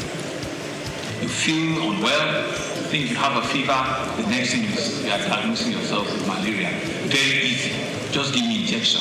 Just give me this tablet. I know what it is. We are all, self-diagnosing ourselves and self-telling ourselves that that is what it can only be and that is what it is. So just give us. But we can see that with knowledge and with communication, a lot of all of those negative things, you can rewrite them. And so this program represents a hope rooted on innovation, collaboration, and determination by leveraging digital tools that will ensure that every malaria case is tracked in real time. This is digital. Long are those days when you need to take a whole full blood from your body to just do a simple malaria test. I was asking for my bottle of Martina because those days when they take your blood test, you must replenish it with a bottle of Martina. But you can see that with just a small prick, and in no time you can actually. That's what digital life, has done. And so it has helped us by strengthening partnership with the private sector. We will expand access for quality care. It will help communities to have the knowledge and resources. It will build a culture of preventing that leaves no one behind. And that's a message we need to come out of from here. All of us sitting in this room must immediately turn ourselves into an advocate, into a cheerleader to be able to carry this message forward, to be able to tell everybody that needs to know. Go into our communities, pass on this message that this pre-elimination launch program has started, and it's for all of us to see it, to buy into it, and to work with it. The benefit of eradicating malaria goes beyond just health. In malaria-free Lagos, and indeed in future, in malaria-free Nigeria, it's achievable in our time, and we've all put our minds to it. It's something that could be done. We believe that if we can eliminate it, it will increase productivity, it will improve educational outcomes from our children, it will reduce considerably our health costs. It would also enhance quality of life. All of these points speaks to a better livability standards, in all indices. And so this vision, though ambitious, I believe is achievable. It requires, therefore, all of us, government agencies, healthcare practitioners, healthcare providers, community leaders, development partners, and indeed all citizens to work together with an unwavering resolve. Success will not come overnight, but will be sustained effort and collaborative action. We will prevail. You saw the slides that a farmer and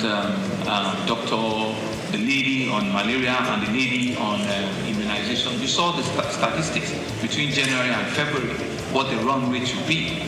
Yes, we could say that, this is just March, but we need to look to double those numbers. We need to push those numbers to be able to achieve the 2025 target.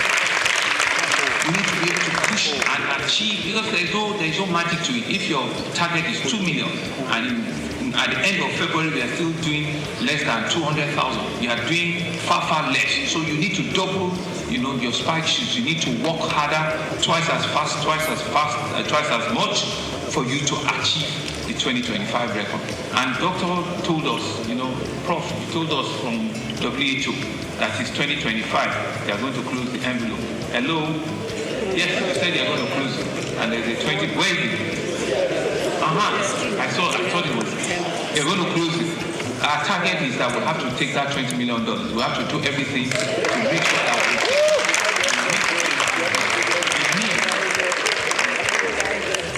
we'll meet the criteria very, very quickly. Because if it's something that we've all said we want to do, then everybody must be on the same page. And I want to commend the farmers and all the ladies that came forward transparently to show us those data. And what we need to do is we don't need to wait in October before we now cry. We need to be able to track this thing on a month-on-month basis.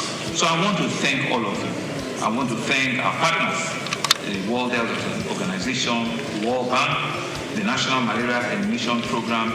Our community pharmacists are here. All of our pharmaceutical associations are here. Thank you very much.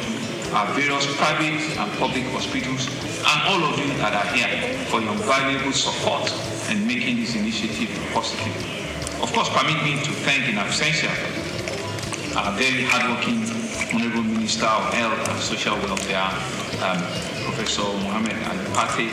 Our best regards and our best wishes to him. We know all of the things that he has brought about in his tenure as the Honorable Minister of Health. We wish him well. We are also tracking and monitoring, all of his deliverables so that we can say at the end of the day, in your time, you did all of this. And to also thank the Honorable Minister of State for cooperating and operations with the Honorable Minister. We believe that if you do all of these things and you do them well, your time, your time in that ministry will be written in gold, and Nigerians will forever be grateful because we know that you are pushing everything to ensure that we save over 1 million lives, and you're doing so many things, so many big health initiatives. I want to wish you well. To Dr. Diop, our country director for the World Bank, thank you for your invaluable support at all times, funding your technical assistance. We believe it will continue to catalyze our health initiative. To our country director on the Bill and Melinda Gates Foundation, Mr. Uche, whose organization's investment has been pivotal to malaria control. Say a big thank you. Dr. Walter, our WHO country representative, we believe that your expertise and your advocacy capacity has helped us to push this forward. Thank you very, very much. To all of our partners, Marshall Mets, who I met last week, I did promise, I said I'll be here in person. And to all of our other partners, please, let's see this as a start to work. It's only when we achieve what we have said for ourselves that we have done the job. They don't pay people for attempts, they pay people for results. And it's the result that is important. It's the result that takes us to that final praising point in which we all can say that yes, we've done our best, we've contributed what we've needed, and we've seen the results. And I believe that we have everything to make it work. We believe we have all it takes to eliminate malaria completely in Lagos State. I want to congratulate our own Ministry of Health. Congratulating ourselves is telling you that you have a lot more to do, Prof, and all of you. But I will be watching, and I will do everything to continue to encourage you. And as a demonstration of that encouragement, I was whispering to Prof that I will also do something different. I will be promoting Dr. Idu as a permanent secretary.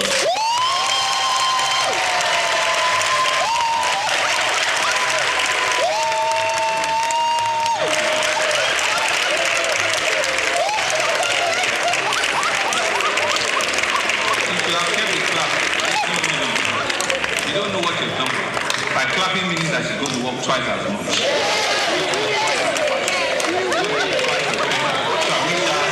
All the very hard work she's doing. To my fellow Lagosians, fight belongs to each of us. Let us embrace a preventive measure like eliminating mosquitoes, adapt, test before treatment. And I think that is the message we need to take away. All of our pharmaceutical ensure that we can pass this message. Test before treatment. It is so important that we do not just take this for granted. Let us ensure that we can take this advocacy into our communities, into our nooks and crannies, and show really that once we have started this campaign in Lagos, we will go around every part of the city. We can rewrite the history of malaria in Lagos, and it's in our hand. It's all of us in this room that can help. I want to wish you all the very best, and I believe that when we work together, there's nothing, there's absolutely nothing that we cannot achieve together. Thank you very much. Mr. Governor, sir, may I plead your indulgence,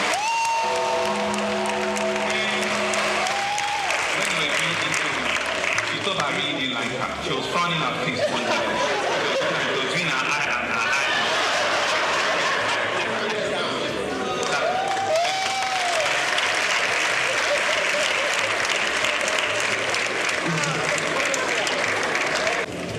This pre-elimination launch of malaria from Lagos State.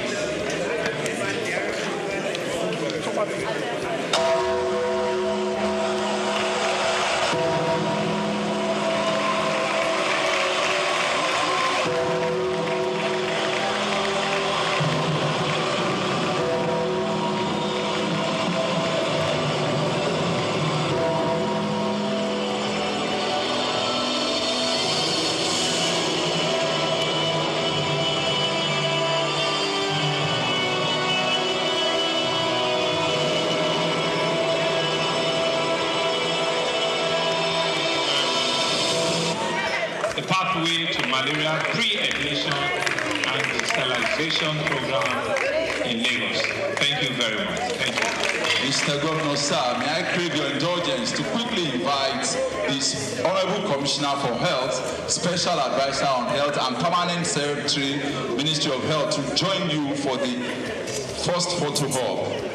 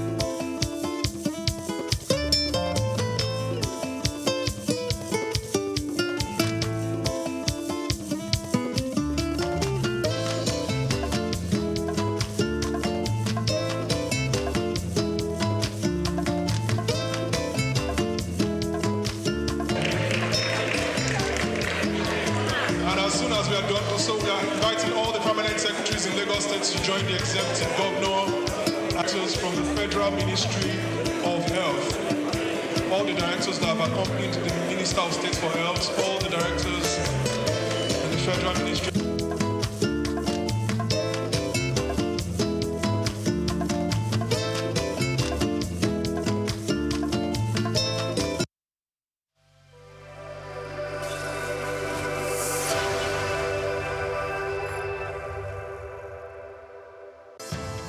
Nigeria, rich in traditional and cultural heritage, is intentional about promoting history and retaining cultural values. The country has succeeded in preserving its identities and that of the forefathers for ages through folklores, folk tales, traditional ceremonies, community-based initiatives, cuisine, and most notably, museums and cultural centers. These institutions serve as invaluable repositories of history, ensuring that future generations remain connected to their roots and appreciate the diverse cultural tapestry of the nation. In Nigeria, there are over 38 museums comprising national, state, and privately owned institutions scattered across the country. Each of these museums plays a crucial role in safeguarding Nigeria's vast historical wealth, with collections that reflect the uniqueness of different ethnic groups, traditional practices, and historical transitions over time. In Lagos, the National Museum, located at the center of the city in Onikan, claims a notable collection of Nigerian art, including pieces of statuary, carvings, archaeological and ethnographical exhibits, among others. Of particular significance is the terracotta human head, known as Jema head, dated between 900 and 200 BC, which is part of the renowned Nok culture. The piece is named after Jema, the village where it was discovered. The museum is administered by the National Commission for Museums and Monuments and remain a key educational and historical attractions for visitors. Another prominent artifact housed within the museum is the famous Benin bronze head, an evidence to the artistic excellence of the Benin Kingdom. The museum has a lot of functions, some of which are to educate, to entertain, research, interpretation, conservation and preservation of our cultural heritage. And then the museum was established, Lagos Museum particularly, was established in 1957. It was formerly referred to as Department of Antiquities. So, well, the journey so far has been interesting because, we are here, to showcase our cultural heritage, not just to the country, but to the world. And we have series of, events that we do, that involve the community. And because of that, we create that awareness that this is where you can come and, see and feel your cultural heritage, your traditions, your history. Because it is said that a people without a history is a people without identity. So the museum portrays this to the people. And over the years, that is what we've been doing. Through education, community participation, we have galleries, that we display some of our objects, our antiquities, that showcase our patrimony and all there is to know about our cultural inheritance. And so the museum, has been doing that over the years, and, we still keep doing more. The Lagos National Museum was founded in July 1957 by English archaeologist Kenneth Murray, following the submission of textural sketch in 1948 at a conference on museum policy in Nigeria. Kenneth Murray collected several traditional masks from Cross River State to display in the museum's early years, according to historical records. The primary purpose of structuring the museum was to preserve Nigeria's historical artifacts and cultural heritage. Fortunately, that vision has remained alive to this day. The museum serves as a significant tourist attraction for Lagos residents and international visitors alike, offering an immersive glimpse into the nation's past. Some of the remarkable artifacts currently on display at the museum include the bullet-ridden car in which former Nigerian head of state, General Murtala Muhammad, was assassinated, pictures of previous rulers and presidents of Nigeria from different eras. A diverse collection of cultural drums, tools, and ceremonial staffs from various ethnic groups, historical crowns, and caps of revered traditional rulers symbolizing their power and authority. Photographs of Queen Elizabeth II and her entourage during her visit to Nigeria, reflecting moments of colonial history. It's so immense. Museum is a reminder of what the society is all about, because a number of us are missing the link.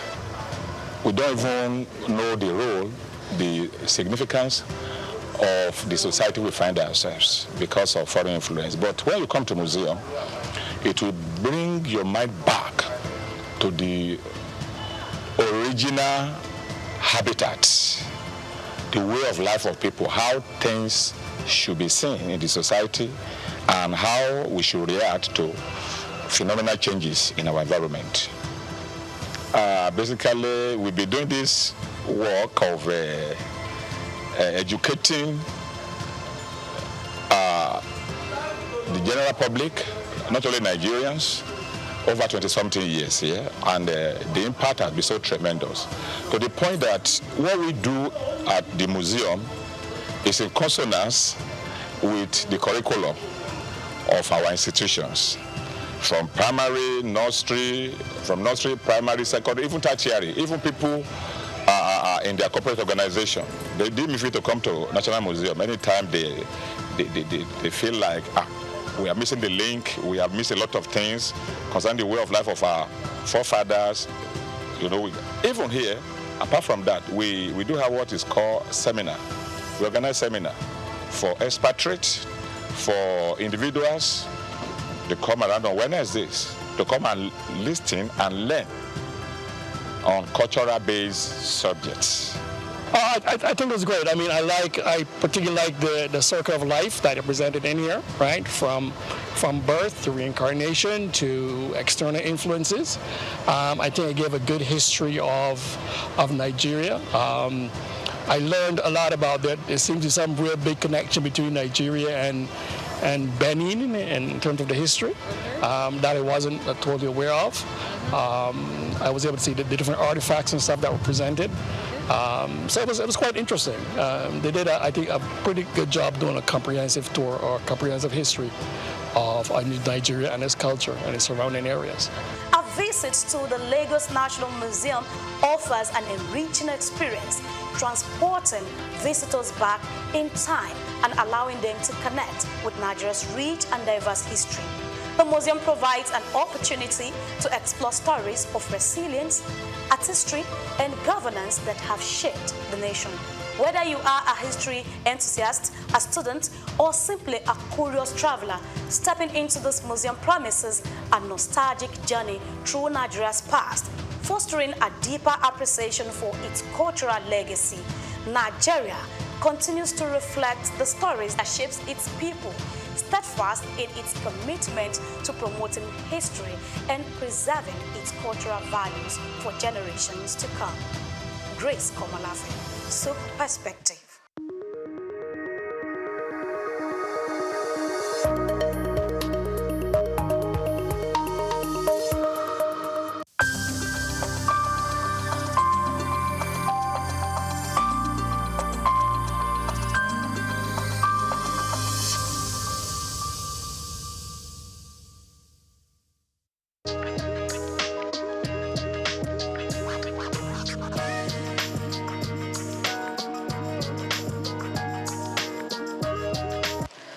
My name is Muiba Wonu Folami,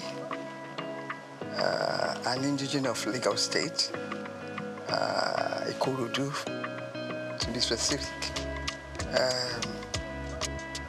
I was born in Lagos 86 years ago, and to the glory of God, I'm still alive and well, and trying to be a relative in the cause of women.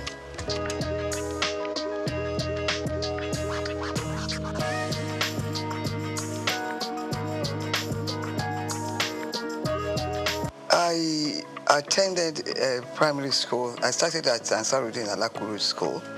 From there to CMS Girls School, and then Queen's College, Lagos.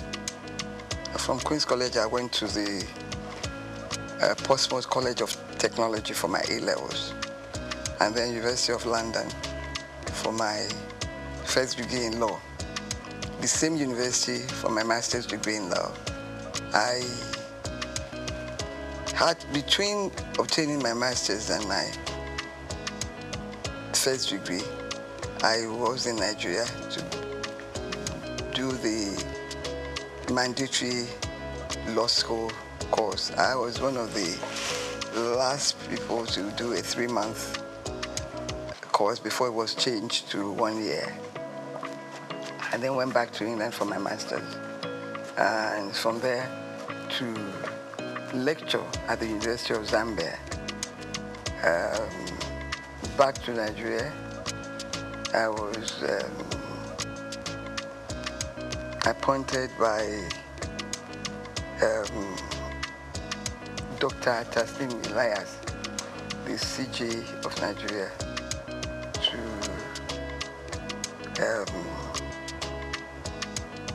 the Commission for Advanced Notice to Lawyers of Developments in Law. It was a commission funded by the Ford Foundation to keep lawyers abreast of the developments in law. I was a director there. Then from there, I was admitted to the Federal Ministry of Justice. After being legal advisor to many ministries, I ended up as the Director of Public Prosecutions for the Federation. And after that, whilst I was the Director of DPP, I was appointed Attorney General and Commissioner for Justice in Lagos State. After retirement, I've been involved in social work, in religion. I've always had religion, but I spend more time on religion. I read, I watch telly, and I live a good life to the glory of God.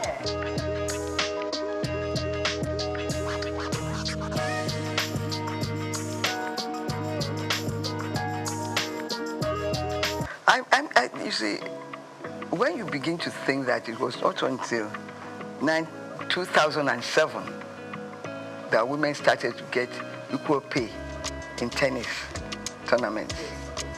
And it was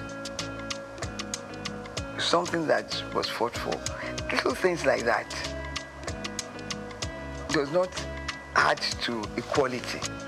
But when it was done, it may be small, but at work, even at work in employment, women are still discriminated against. And most women do 2 jobs. They look after the home, and they do the normal work that a man does in an office. Why I fail to understand this inequality in the treatment of women is that the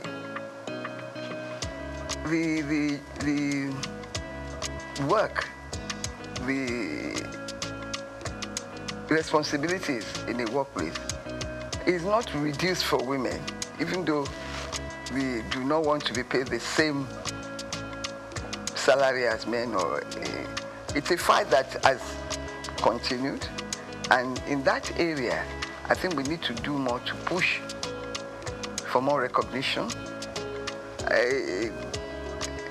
Women have contributed immensely to the society. The men that are now resisting equal pay were brought up by women. That's what I do not understand, that they can think like that. We continue to push.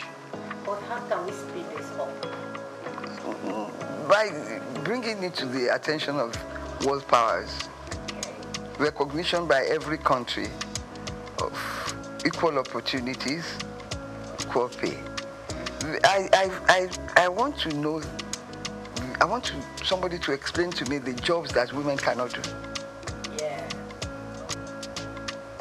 They've contributed immensely. Even in the new thing, IT, we're well at par with men. So I do not see the reason for it.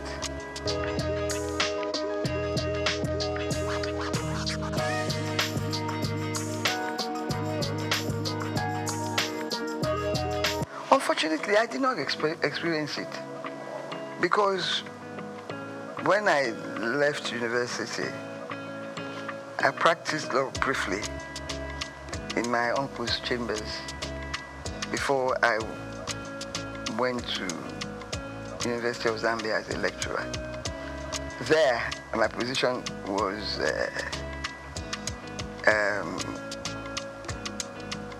enhanced in the sense that I was a foreigner and I got all the benefits of being a foreigner, serving in their service.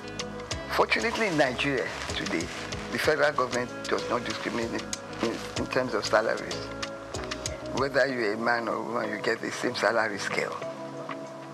And you are promoted on equal basis. Kudos to the federal government, to Nigeria for that. But in the private sector, things are different. In some companies, this is the areas that we have to work on because the job content is the same.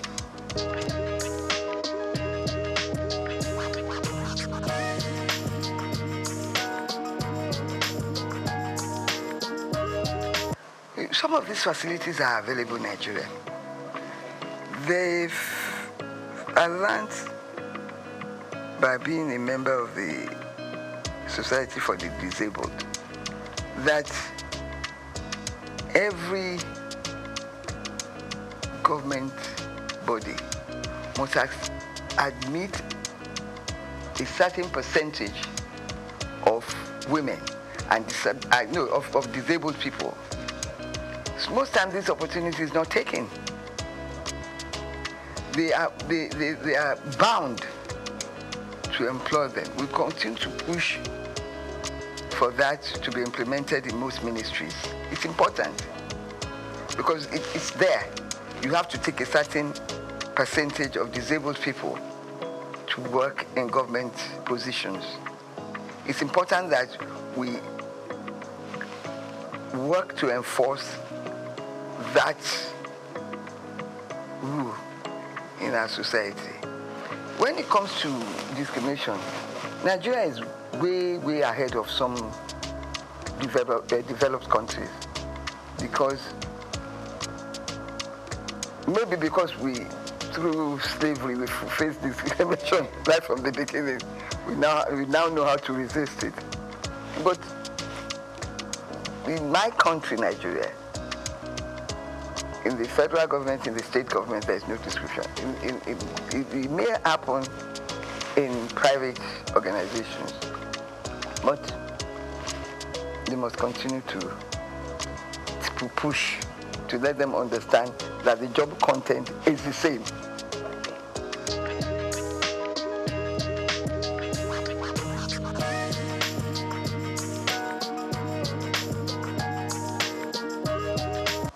Well, you see, traditionally, under our culture, women are in the other room. To borrow the quotation. Yeah. That's our society. That's our culture. It's going to take a long time to evolve. In my time, female education was not so-called popular. It's only the educated few that strove to send their children to school, their girl child to school.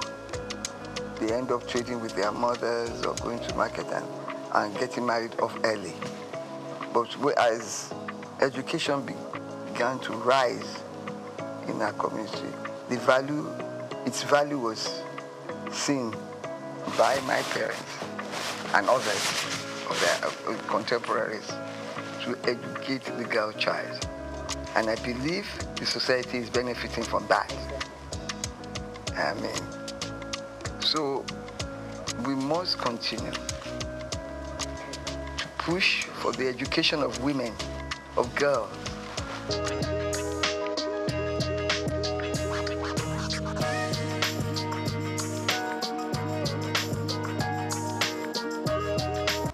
I have thought that, you know, when I read that, the certain state government has appointed for, look at our National Assembly, 4 women in the Senate. Isn't that shameful? And that is the society. We have to continue to push women up. Let these political parties know that we want women. Let us organize ourselves to continue to vote for women massively. I give kudos to our governor, Babajide Sanwo-Olu. His cabinet is, women is well represented in his cabinet. And I enjoy that, I love him for that. And I continue to urge him to do more. He's done a lot. I think Lagos State has the largest representative of women in cabinet.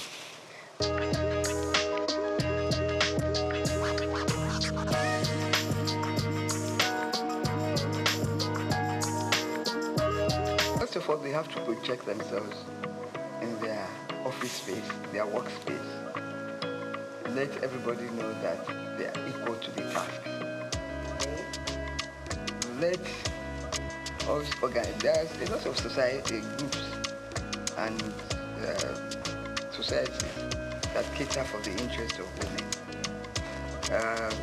I believe now violence against women is reducing in the society because there are sanctions for such behavior. I must say that speaking to the organization in charge of violence against women, I was amused to learn that some men come there to complain and that they are also being violated and abused. Yes, it's a two-way thing. It's a two-way thing. So that is reducing our society. Education of the girl child is important. We have to let the locals know that education is important. Let them showcase to them the lives of those who have been educated and who are holding high positions. I'm glad that our president, Bola Ahmed Tinubu, has returned history to the classrooms. It's important. Let them know about people that have contributed to the development of our societies and country. It's important.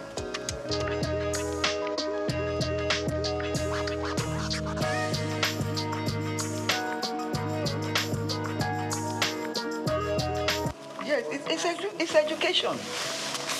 It's education. Once people are educated and they know that there is nothing a man can do that a woman cannot do when it comes to the workplace. We have women engineers, miners, and also all of that. Give me a job specific that a woman cannot do, then I'll change my views. So the moment you begin to upgrade education, let government now continue to vote more for education. I don't believe we are doing enough. There is a UN convention, and I think Nigeria is part of that convention, that a certain amount of a nation's income should be devoted to education. I'm not sure whether Nigeria is complying with that. But some states are better than others. And we must, education, I believe in education of the girl child. Some states now are taking children, girls off the street. Walking is completely prohibited. Things like that will help.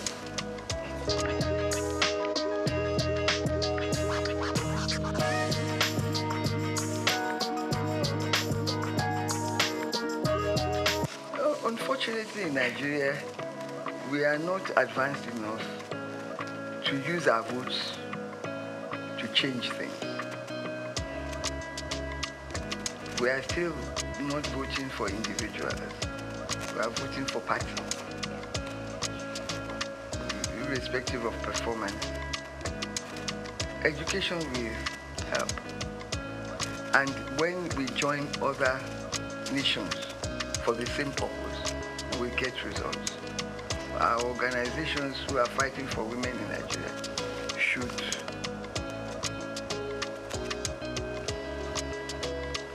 join worldwide organizations to showcase our own situation and learn. I believe that when you talk to others, you come back with ideas on how to improve things. So we must improve things by telling women in positions to show, to continue to prove that they are more than up to the task. It will not come to us on a platter of gold. We must show by our actions and behavior that we are up to the task.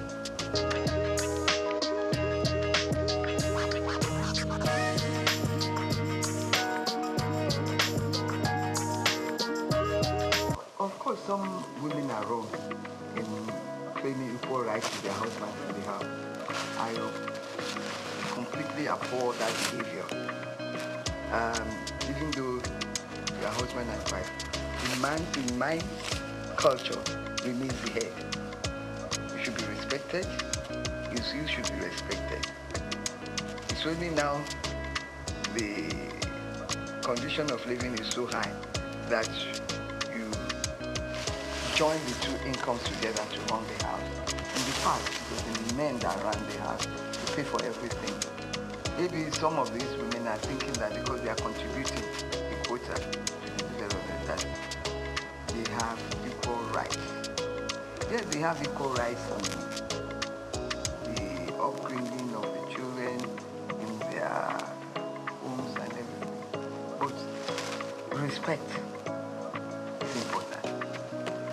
That will keep the home, and the children will learn and imbibe it into their own children too. Equal right does not, in my view, mean that you can be good, can not submit to your husband's wishes. Equal right means something differently. Respect comes out of it. It's important.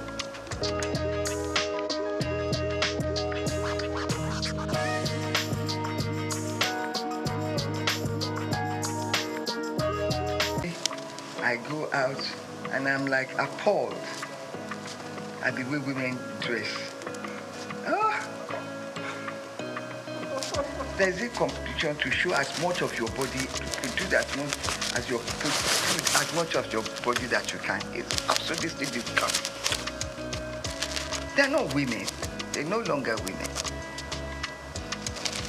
The exposure, things that if you did in my time, a member of the community will cover you with a cloth and send you home. Because community mattered at that time. You dare not misbehave outside your compound because this community is watching you and reprimanding you if you go wrong, if you behave badly outside. That is law. And that is why you see people, even their dressing, show disrespect to womanhood and to themselves and to the community. We must teach our children etiquette of dressing, speech, how to think and speak in a decent manner. We don't have it anymore.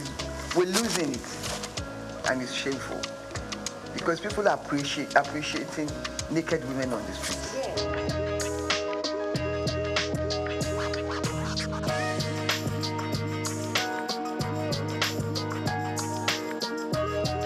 Both sides.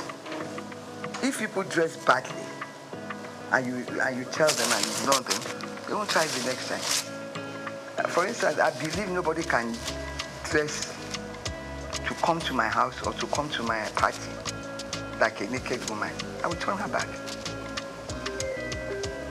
I will turn her back. So that's the type of thing that we should all do.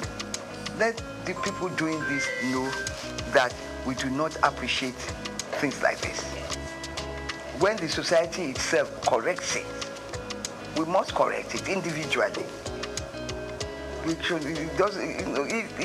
their parents cannot correct it, we must, by ignoring them and not allowing them to come near us.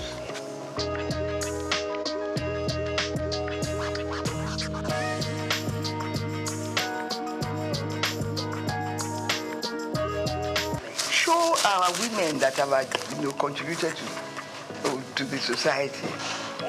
Show them, showcase them. Yeah. We have the first woman senior advocate of Nigeria. We have Okonjo Iweala. We have, in the UN. We have all sorts. We have, what's this pharmaceutical woman?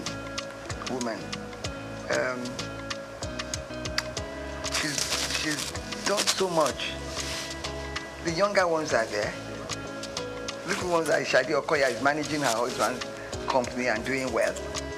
Let's encourage them. They are young. The young ones, they are working to improve the society. There's so many of them out there. We should showcase them.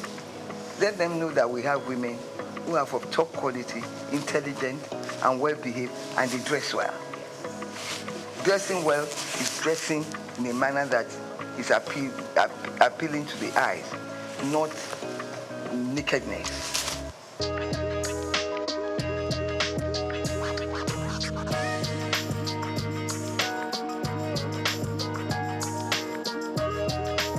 That's my darling, this new CJN of Nigeria. Okay. Who do that? I did talk about Kikili. I mean, we're there. Female CJN. Yeah. And there are so many female chief judges all over the Federation. There are so many in the medical profession, in the engineering profession. We have pilots. So let them know that there is nothing that a woman cannot do. In IT, in everything, women are moving forward. We should showcase them. We should let their pictures be seen in our newspapers, in our news, in everything, to encourage young girls that you too can get there. If they don't see, and if they don't know the history of these women, how they got there, they too will not be inspired. We have to inspire the young people with the achievements of women achievers. Kekere rose from magistrate to right to the top. I admire her. She's well composed, well behaved. Some of these people, when they become something, they lose their heads. They start to, no, she's so respectful, well behaved, well dressed. I don't think she would allow herself or her children to come out naked. Never. So people like that, Okonjo Iweala the same. We have a lot.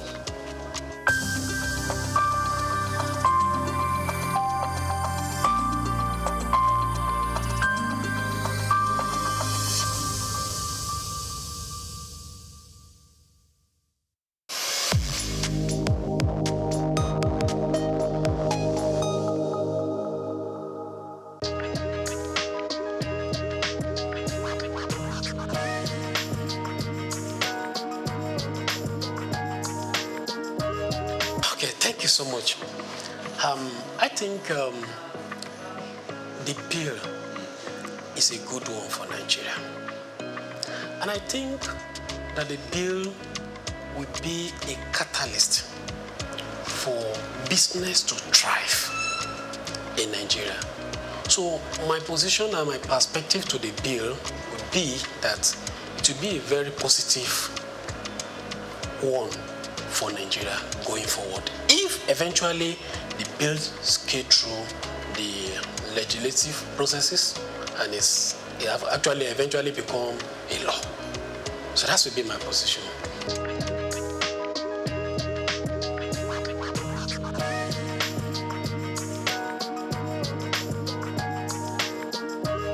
Thank you. Yeah, the bill will help business in different areas. Let me mention, for instance, the payee is part of cost for a business. It's part of staff cost. And for especially small businesses, which are the major backbone of the economy, the bill is proposing a reduction, that is proposing tax exemption for some category of lower staff cadre, which in essence is a cost reduction for businesses. So by that, it will help the business to thrive. Also, many people will come, by virtue of that, employ more people, which will bring a robust activity for the economy. And at the same time, there's some category of people that their tax will also be reduced compared to what is currently in operation. So it is a positive atmosphere for business. And when you look at it from the perspective of VAT too, you also see that there's going to be zero tax on some product. There's also going to be a tax exempt on some products, especially for masses, people, low-income earner. So some certain products, they're going to be exemption. There's some certain product that's going to be zero tax related. So by that, it will bring a more robust business activity. So by it, and then it will have positive effect on business and economy in general.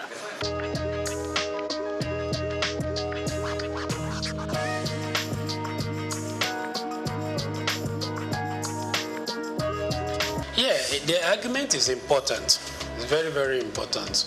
But when you look at it, fix the small business, it will encourage more small business.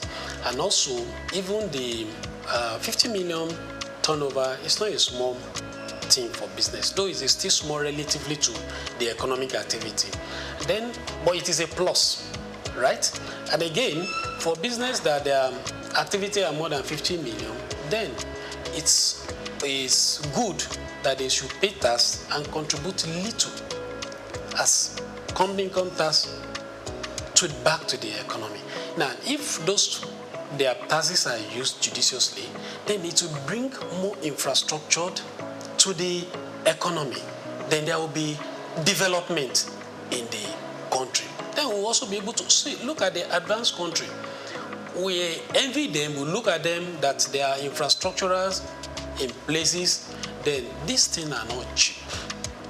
They are not cheap. So, the main focus for now is that is in a positive trend. It's a positive trend. I encourage that the bill should be passed and the implementation then should be followed so that it will bring a positive effect to the economic generally and the business will thrive going forward.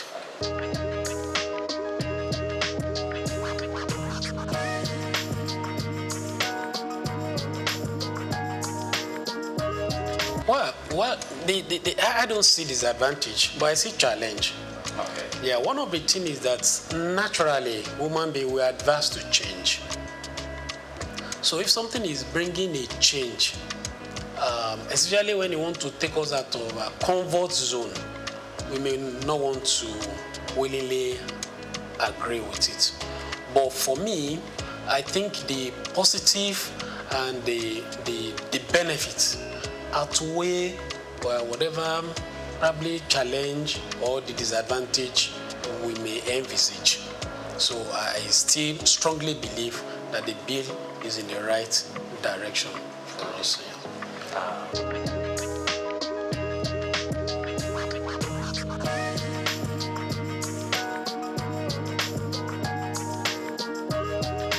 Okay, I think from the angle of the value-added tax, what I would like to say in that area is that it will help the lower income earners, because like I mentioned earlier, that there's some products that's going to be zero rated, which means that there is not going to be tax VAT on them. There are some that are totally tax VAT exempted.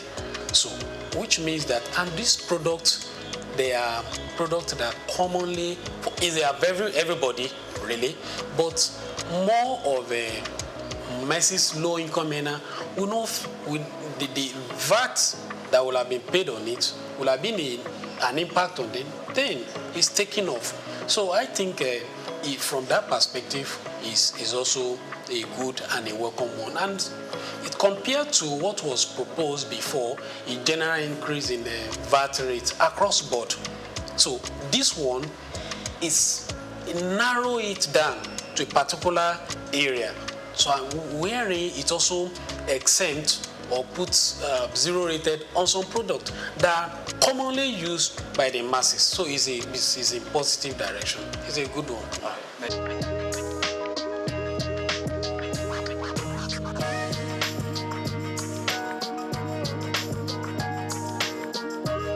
Yeah, okay. One, from the tax perspective, one of the very good things about this bill is that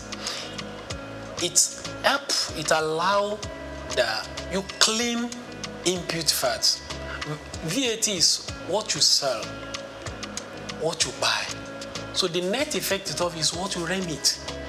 Then this bill also helps to claim some expenses which currently is not in operation. So it's a positive one.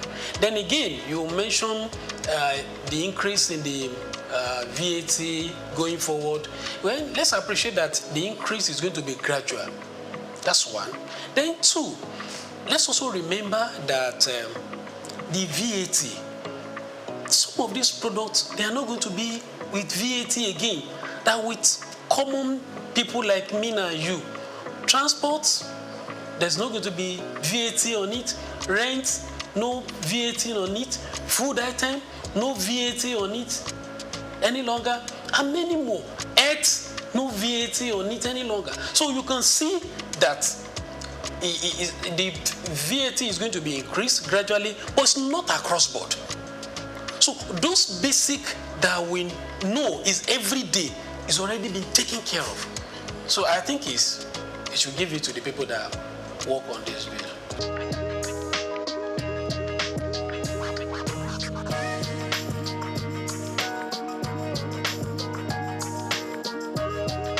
Okay, thank you so much for that angle and the question. I want to say that Federal Inland Revenue Services, they are really trying. And I can tell you, there's no system that doesn't have its own challenge. But FRS, they are trying. And they are moving from those days of Alanok. Now we have tax promise. You can do your filing right from the comfort of your office. You don't need to visit their office except there is a challenge. Right? So they are doing well, but they are not yet at the best. So, and there is room for improvement. They are already deploying technology. So what they need to do is to scale up and up to the task. But currently, they are doing well. So they just need to improve.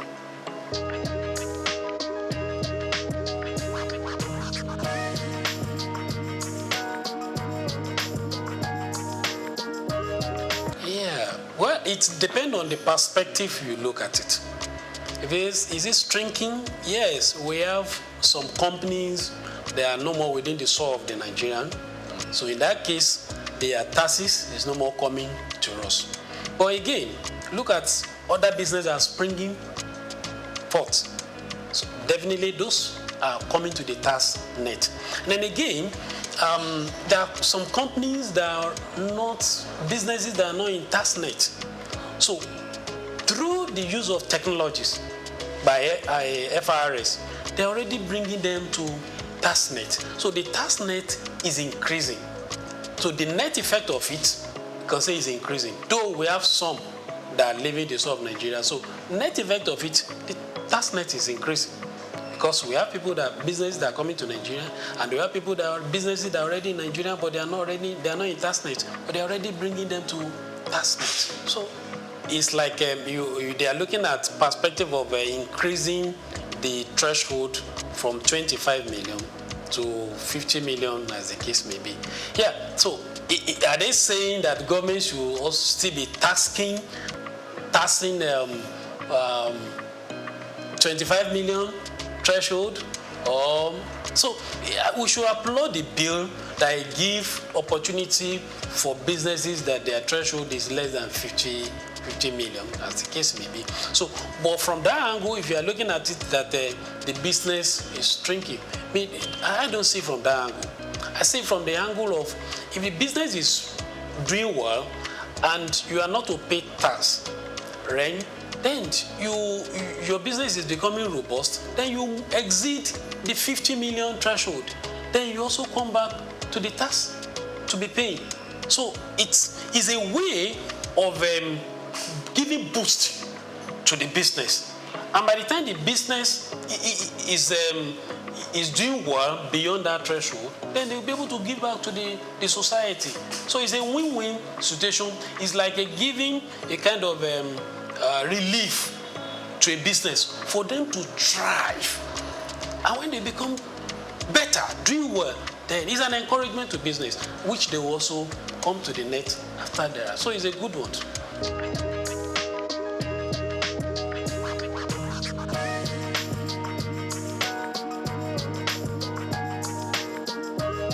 The chairman of the year. The chairman, Zacchaeus Adedeji. Yes. How would you assess his performance so far? Yeah, I think Mr. Zacchaeus is a reformer. Yes. Looking at the step he has taken after assuming the office, and I also see that he's somebody that is listening. He has a close relationship with the former chairman of FRS. Probably he has learned some of things from him, challenges that he faced when he was there. So I think he's helping the current chairman. And if you look at the revenue they are getting, they are meeting up with the target. And at the same time, if you look at the staff, I don't see much of issues, challenges within them. So those are the indices that you can look at from the performance of a leader. Look at the staff that is leading. Look at the target, the businesses also. Are they fairly? So I think he's doing well, but he can do better.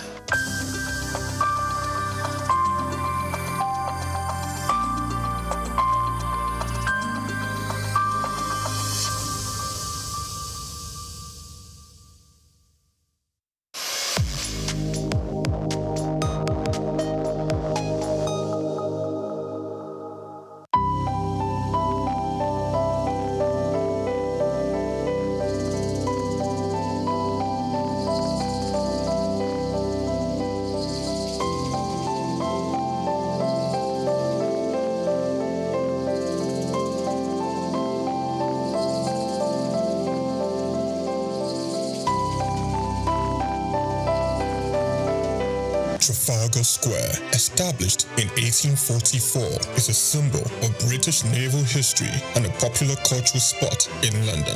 Named after the 1805 Battle of Trafalgar, it has been the site of celebrations, protests, and cultural events, representing the changing identity of the city. It houses several landmarks, like the Nelson Column, St. Martin in the Fields Church, and the National Gallery.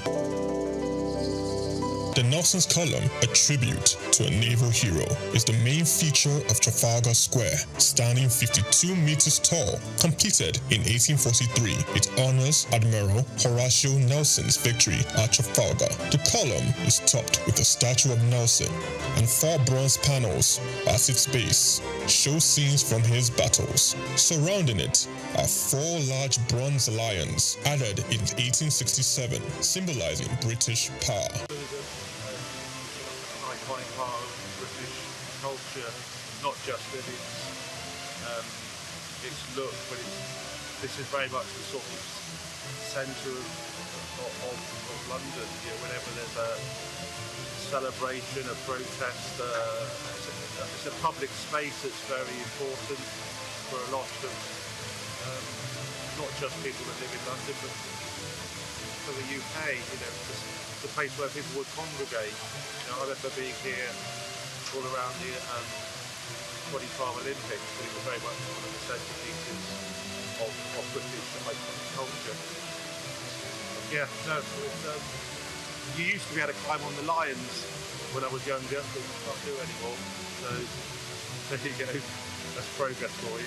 St. Martin's in the Fields Church, reputed as an architectural gem, was built between 1722 and 1726. It is known for its neoclassical design by architect James Gibbs, and is famous for its portico and steeple, and has influenced architecture worldwide. The church also a rich musical history, hosting concerts and helping the homeless. Yeah, I actually came to London just on a little day trip, and then I remembered that this church sometimes has classical music on, so I just popped in, and there's no concert, but there were some people practicing. So there's a quartet of violins, and they made some lovely, sort of practiced for some classical concerts. So I really enjoyed just sitting there for 10 minutes, listening to it. It's lovely, it's a really nice church, and it's nice that people don't use it much time. So we used to have a nice cafe as well.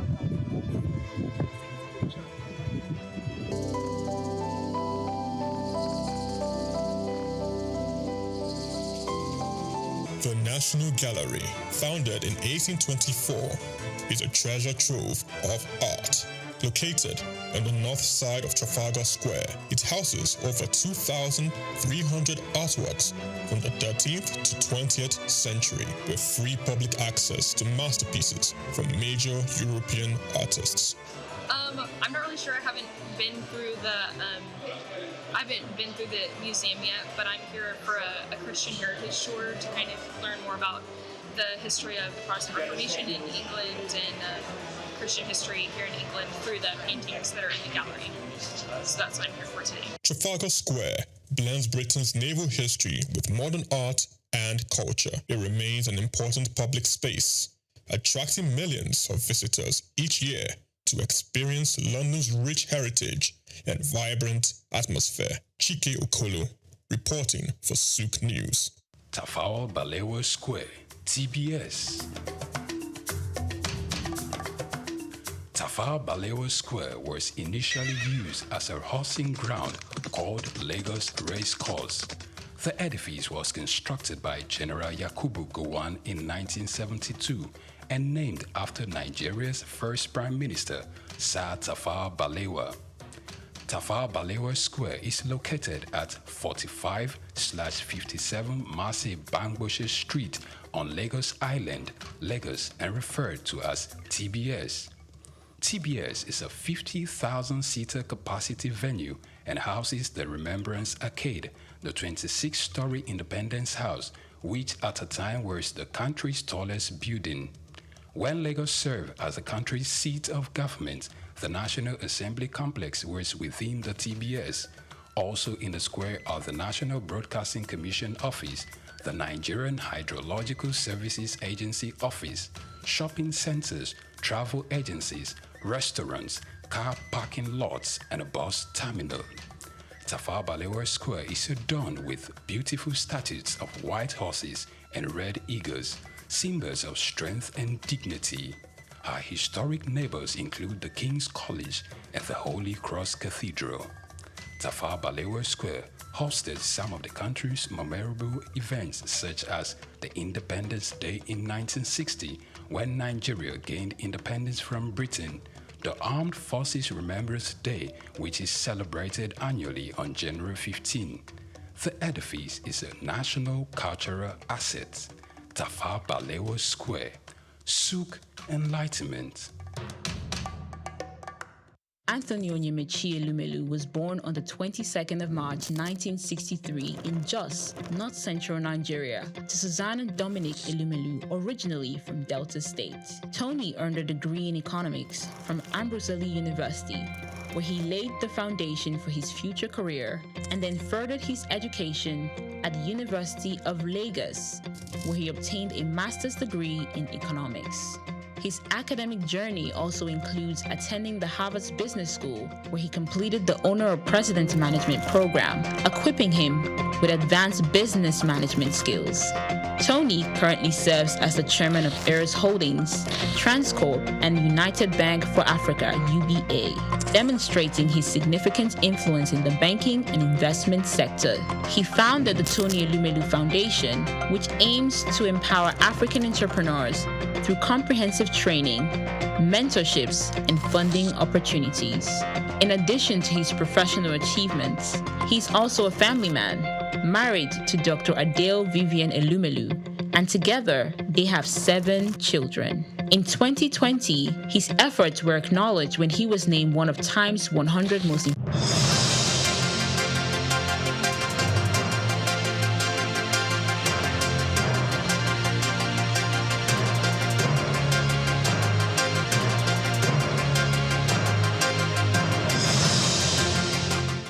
Hello and welcome to the Midday News on Souk News Television. I am Olumide Shokoya. Now let's begin with the news. The federal government has confirmed that diaspora remittances into Nigeria have risen sharply to $600 million monthly over the past 2 months, a significant leap from the previous $200 million average. The chairman of the Nigerians in Diaspora Commission, Abike Dabiri Erewa, said the increase reflects renewed confidence in the economy, crediting recent Central Bank of Nigeria reforms for the surge. She praised Central Bank Governor Olayemi Cardoso for the initiatives such as the non-resident bank verification number and a more competitive exchange rate, which have encouraged Nigerians abroad to channel funds through official platforms. Dabiri Erewa said the remittance inflows could hit $1 billion monthly by 2026, stressing that the trend signals stronger trust in government policies and a fresh opportunity to drive investment-led growth. The central bank governor highlighted that the reforms at an investment roundtable in Brazil, noting that the inflows reflect reduced reliance on informal transfers channels. The government has pledged to further engage diaspora communities through initiatives like the Nigerian Diaspora Investment Summit and the National Diaspora Day, assuring citizens abroad that their contributions remain vital to economic stability and development. The federal government of Nigeria, through Debt Management Office, DMO, has launched a new offer of savings bonds designed to attract banks, institutional investors, and individuals seeking secure and rewarding opportunities. The 2-year savings bonds due September 2027 carries a 15.51% annual interest rate, while the 3-year bond maturing in September 2028 offers 16.541% per annum, with interest rate payable quarterly. The bonds are available in units of 1,000 naira with a minimum subscription of 5,000 naira and a ceiling of 50 million naira per investor. Redemption will be made as a lump sum at maturity, ensuring investors receive their capital plus accumulated returns at the end of the term. They are also listed on the Nigerian Exchange Limited and qualify as liquid assets for bank when computing liquidity ratios, making them attractive for both individuals and financial institutions. The Debt Management Office confirmed that the savings bonds enjoy full government backing and qualify for tax exemptions under the Company Income Tax Act and the Personal Income Tax Act. Applications opened on September 1st, 2025 and will close on September 5th, 2025 with settlement set for September 10, 2025. The initiative is expected to boost market liquidity while strengthening investor confidence in government securities. The National Board for Technology Incubation has expressed appreciation to Governor Ahmed Usman Ododo of Kogi State for approving sponsorship of state finalists to the Next Gen Innovation Challenge 2025. The international event will take place at the Hilton London Paddington on the 9th of October with Nigerian youths set to showcase their creativity in technology, enterprise and innovation. Director of Central Board Dr. Kazim Kolawole Raji commended the governor's swift and affirmative response, describing it as a clear demonstration of his visionary leadership and commitment to youth empowerment. He noted that the governor's support highlights confidence in the capacity of Nigerian youths to compete globally and contribute to national economic transformation through technology. The board also invited Governor Ododo to visit its headquarters this week to explore deeper collaborations on advancing homegrown innovation. In his intervention, the agency stressed not only positions Kogi State as a driver of youth-led technological development, but also strengthens Nigeria's innovation ecosystem for sustainable growth. Now, global markets opened on a cautious note on Tuesday as the dollar slipped near a 5-week low while gold soared to a record high of $3,508 per ounce. Investors are positioning ahead of a crucial United States labor market data that will determine whether the Federal Reserve moves to cut interest rate in September. The market currently places almost 90% chance on quarter-point cut, though weak job numbers could push the central bank towards a larger adjustment. The prospect of lowering borrowing costs has fueled optimism across equities, with Wall Street hovering near record levels despite muted trading in Asia and Europe. China's major stock indices retreated slightly after sharp rallies, while the euro and sterling weakened against the dollar. Analysts caution investors' sentiment is balancing between hopes of stimulus and fears that the United States economy could slide into deeper slowdown if the Federal Reserve delays action. Meanwhile, geopolitical and policy uncertainties added to market volatility. Efforts by President Donald Trump to remove a Federal Reserve governor renewed concerns over the central bank's independence, while escalating conflicts in Eastern Europe lifted oil prices. Brent crude rose to $68 a barrel, while United States crude traded near $65.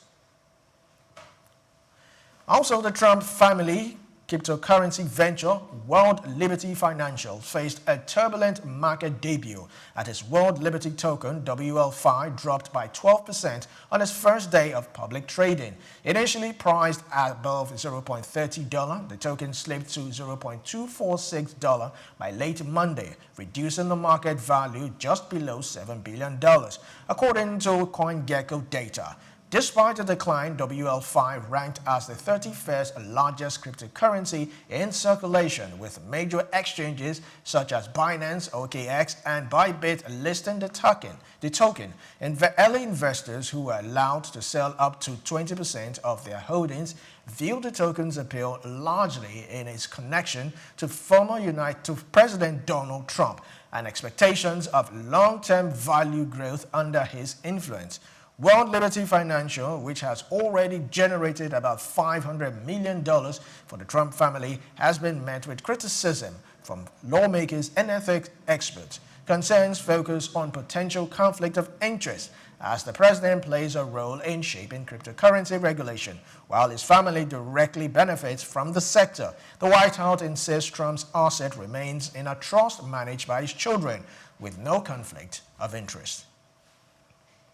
Many thanks for watching. Please do well to follow us on all our social media platforms at Silk News TV. I am Olumide Shokoya. Coming up shortly is Just Africa. Do stay with us.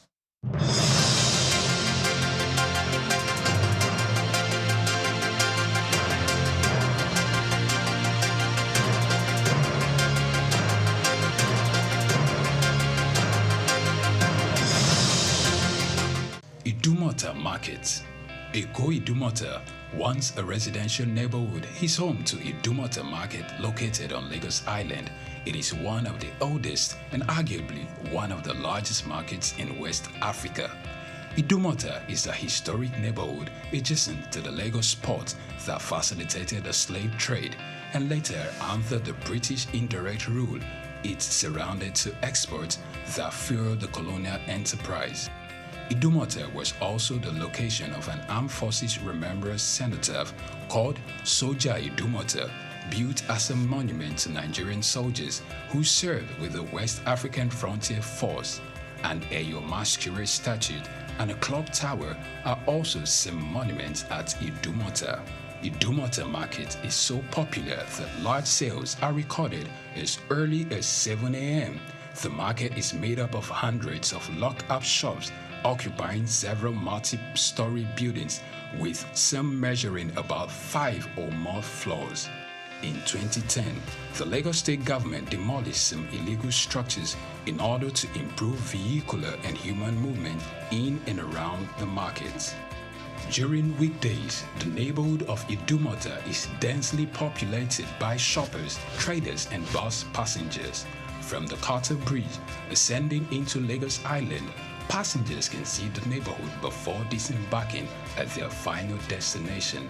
Idumota Market accommodates the substantial inflow of imported goods. The bulk of import from abroad are routed first through Idumota and then on to other markets through Nigeria and other West and Central African countries. The energy of private Idumota traders and wholesalers facilitate this activity, where millions of US dollars worth of wholesale is exchanged daily. Idumota Market, Souk Enlightenment. Lawyers are concerned about several issues when it comes to artificial intelligence, AI, including data, privacy, compliance, and job displacement. Will AI really take jobs away from lawyers? In this special report, Bayo Olaoye addresses one of those concerns, job displacement for lawyers, as a result of the introduction of artificial intelligence. Will artificial intelligence make lawyers jobless? The short answer to that question is no. There are 3 reasons why AI will not take away jobs from lawyers, according to experts. First, AI systems being developed for the legal industry are primarily co-pilots. Secondly, there are numerous tasks AI simply won't do because legal implications prevent it. For example, litigation. AI cannot make court appearances unless, of course, nations radically change their constitutions to allow robot lawyers to stand in court, which is highly unlikely. Additionally, for lawyers involved in strategic work, such as security, meeting new clients and existing ones, or serving on boards, AI cannot replicate the human touch. AI lacks the commercial acumen required to build relationships with clients and navigate complex problem-solving tasks. AI cannot engage in the strategic aspects of legal work that require understanding human behavior, negotiating, and making judgment calls. According to experts, AI systems built for the legal industry are designed to function as co-pilots, helping lawyers become more efficient but still requiring human oversight. For instance, AI can draft a clause for you, but as a lawyer, you must ensure that the clause makes sense. AI can assist with tasks like legal research, drafting legal documents, contract review, and identifying red flags. However, human involvement and judgment remain essential, as all systems, particularly large language models, can sometimes be confidently wrong. Despite its potential to assist in many areas, there are numerous tasks AI will not do for lawyers, either because it lacks the necessary capabilities or because it is unnecessary. Some might argue that AI makes lawyers more efficient. A law firm that would typically hire, say, 8 legal associates annually might now only need 5, using AI to assist those remaining associates. While that may be true in some cases, it does not necessarily mean lawyers are losing jobs, as AI will create new roles and open up career paths for lawyers, according to AI industry experts.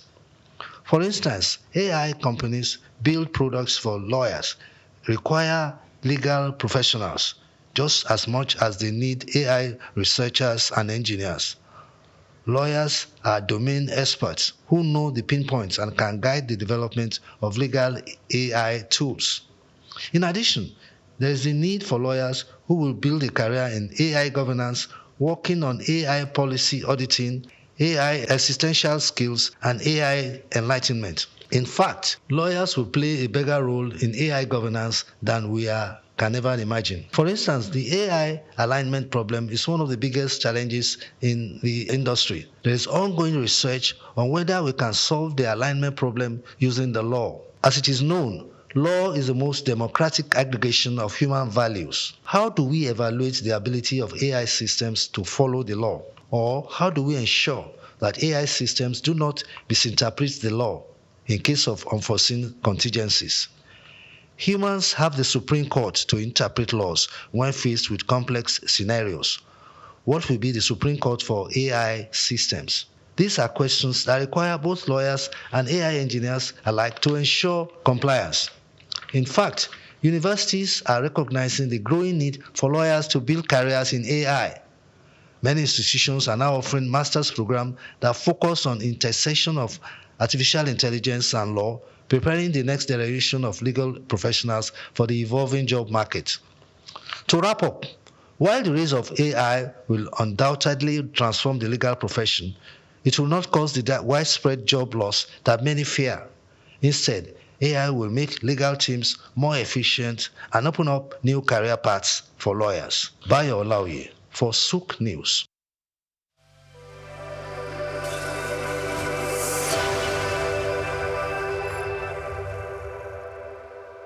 Human ingenuity has birthed remarkable innovations, none more so than the rise of intelligent machines. Computers, once small calculators, have evolved into sophisticated systems capable of mimicking human thought processes. Powered by artificial intelligence, AI, these systems are learning, problem-solving, and making decisions that were once exclusive domain of humans. From accelerating scientific discovery to tackling climate change, AI's potential is vast, but perhaps its most profound impact lies in healthcare. Artificial intelligence, AI, it's no longer a futuristic concept. It's here with the potential to revolutionize patient care, diagnosis, and treatment. AI is emerging as a powerful tool in the hands of medical professionals. From detecting diseases early to optimizing treatment plans, AI is demonstrating remarkable capabilities. It can analyze vast amounts of medical data to identify patterns and predict outcomes, aiding in more accurate diagnosis. Also, AI-powered robots are assisting in surgeries, improving precision, and reducing recovery times. However, despite its promises, challenges persist. Concerns about data privacy, ethical implications, and the need for robust regulatory frameworks are hindering widespread AI adoption. To fully unlock AI's potential in healthcare, collaborative efforts are essential. Healthcare providers, researchers, policymakers, and technology companies must work together to develop and implement AI solutions responsibly. By addressing ethical concerns, investing in AI research, and creating supportive regulatory environments, we can accelerate the integration of AI into healthcare and improve patient outcomes. Joy Chuma, Souk News. Augmented reality, AR, is a technology that merges computer-generated images with the user's real-world view, creating a composite experience. This interactive experience integrates various sensory modalities, such as things you can see, hear, and even feel, making the experience interactive and immersive. In recent years, the emergence of this transformative technology has seamlessly integrated digital and physical realms. This groundbreaking innovation relies on specialized hardware like smartphones and smart glasses equipped with cameras and sensors, AR software, and Apple's AR Kit and Google's AR Core. Then creates immersive experiences by overlaying virtual content onto the user's real-world environment. AR software such as Apple's AR Kit and Google's AR Core then creates immersive experiences by overlaying virtual content onto the user's real-world environment. AR's applications span diverse industries from gaming to education, healthcare, retail, and manufacturing. In education, AR enhances learning through interactive and dynamic experiences, while in healthcare, it aids surgical planning and medical training. Retail experiences are transformed as AR enables customers to virtually try on products and visualize furniture in their homes. Despite its potential, AR faces challenges such as technical advancements and user privacy concerns. Overcoming these hurdles will unlock even more seamless and immersive AR experiences, making it an integral part of our daily lives. As technology progresses, the horizon for AR broadens, promising a future where our interactions with the world are richer and more interconnected. Augmented reality is not just a trend, it's a revolution shaping the way we live, learn, and work. Goma Fortune, Souk News.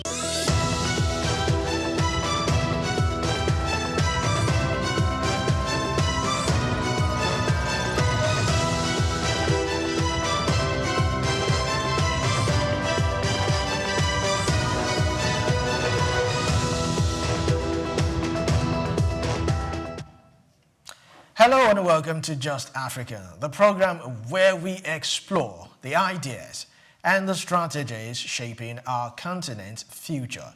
Now today we dive into a critical but often under-discussed issue, cybersecurity, as Africa races towards digital transformation, from mobile banking to e-commerce, smart cities to e-governance.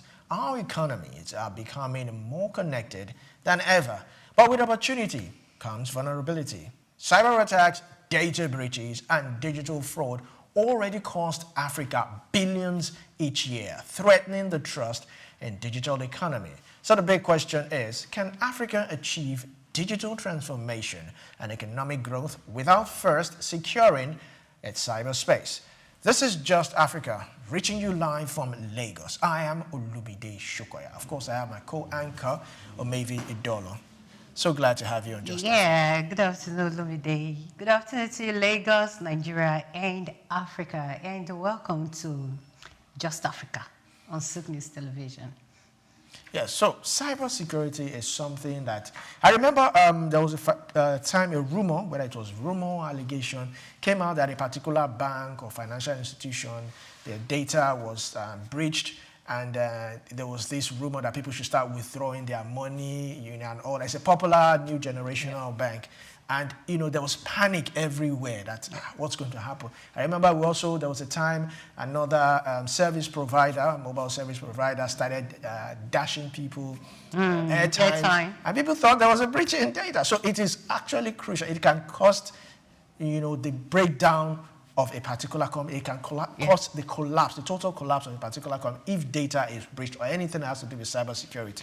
And when we talk about cybersecurity, some persons think it is only for spies in movies. Think it's only for hackers in action movies. They don't know we're talking about day-to-day activities. Yes.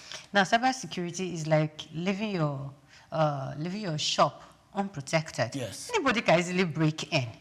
So now when we're talking about cybersecurity, we are talking about, like you use the financial institution as an instance. Yes. Your heart skips when a particular message come from your bank, yes, and you did not make that transfer. Yes. How do you feel? As in, there is this panty.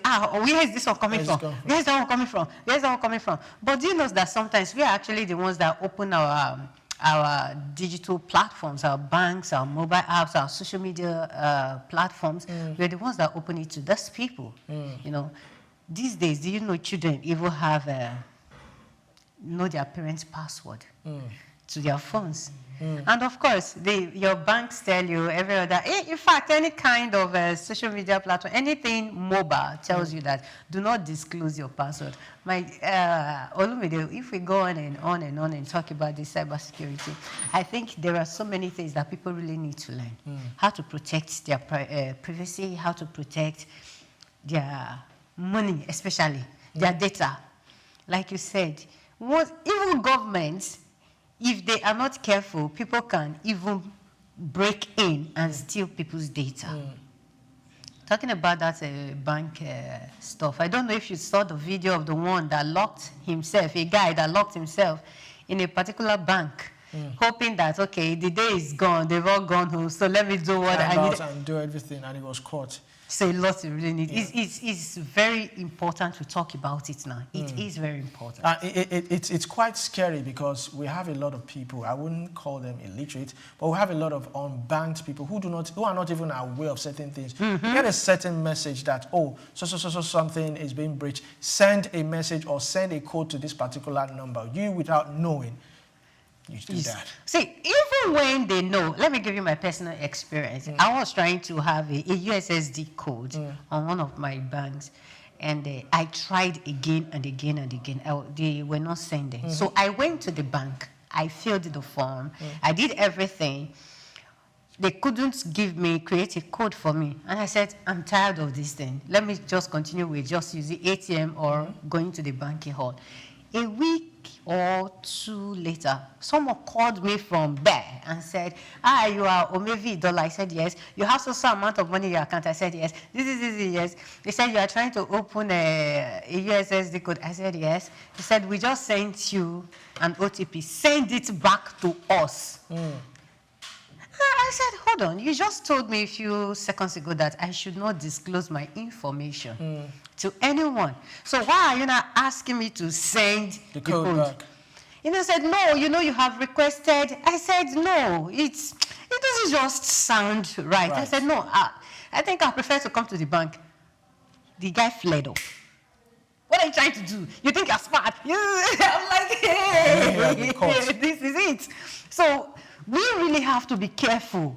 Sometimes they just send you these things, just send this number to so number, and some people ignorantly send these messages. Like you said, some know, some don't know. No. Have you seen the ones they tell you did not play anything, you did not drink anything, they tell you you've won 10 million naira? That one is even, I remember one of my colleagues, his phone was hacked, and the hacker started sending messages. I got the message that, oh, I'm stranded. Can you send me so amount to this particular account? And all I just did was call me. That was the reply. Call me. Let me hear your voice. Good. But the person did not call. So I reached out to my friend and I found out his phone was actually hacked. It's quite interesting. You see, cyber security means keeping computers, networks and data safe from hackers or damage. Now in Africa, it is very important because more businesses and services move online, so weak protection can put the whole system at risk. Strong cybersecurity helps the digital economy grow safely. We'll go on a short break. We'll have our guests standing by, and when we come back, we'll bring in our guests. Stay tuned. It's Just Africa.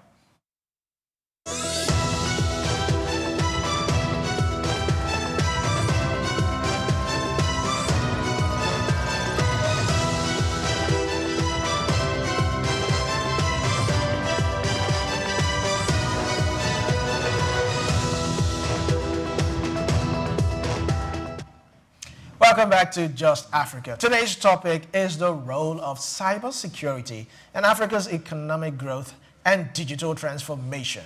Joining us to unpack this robust topic is Professor Ademola Ojo Emmanuel. He is the Executive Committee member of BCS Elite Chartered Manager, Chartered Fellow Chartered Fellow of the Chartered Management Institute. He is also the Fellow of the Chartered Institute for Information Technology.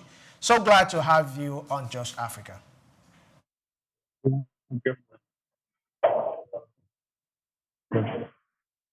Welcome to Just Africa. If you can hear us, please respond. So glad to have you. So let's dive in. For people who might be wondering, what is cybersecurity? How important it is? Take us through. What is the importance of cybersecurity? Not just to the big corporations, but even to the common man in the rural area or in the urban area. What does cybersecurity mean? And how important is it?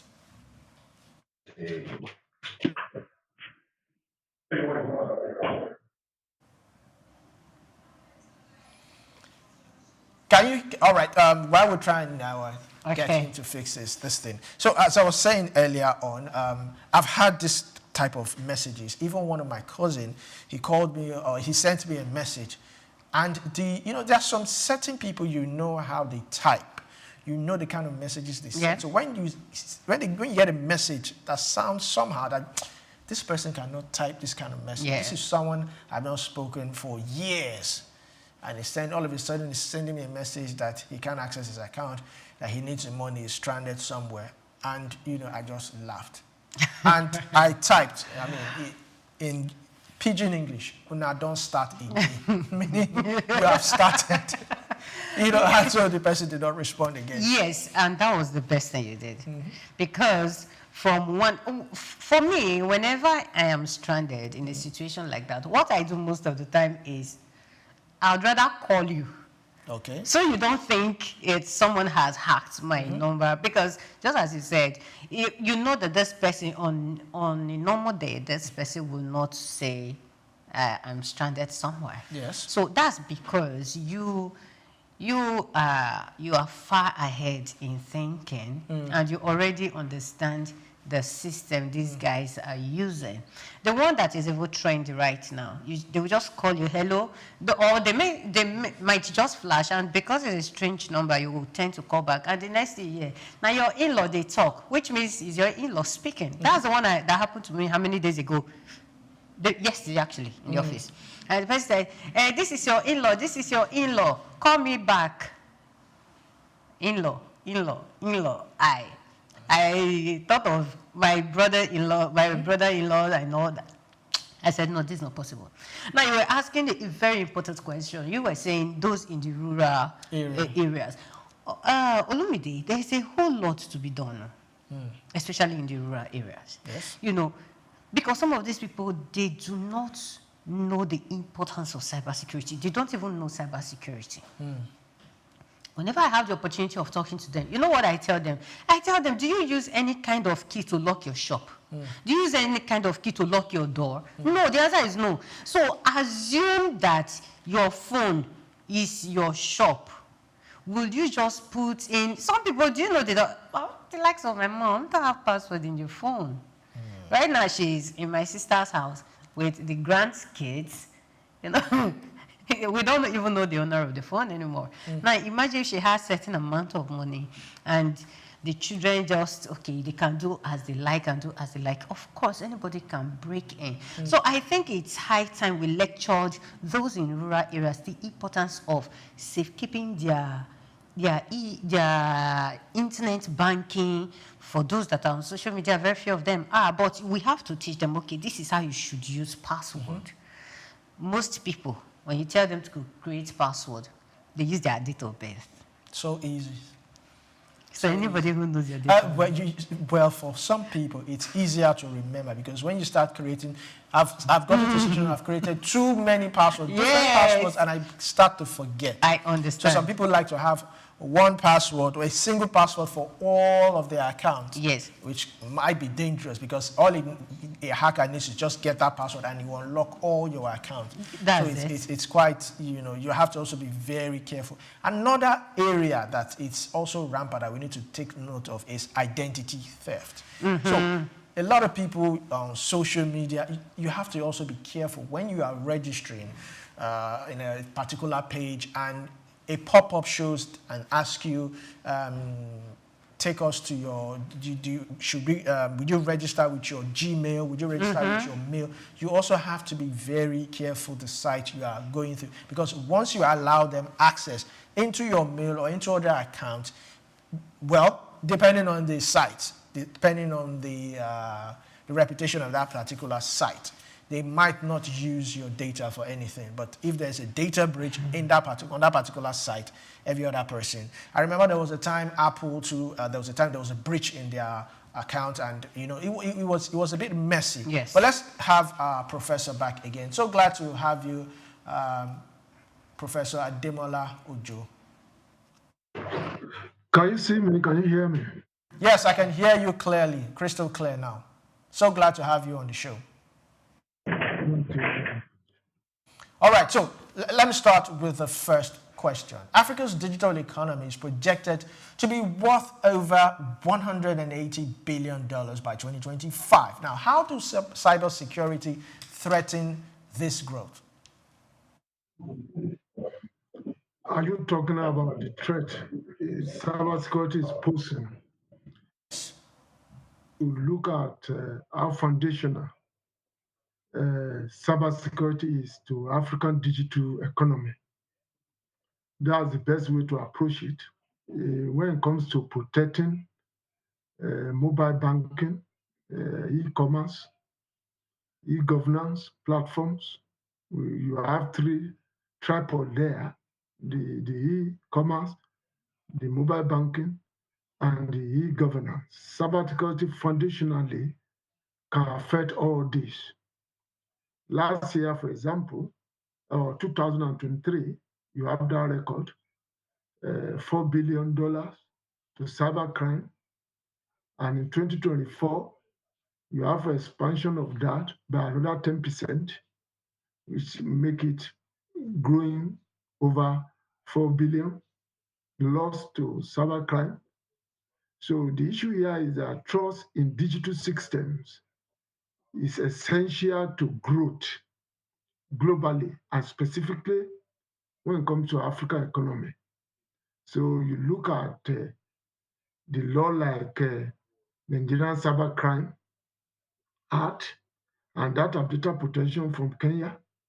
So when you look at that, when you're talking about impact, you want to look at the education. The expert in the studio there mentioned how we should get involved with grassroots education of those who are not as privileged as those who are in the urban area. So education is key. Africa must train thousands of cyber professionals. That has been the advocacy over the years, that in Africa we have huge economy. Then, as we are digitizing, we need more cyber security professionals. So in the area of digital forensic, in the area of IT governance, and also the issue of public and private partnership. We should focus more on that so that we can build resilience. We boost it through artificial intelligence. You secure the cloud, and trying to coordinate threat response, because when you're talking about impact of cybersecurity, it's an holistic issue. So as you know, that cybersecurity attracts huge foreign investment. Then securing the place is vital. Digital trade, we must balance rapid tech adoption. When we do all this, then the impact will minimize. So the next decade, as I used to say, and I'm saying it again, is in the hand of African youth, so that we can localize solutions, cybersecurity solutions, indigenously, that are across the African space. So it's a huge topic when talking about the impact of cybersecurity on the African economy. So do you think, I mean, I said earlier on, over $180 billion has been lost due to cybersecurity. So do you think our policymakers fully have the grasp of the scale of this threat? Apparently, the economy, the digital economy is estimated around, in Africa, $180 billion. That's the digital economy. And when you are not tapping into it, it's synonymous to losing it. And that's why you have to strengthen the cybersecurity framework. For example, the law, the privacy law, is there. I just mentioned the cybercrime framework Nigeria put together and that of data protection that Kenya put together. The law was there, but we are very weak in enforcing those laws. Again, the vulnerability, when I'm talking about vulnerability, is so enormous. There are a lot of gaps that hackers, the dark hackers, because we also have ethical hackers, people who are the good guys on the other side of the game. While the bad guys, they have huge gap to exploit. That's what I was talking about when you talk about the securing the cloud. Even the thread, you're talking about the thread modeling kind of something. Let the government bring the policies and let businesses bring innovation. This public-private partnership will come up with the solutions. At this point, the economy is huge. When you are not accessing it, it's synonymous to losing it. That's why I have to do a kind of micro landscaping of the impact of cybersecurity in our continent. Yeah, thank you so much, Prof. Before we continue and move on to the aspects of the economy and government policies, I want to ask, the layman on the road may not understand the word cybersecurity. And I know when we talk about it, it involves every citizen of the country and every African out there, whether you're in the rural area, whether you're selling at a road, or whether you are a technician, you're a bricklayer, whatever it is that you are. Can you break it down to the layman's level, what cybersecurity means, so they can understand what you're talking about? Thank you very much. As I used to say, cybersecurity means whatever is available to you to protect. So it's foundational. Do you need to protect your finances? Then cybersecurity is there. It's foundational. Do you need to protect your identity? Then you're talking about cybersecurity.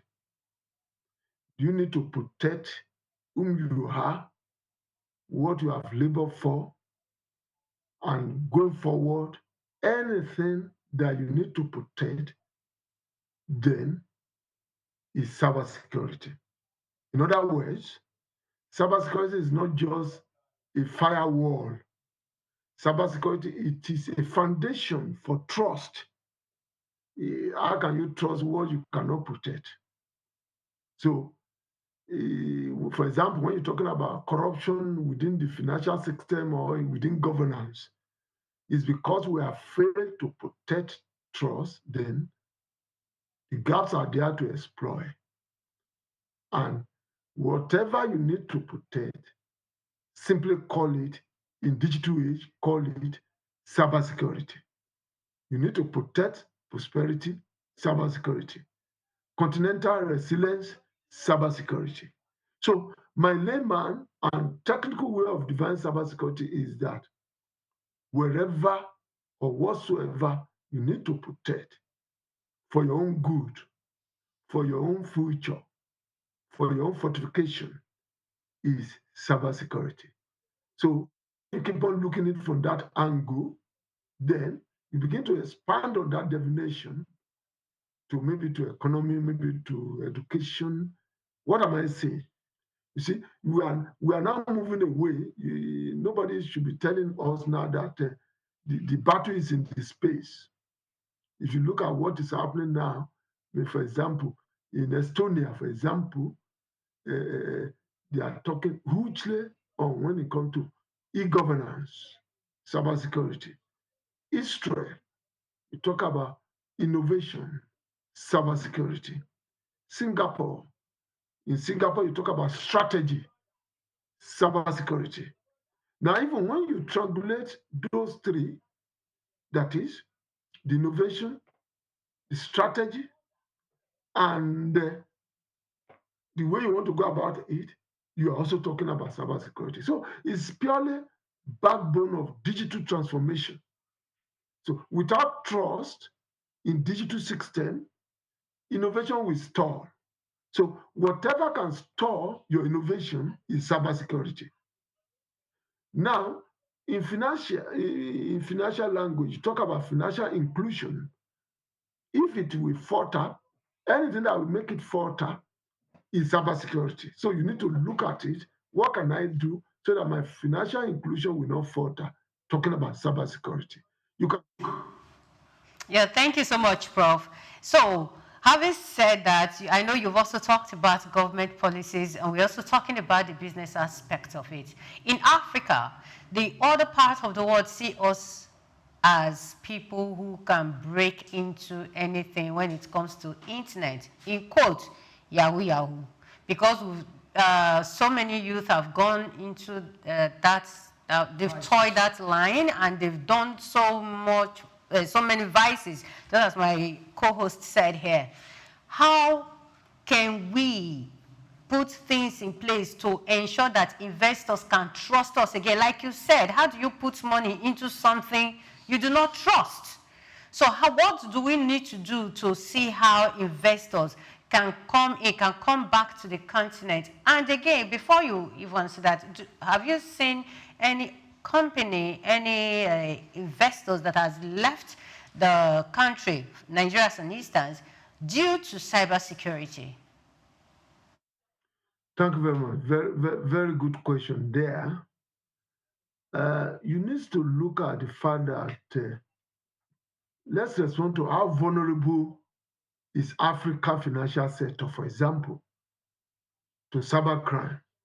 I've written a lot of articles in this area, given the mobile banking. Take note, and fintech, the more you try to digitize, the more you expand your digital transformation space, the more vulnerable you become. And that's why you must continue to fortify your three things. I said your three things. Those three gaps. Legislative enforcement. The law exists. Truly, the law exists. But implementation in Africa is weak. Take note of that. The second one is human capital. We don't even have enough trained cybersecurity professionals. We don't have enough. What is our budget across Africa? The budget on digital transformations is not even up to 2% across the African space. So legislative enforcement will be very strong. Secondly, human capital. Let's have critical production, mass production of experts in cyber security. Again, we need to do what we call cross-border coordination. Cyber threats are transnational. Somebody can be in Kenya and hack into something in California, for example, or you are in Nigeria, Yaba, you can hack into a website in Adelaide, in Australia. So it's purely transnational. Yet our defense remains fragmented. So we need to bring the defense robustly together. So what A is doing, B must know, and what one is doing, 2 or 3 thereabout, before you get to the 9 must also know. We must stop fragmenting our solutions. Also, we need to localize our cybersecurity solutions framework. Our cybersecurity essential must be built on what we use, on what we have access to, on what we want to communicate, or what we want to do. In other words, let me quickly summarize this. We need to strengthen our legislative enforcement, that is the law that exists. Implementation must be very strong, must be commensurate with, and a step always above these hackers or those who are the cyber. I wrote an article recently about who is in the driving seat now. So is it the board? Is it the government? Or is it the cybersecurity professionals? Or is it the cyber crimes? You know that they are all struggling. There is a warfare there. So you need to strengthen the law enforcement. Secondly, let there be critical mass production of cybersecurity experts. Let our youth be motivated right from secondary and tertiary educations. We produce human capital in this area, cyber professionals, and let there be robust cross-border coordination, securing our cloud, securing our critical national infrastructures, knowing that cyber threats are indeed transnational, and then our defense must stop being fragmented. Let's see, I know NITDA and they have privacy law and so on and so forth. We must now have a cross-border coordination of all these things before we can be talking about, ensuring the trust, robust trust and resilience within our digital system. That's the All right, thank you very much. So I like where you're tilting to border collaboration. So my question now is, how crucial rather is regional collaboration, through the African Union or ECOWAS in defending our digital infrastructure? And what are the steps needed to be taken at this point? Thank you. Very good question. So I've mentioned it before. We talk about the public-private partnership needs to be strengthened across the West Africa or across Africa so that we can achieve what we call African digital resilience. What am I saying? We must bridge gap. You see, we must bridge gap between our policy. For example, the cybersecurity framework in Nigeria based on policy must also look for a way to mirror that in Kenya, or that one in Kenya, or the one in Ghana, mirror that one in Uganda, and so on and so forth. You must, in other words, government must bring the policy. That's what I'm trying to say here. And those policies must be easy to practice. There's a way you call it, you cough it out, you work on policy based on the need of your people, and government bring diverse working regulation. Businesses must also bring what we call innovation. Businesses must be on top.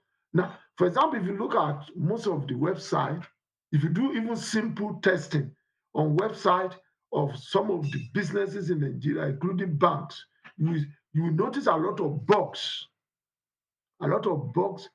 confirming to you that they are vulnerable. So businesses must invest hugely in innovation. Government must invest expertise in regulations and policy. Policy must mirror. What am I trying to say here? I'm saying that together we do what we call co-developed threat detection system. You co-develop it. You don't do it in isolation.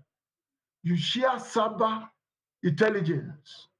You see, as you share natural, traditional intelligence, you also share what we call cyber, because the battle is in this is in the space, is in the cyber. So you share cyber intelligence, you form cyber security incubators. Even before it happens, you do a lot of cyber incubation processes within in other words, you have a lot of cybersecurity ops within countries and regions, and you can build what we call national cyber response centers. If you are following me, as the first professor of cybersecurity and information technology in Nigeria, and the first professor of African descent to be a charter manager, I have been advocating, and I'm still advocating for that. For example, in Nigeria, we have 774 local government. What is stopping us in having 774 cyber hubs or cyber incubators? In other words, domicile one incubators in one local government. You generate jobs, you fortify your system, your resilience will become more robust, you localize your strategies, and by so doing, you become players, you begin to export cybersecurity solutions. Instead of relying on importing expertise, you export the solutions. This is the way to look at it. In other words, my response is collaboration, proactively, collaboration, non-reactive, but proactively. You are anticipating solutions.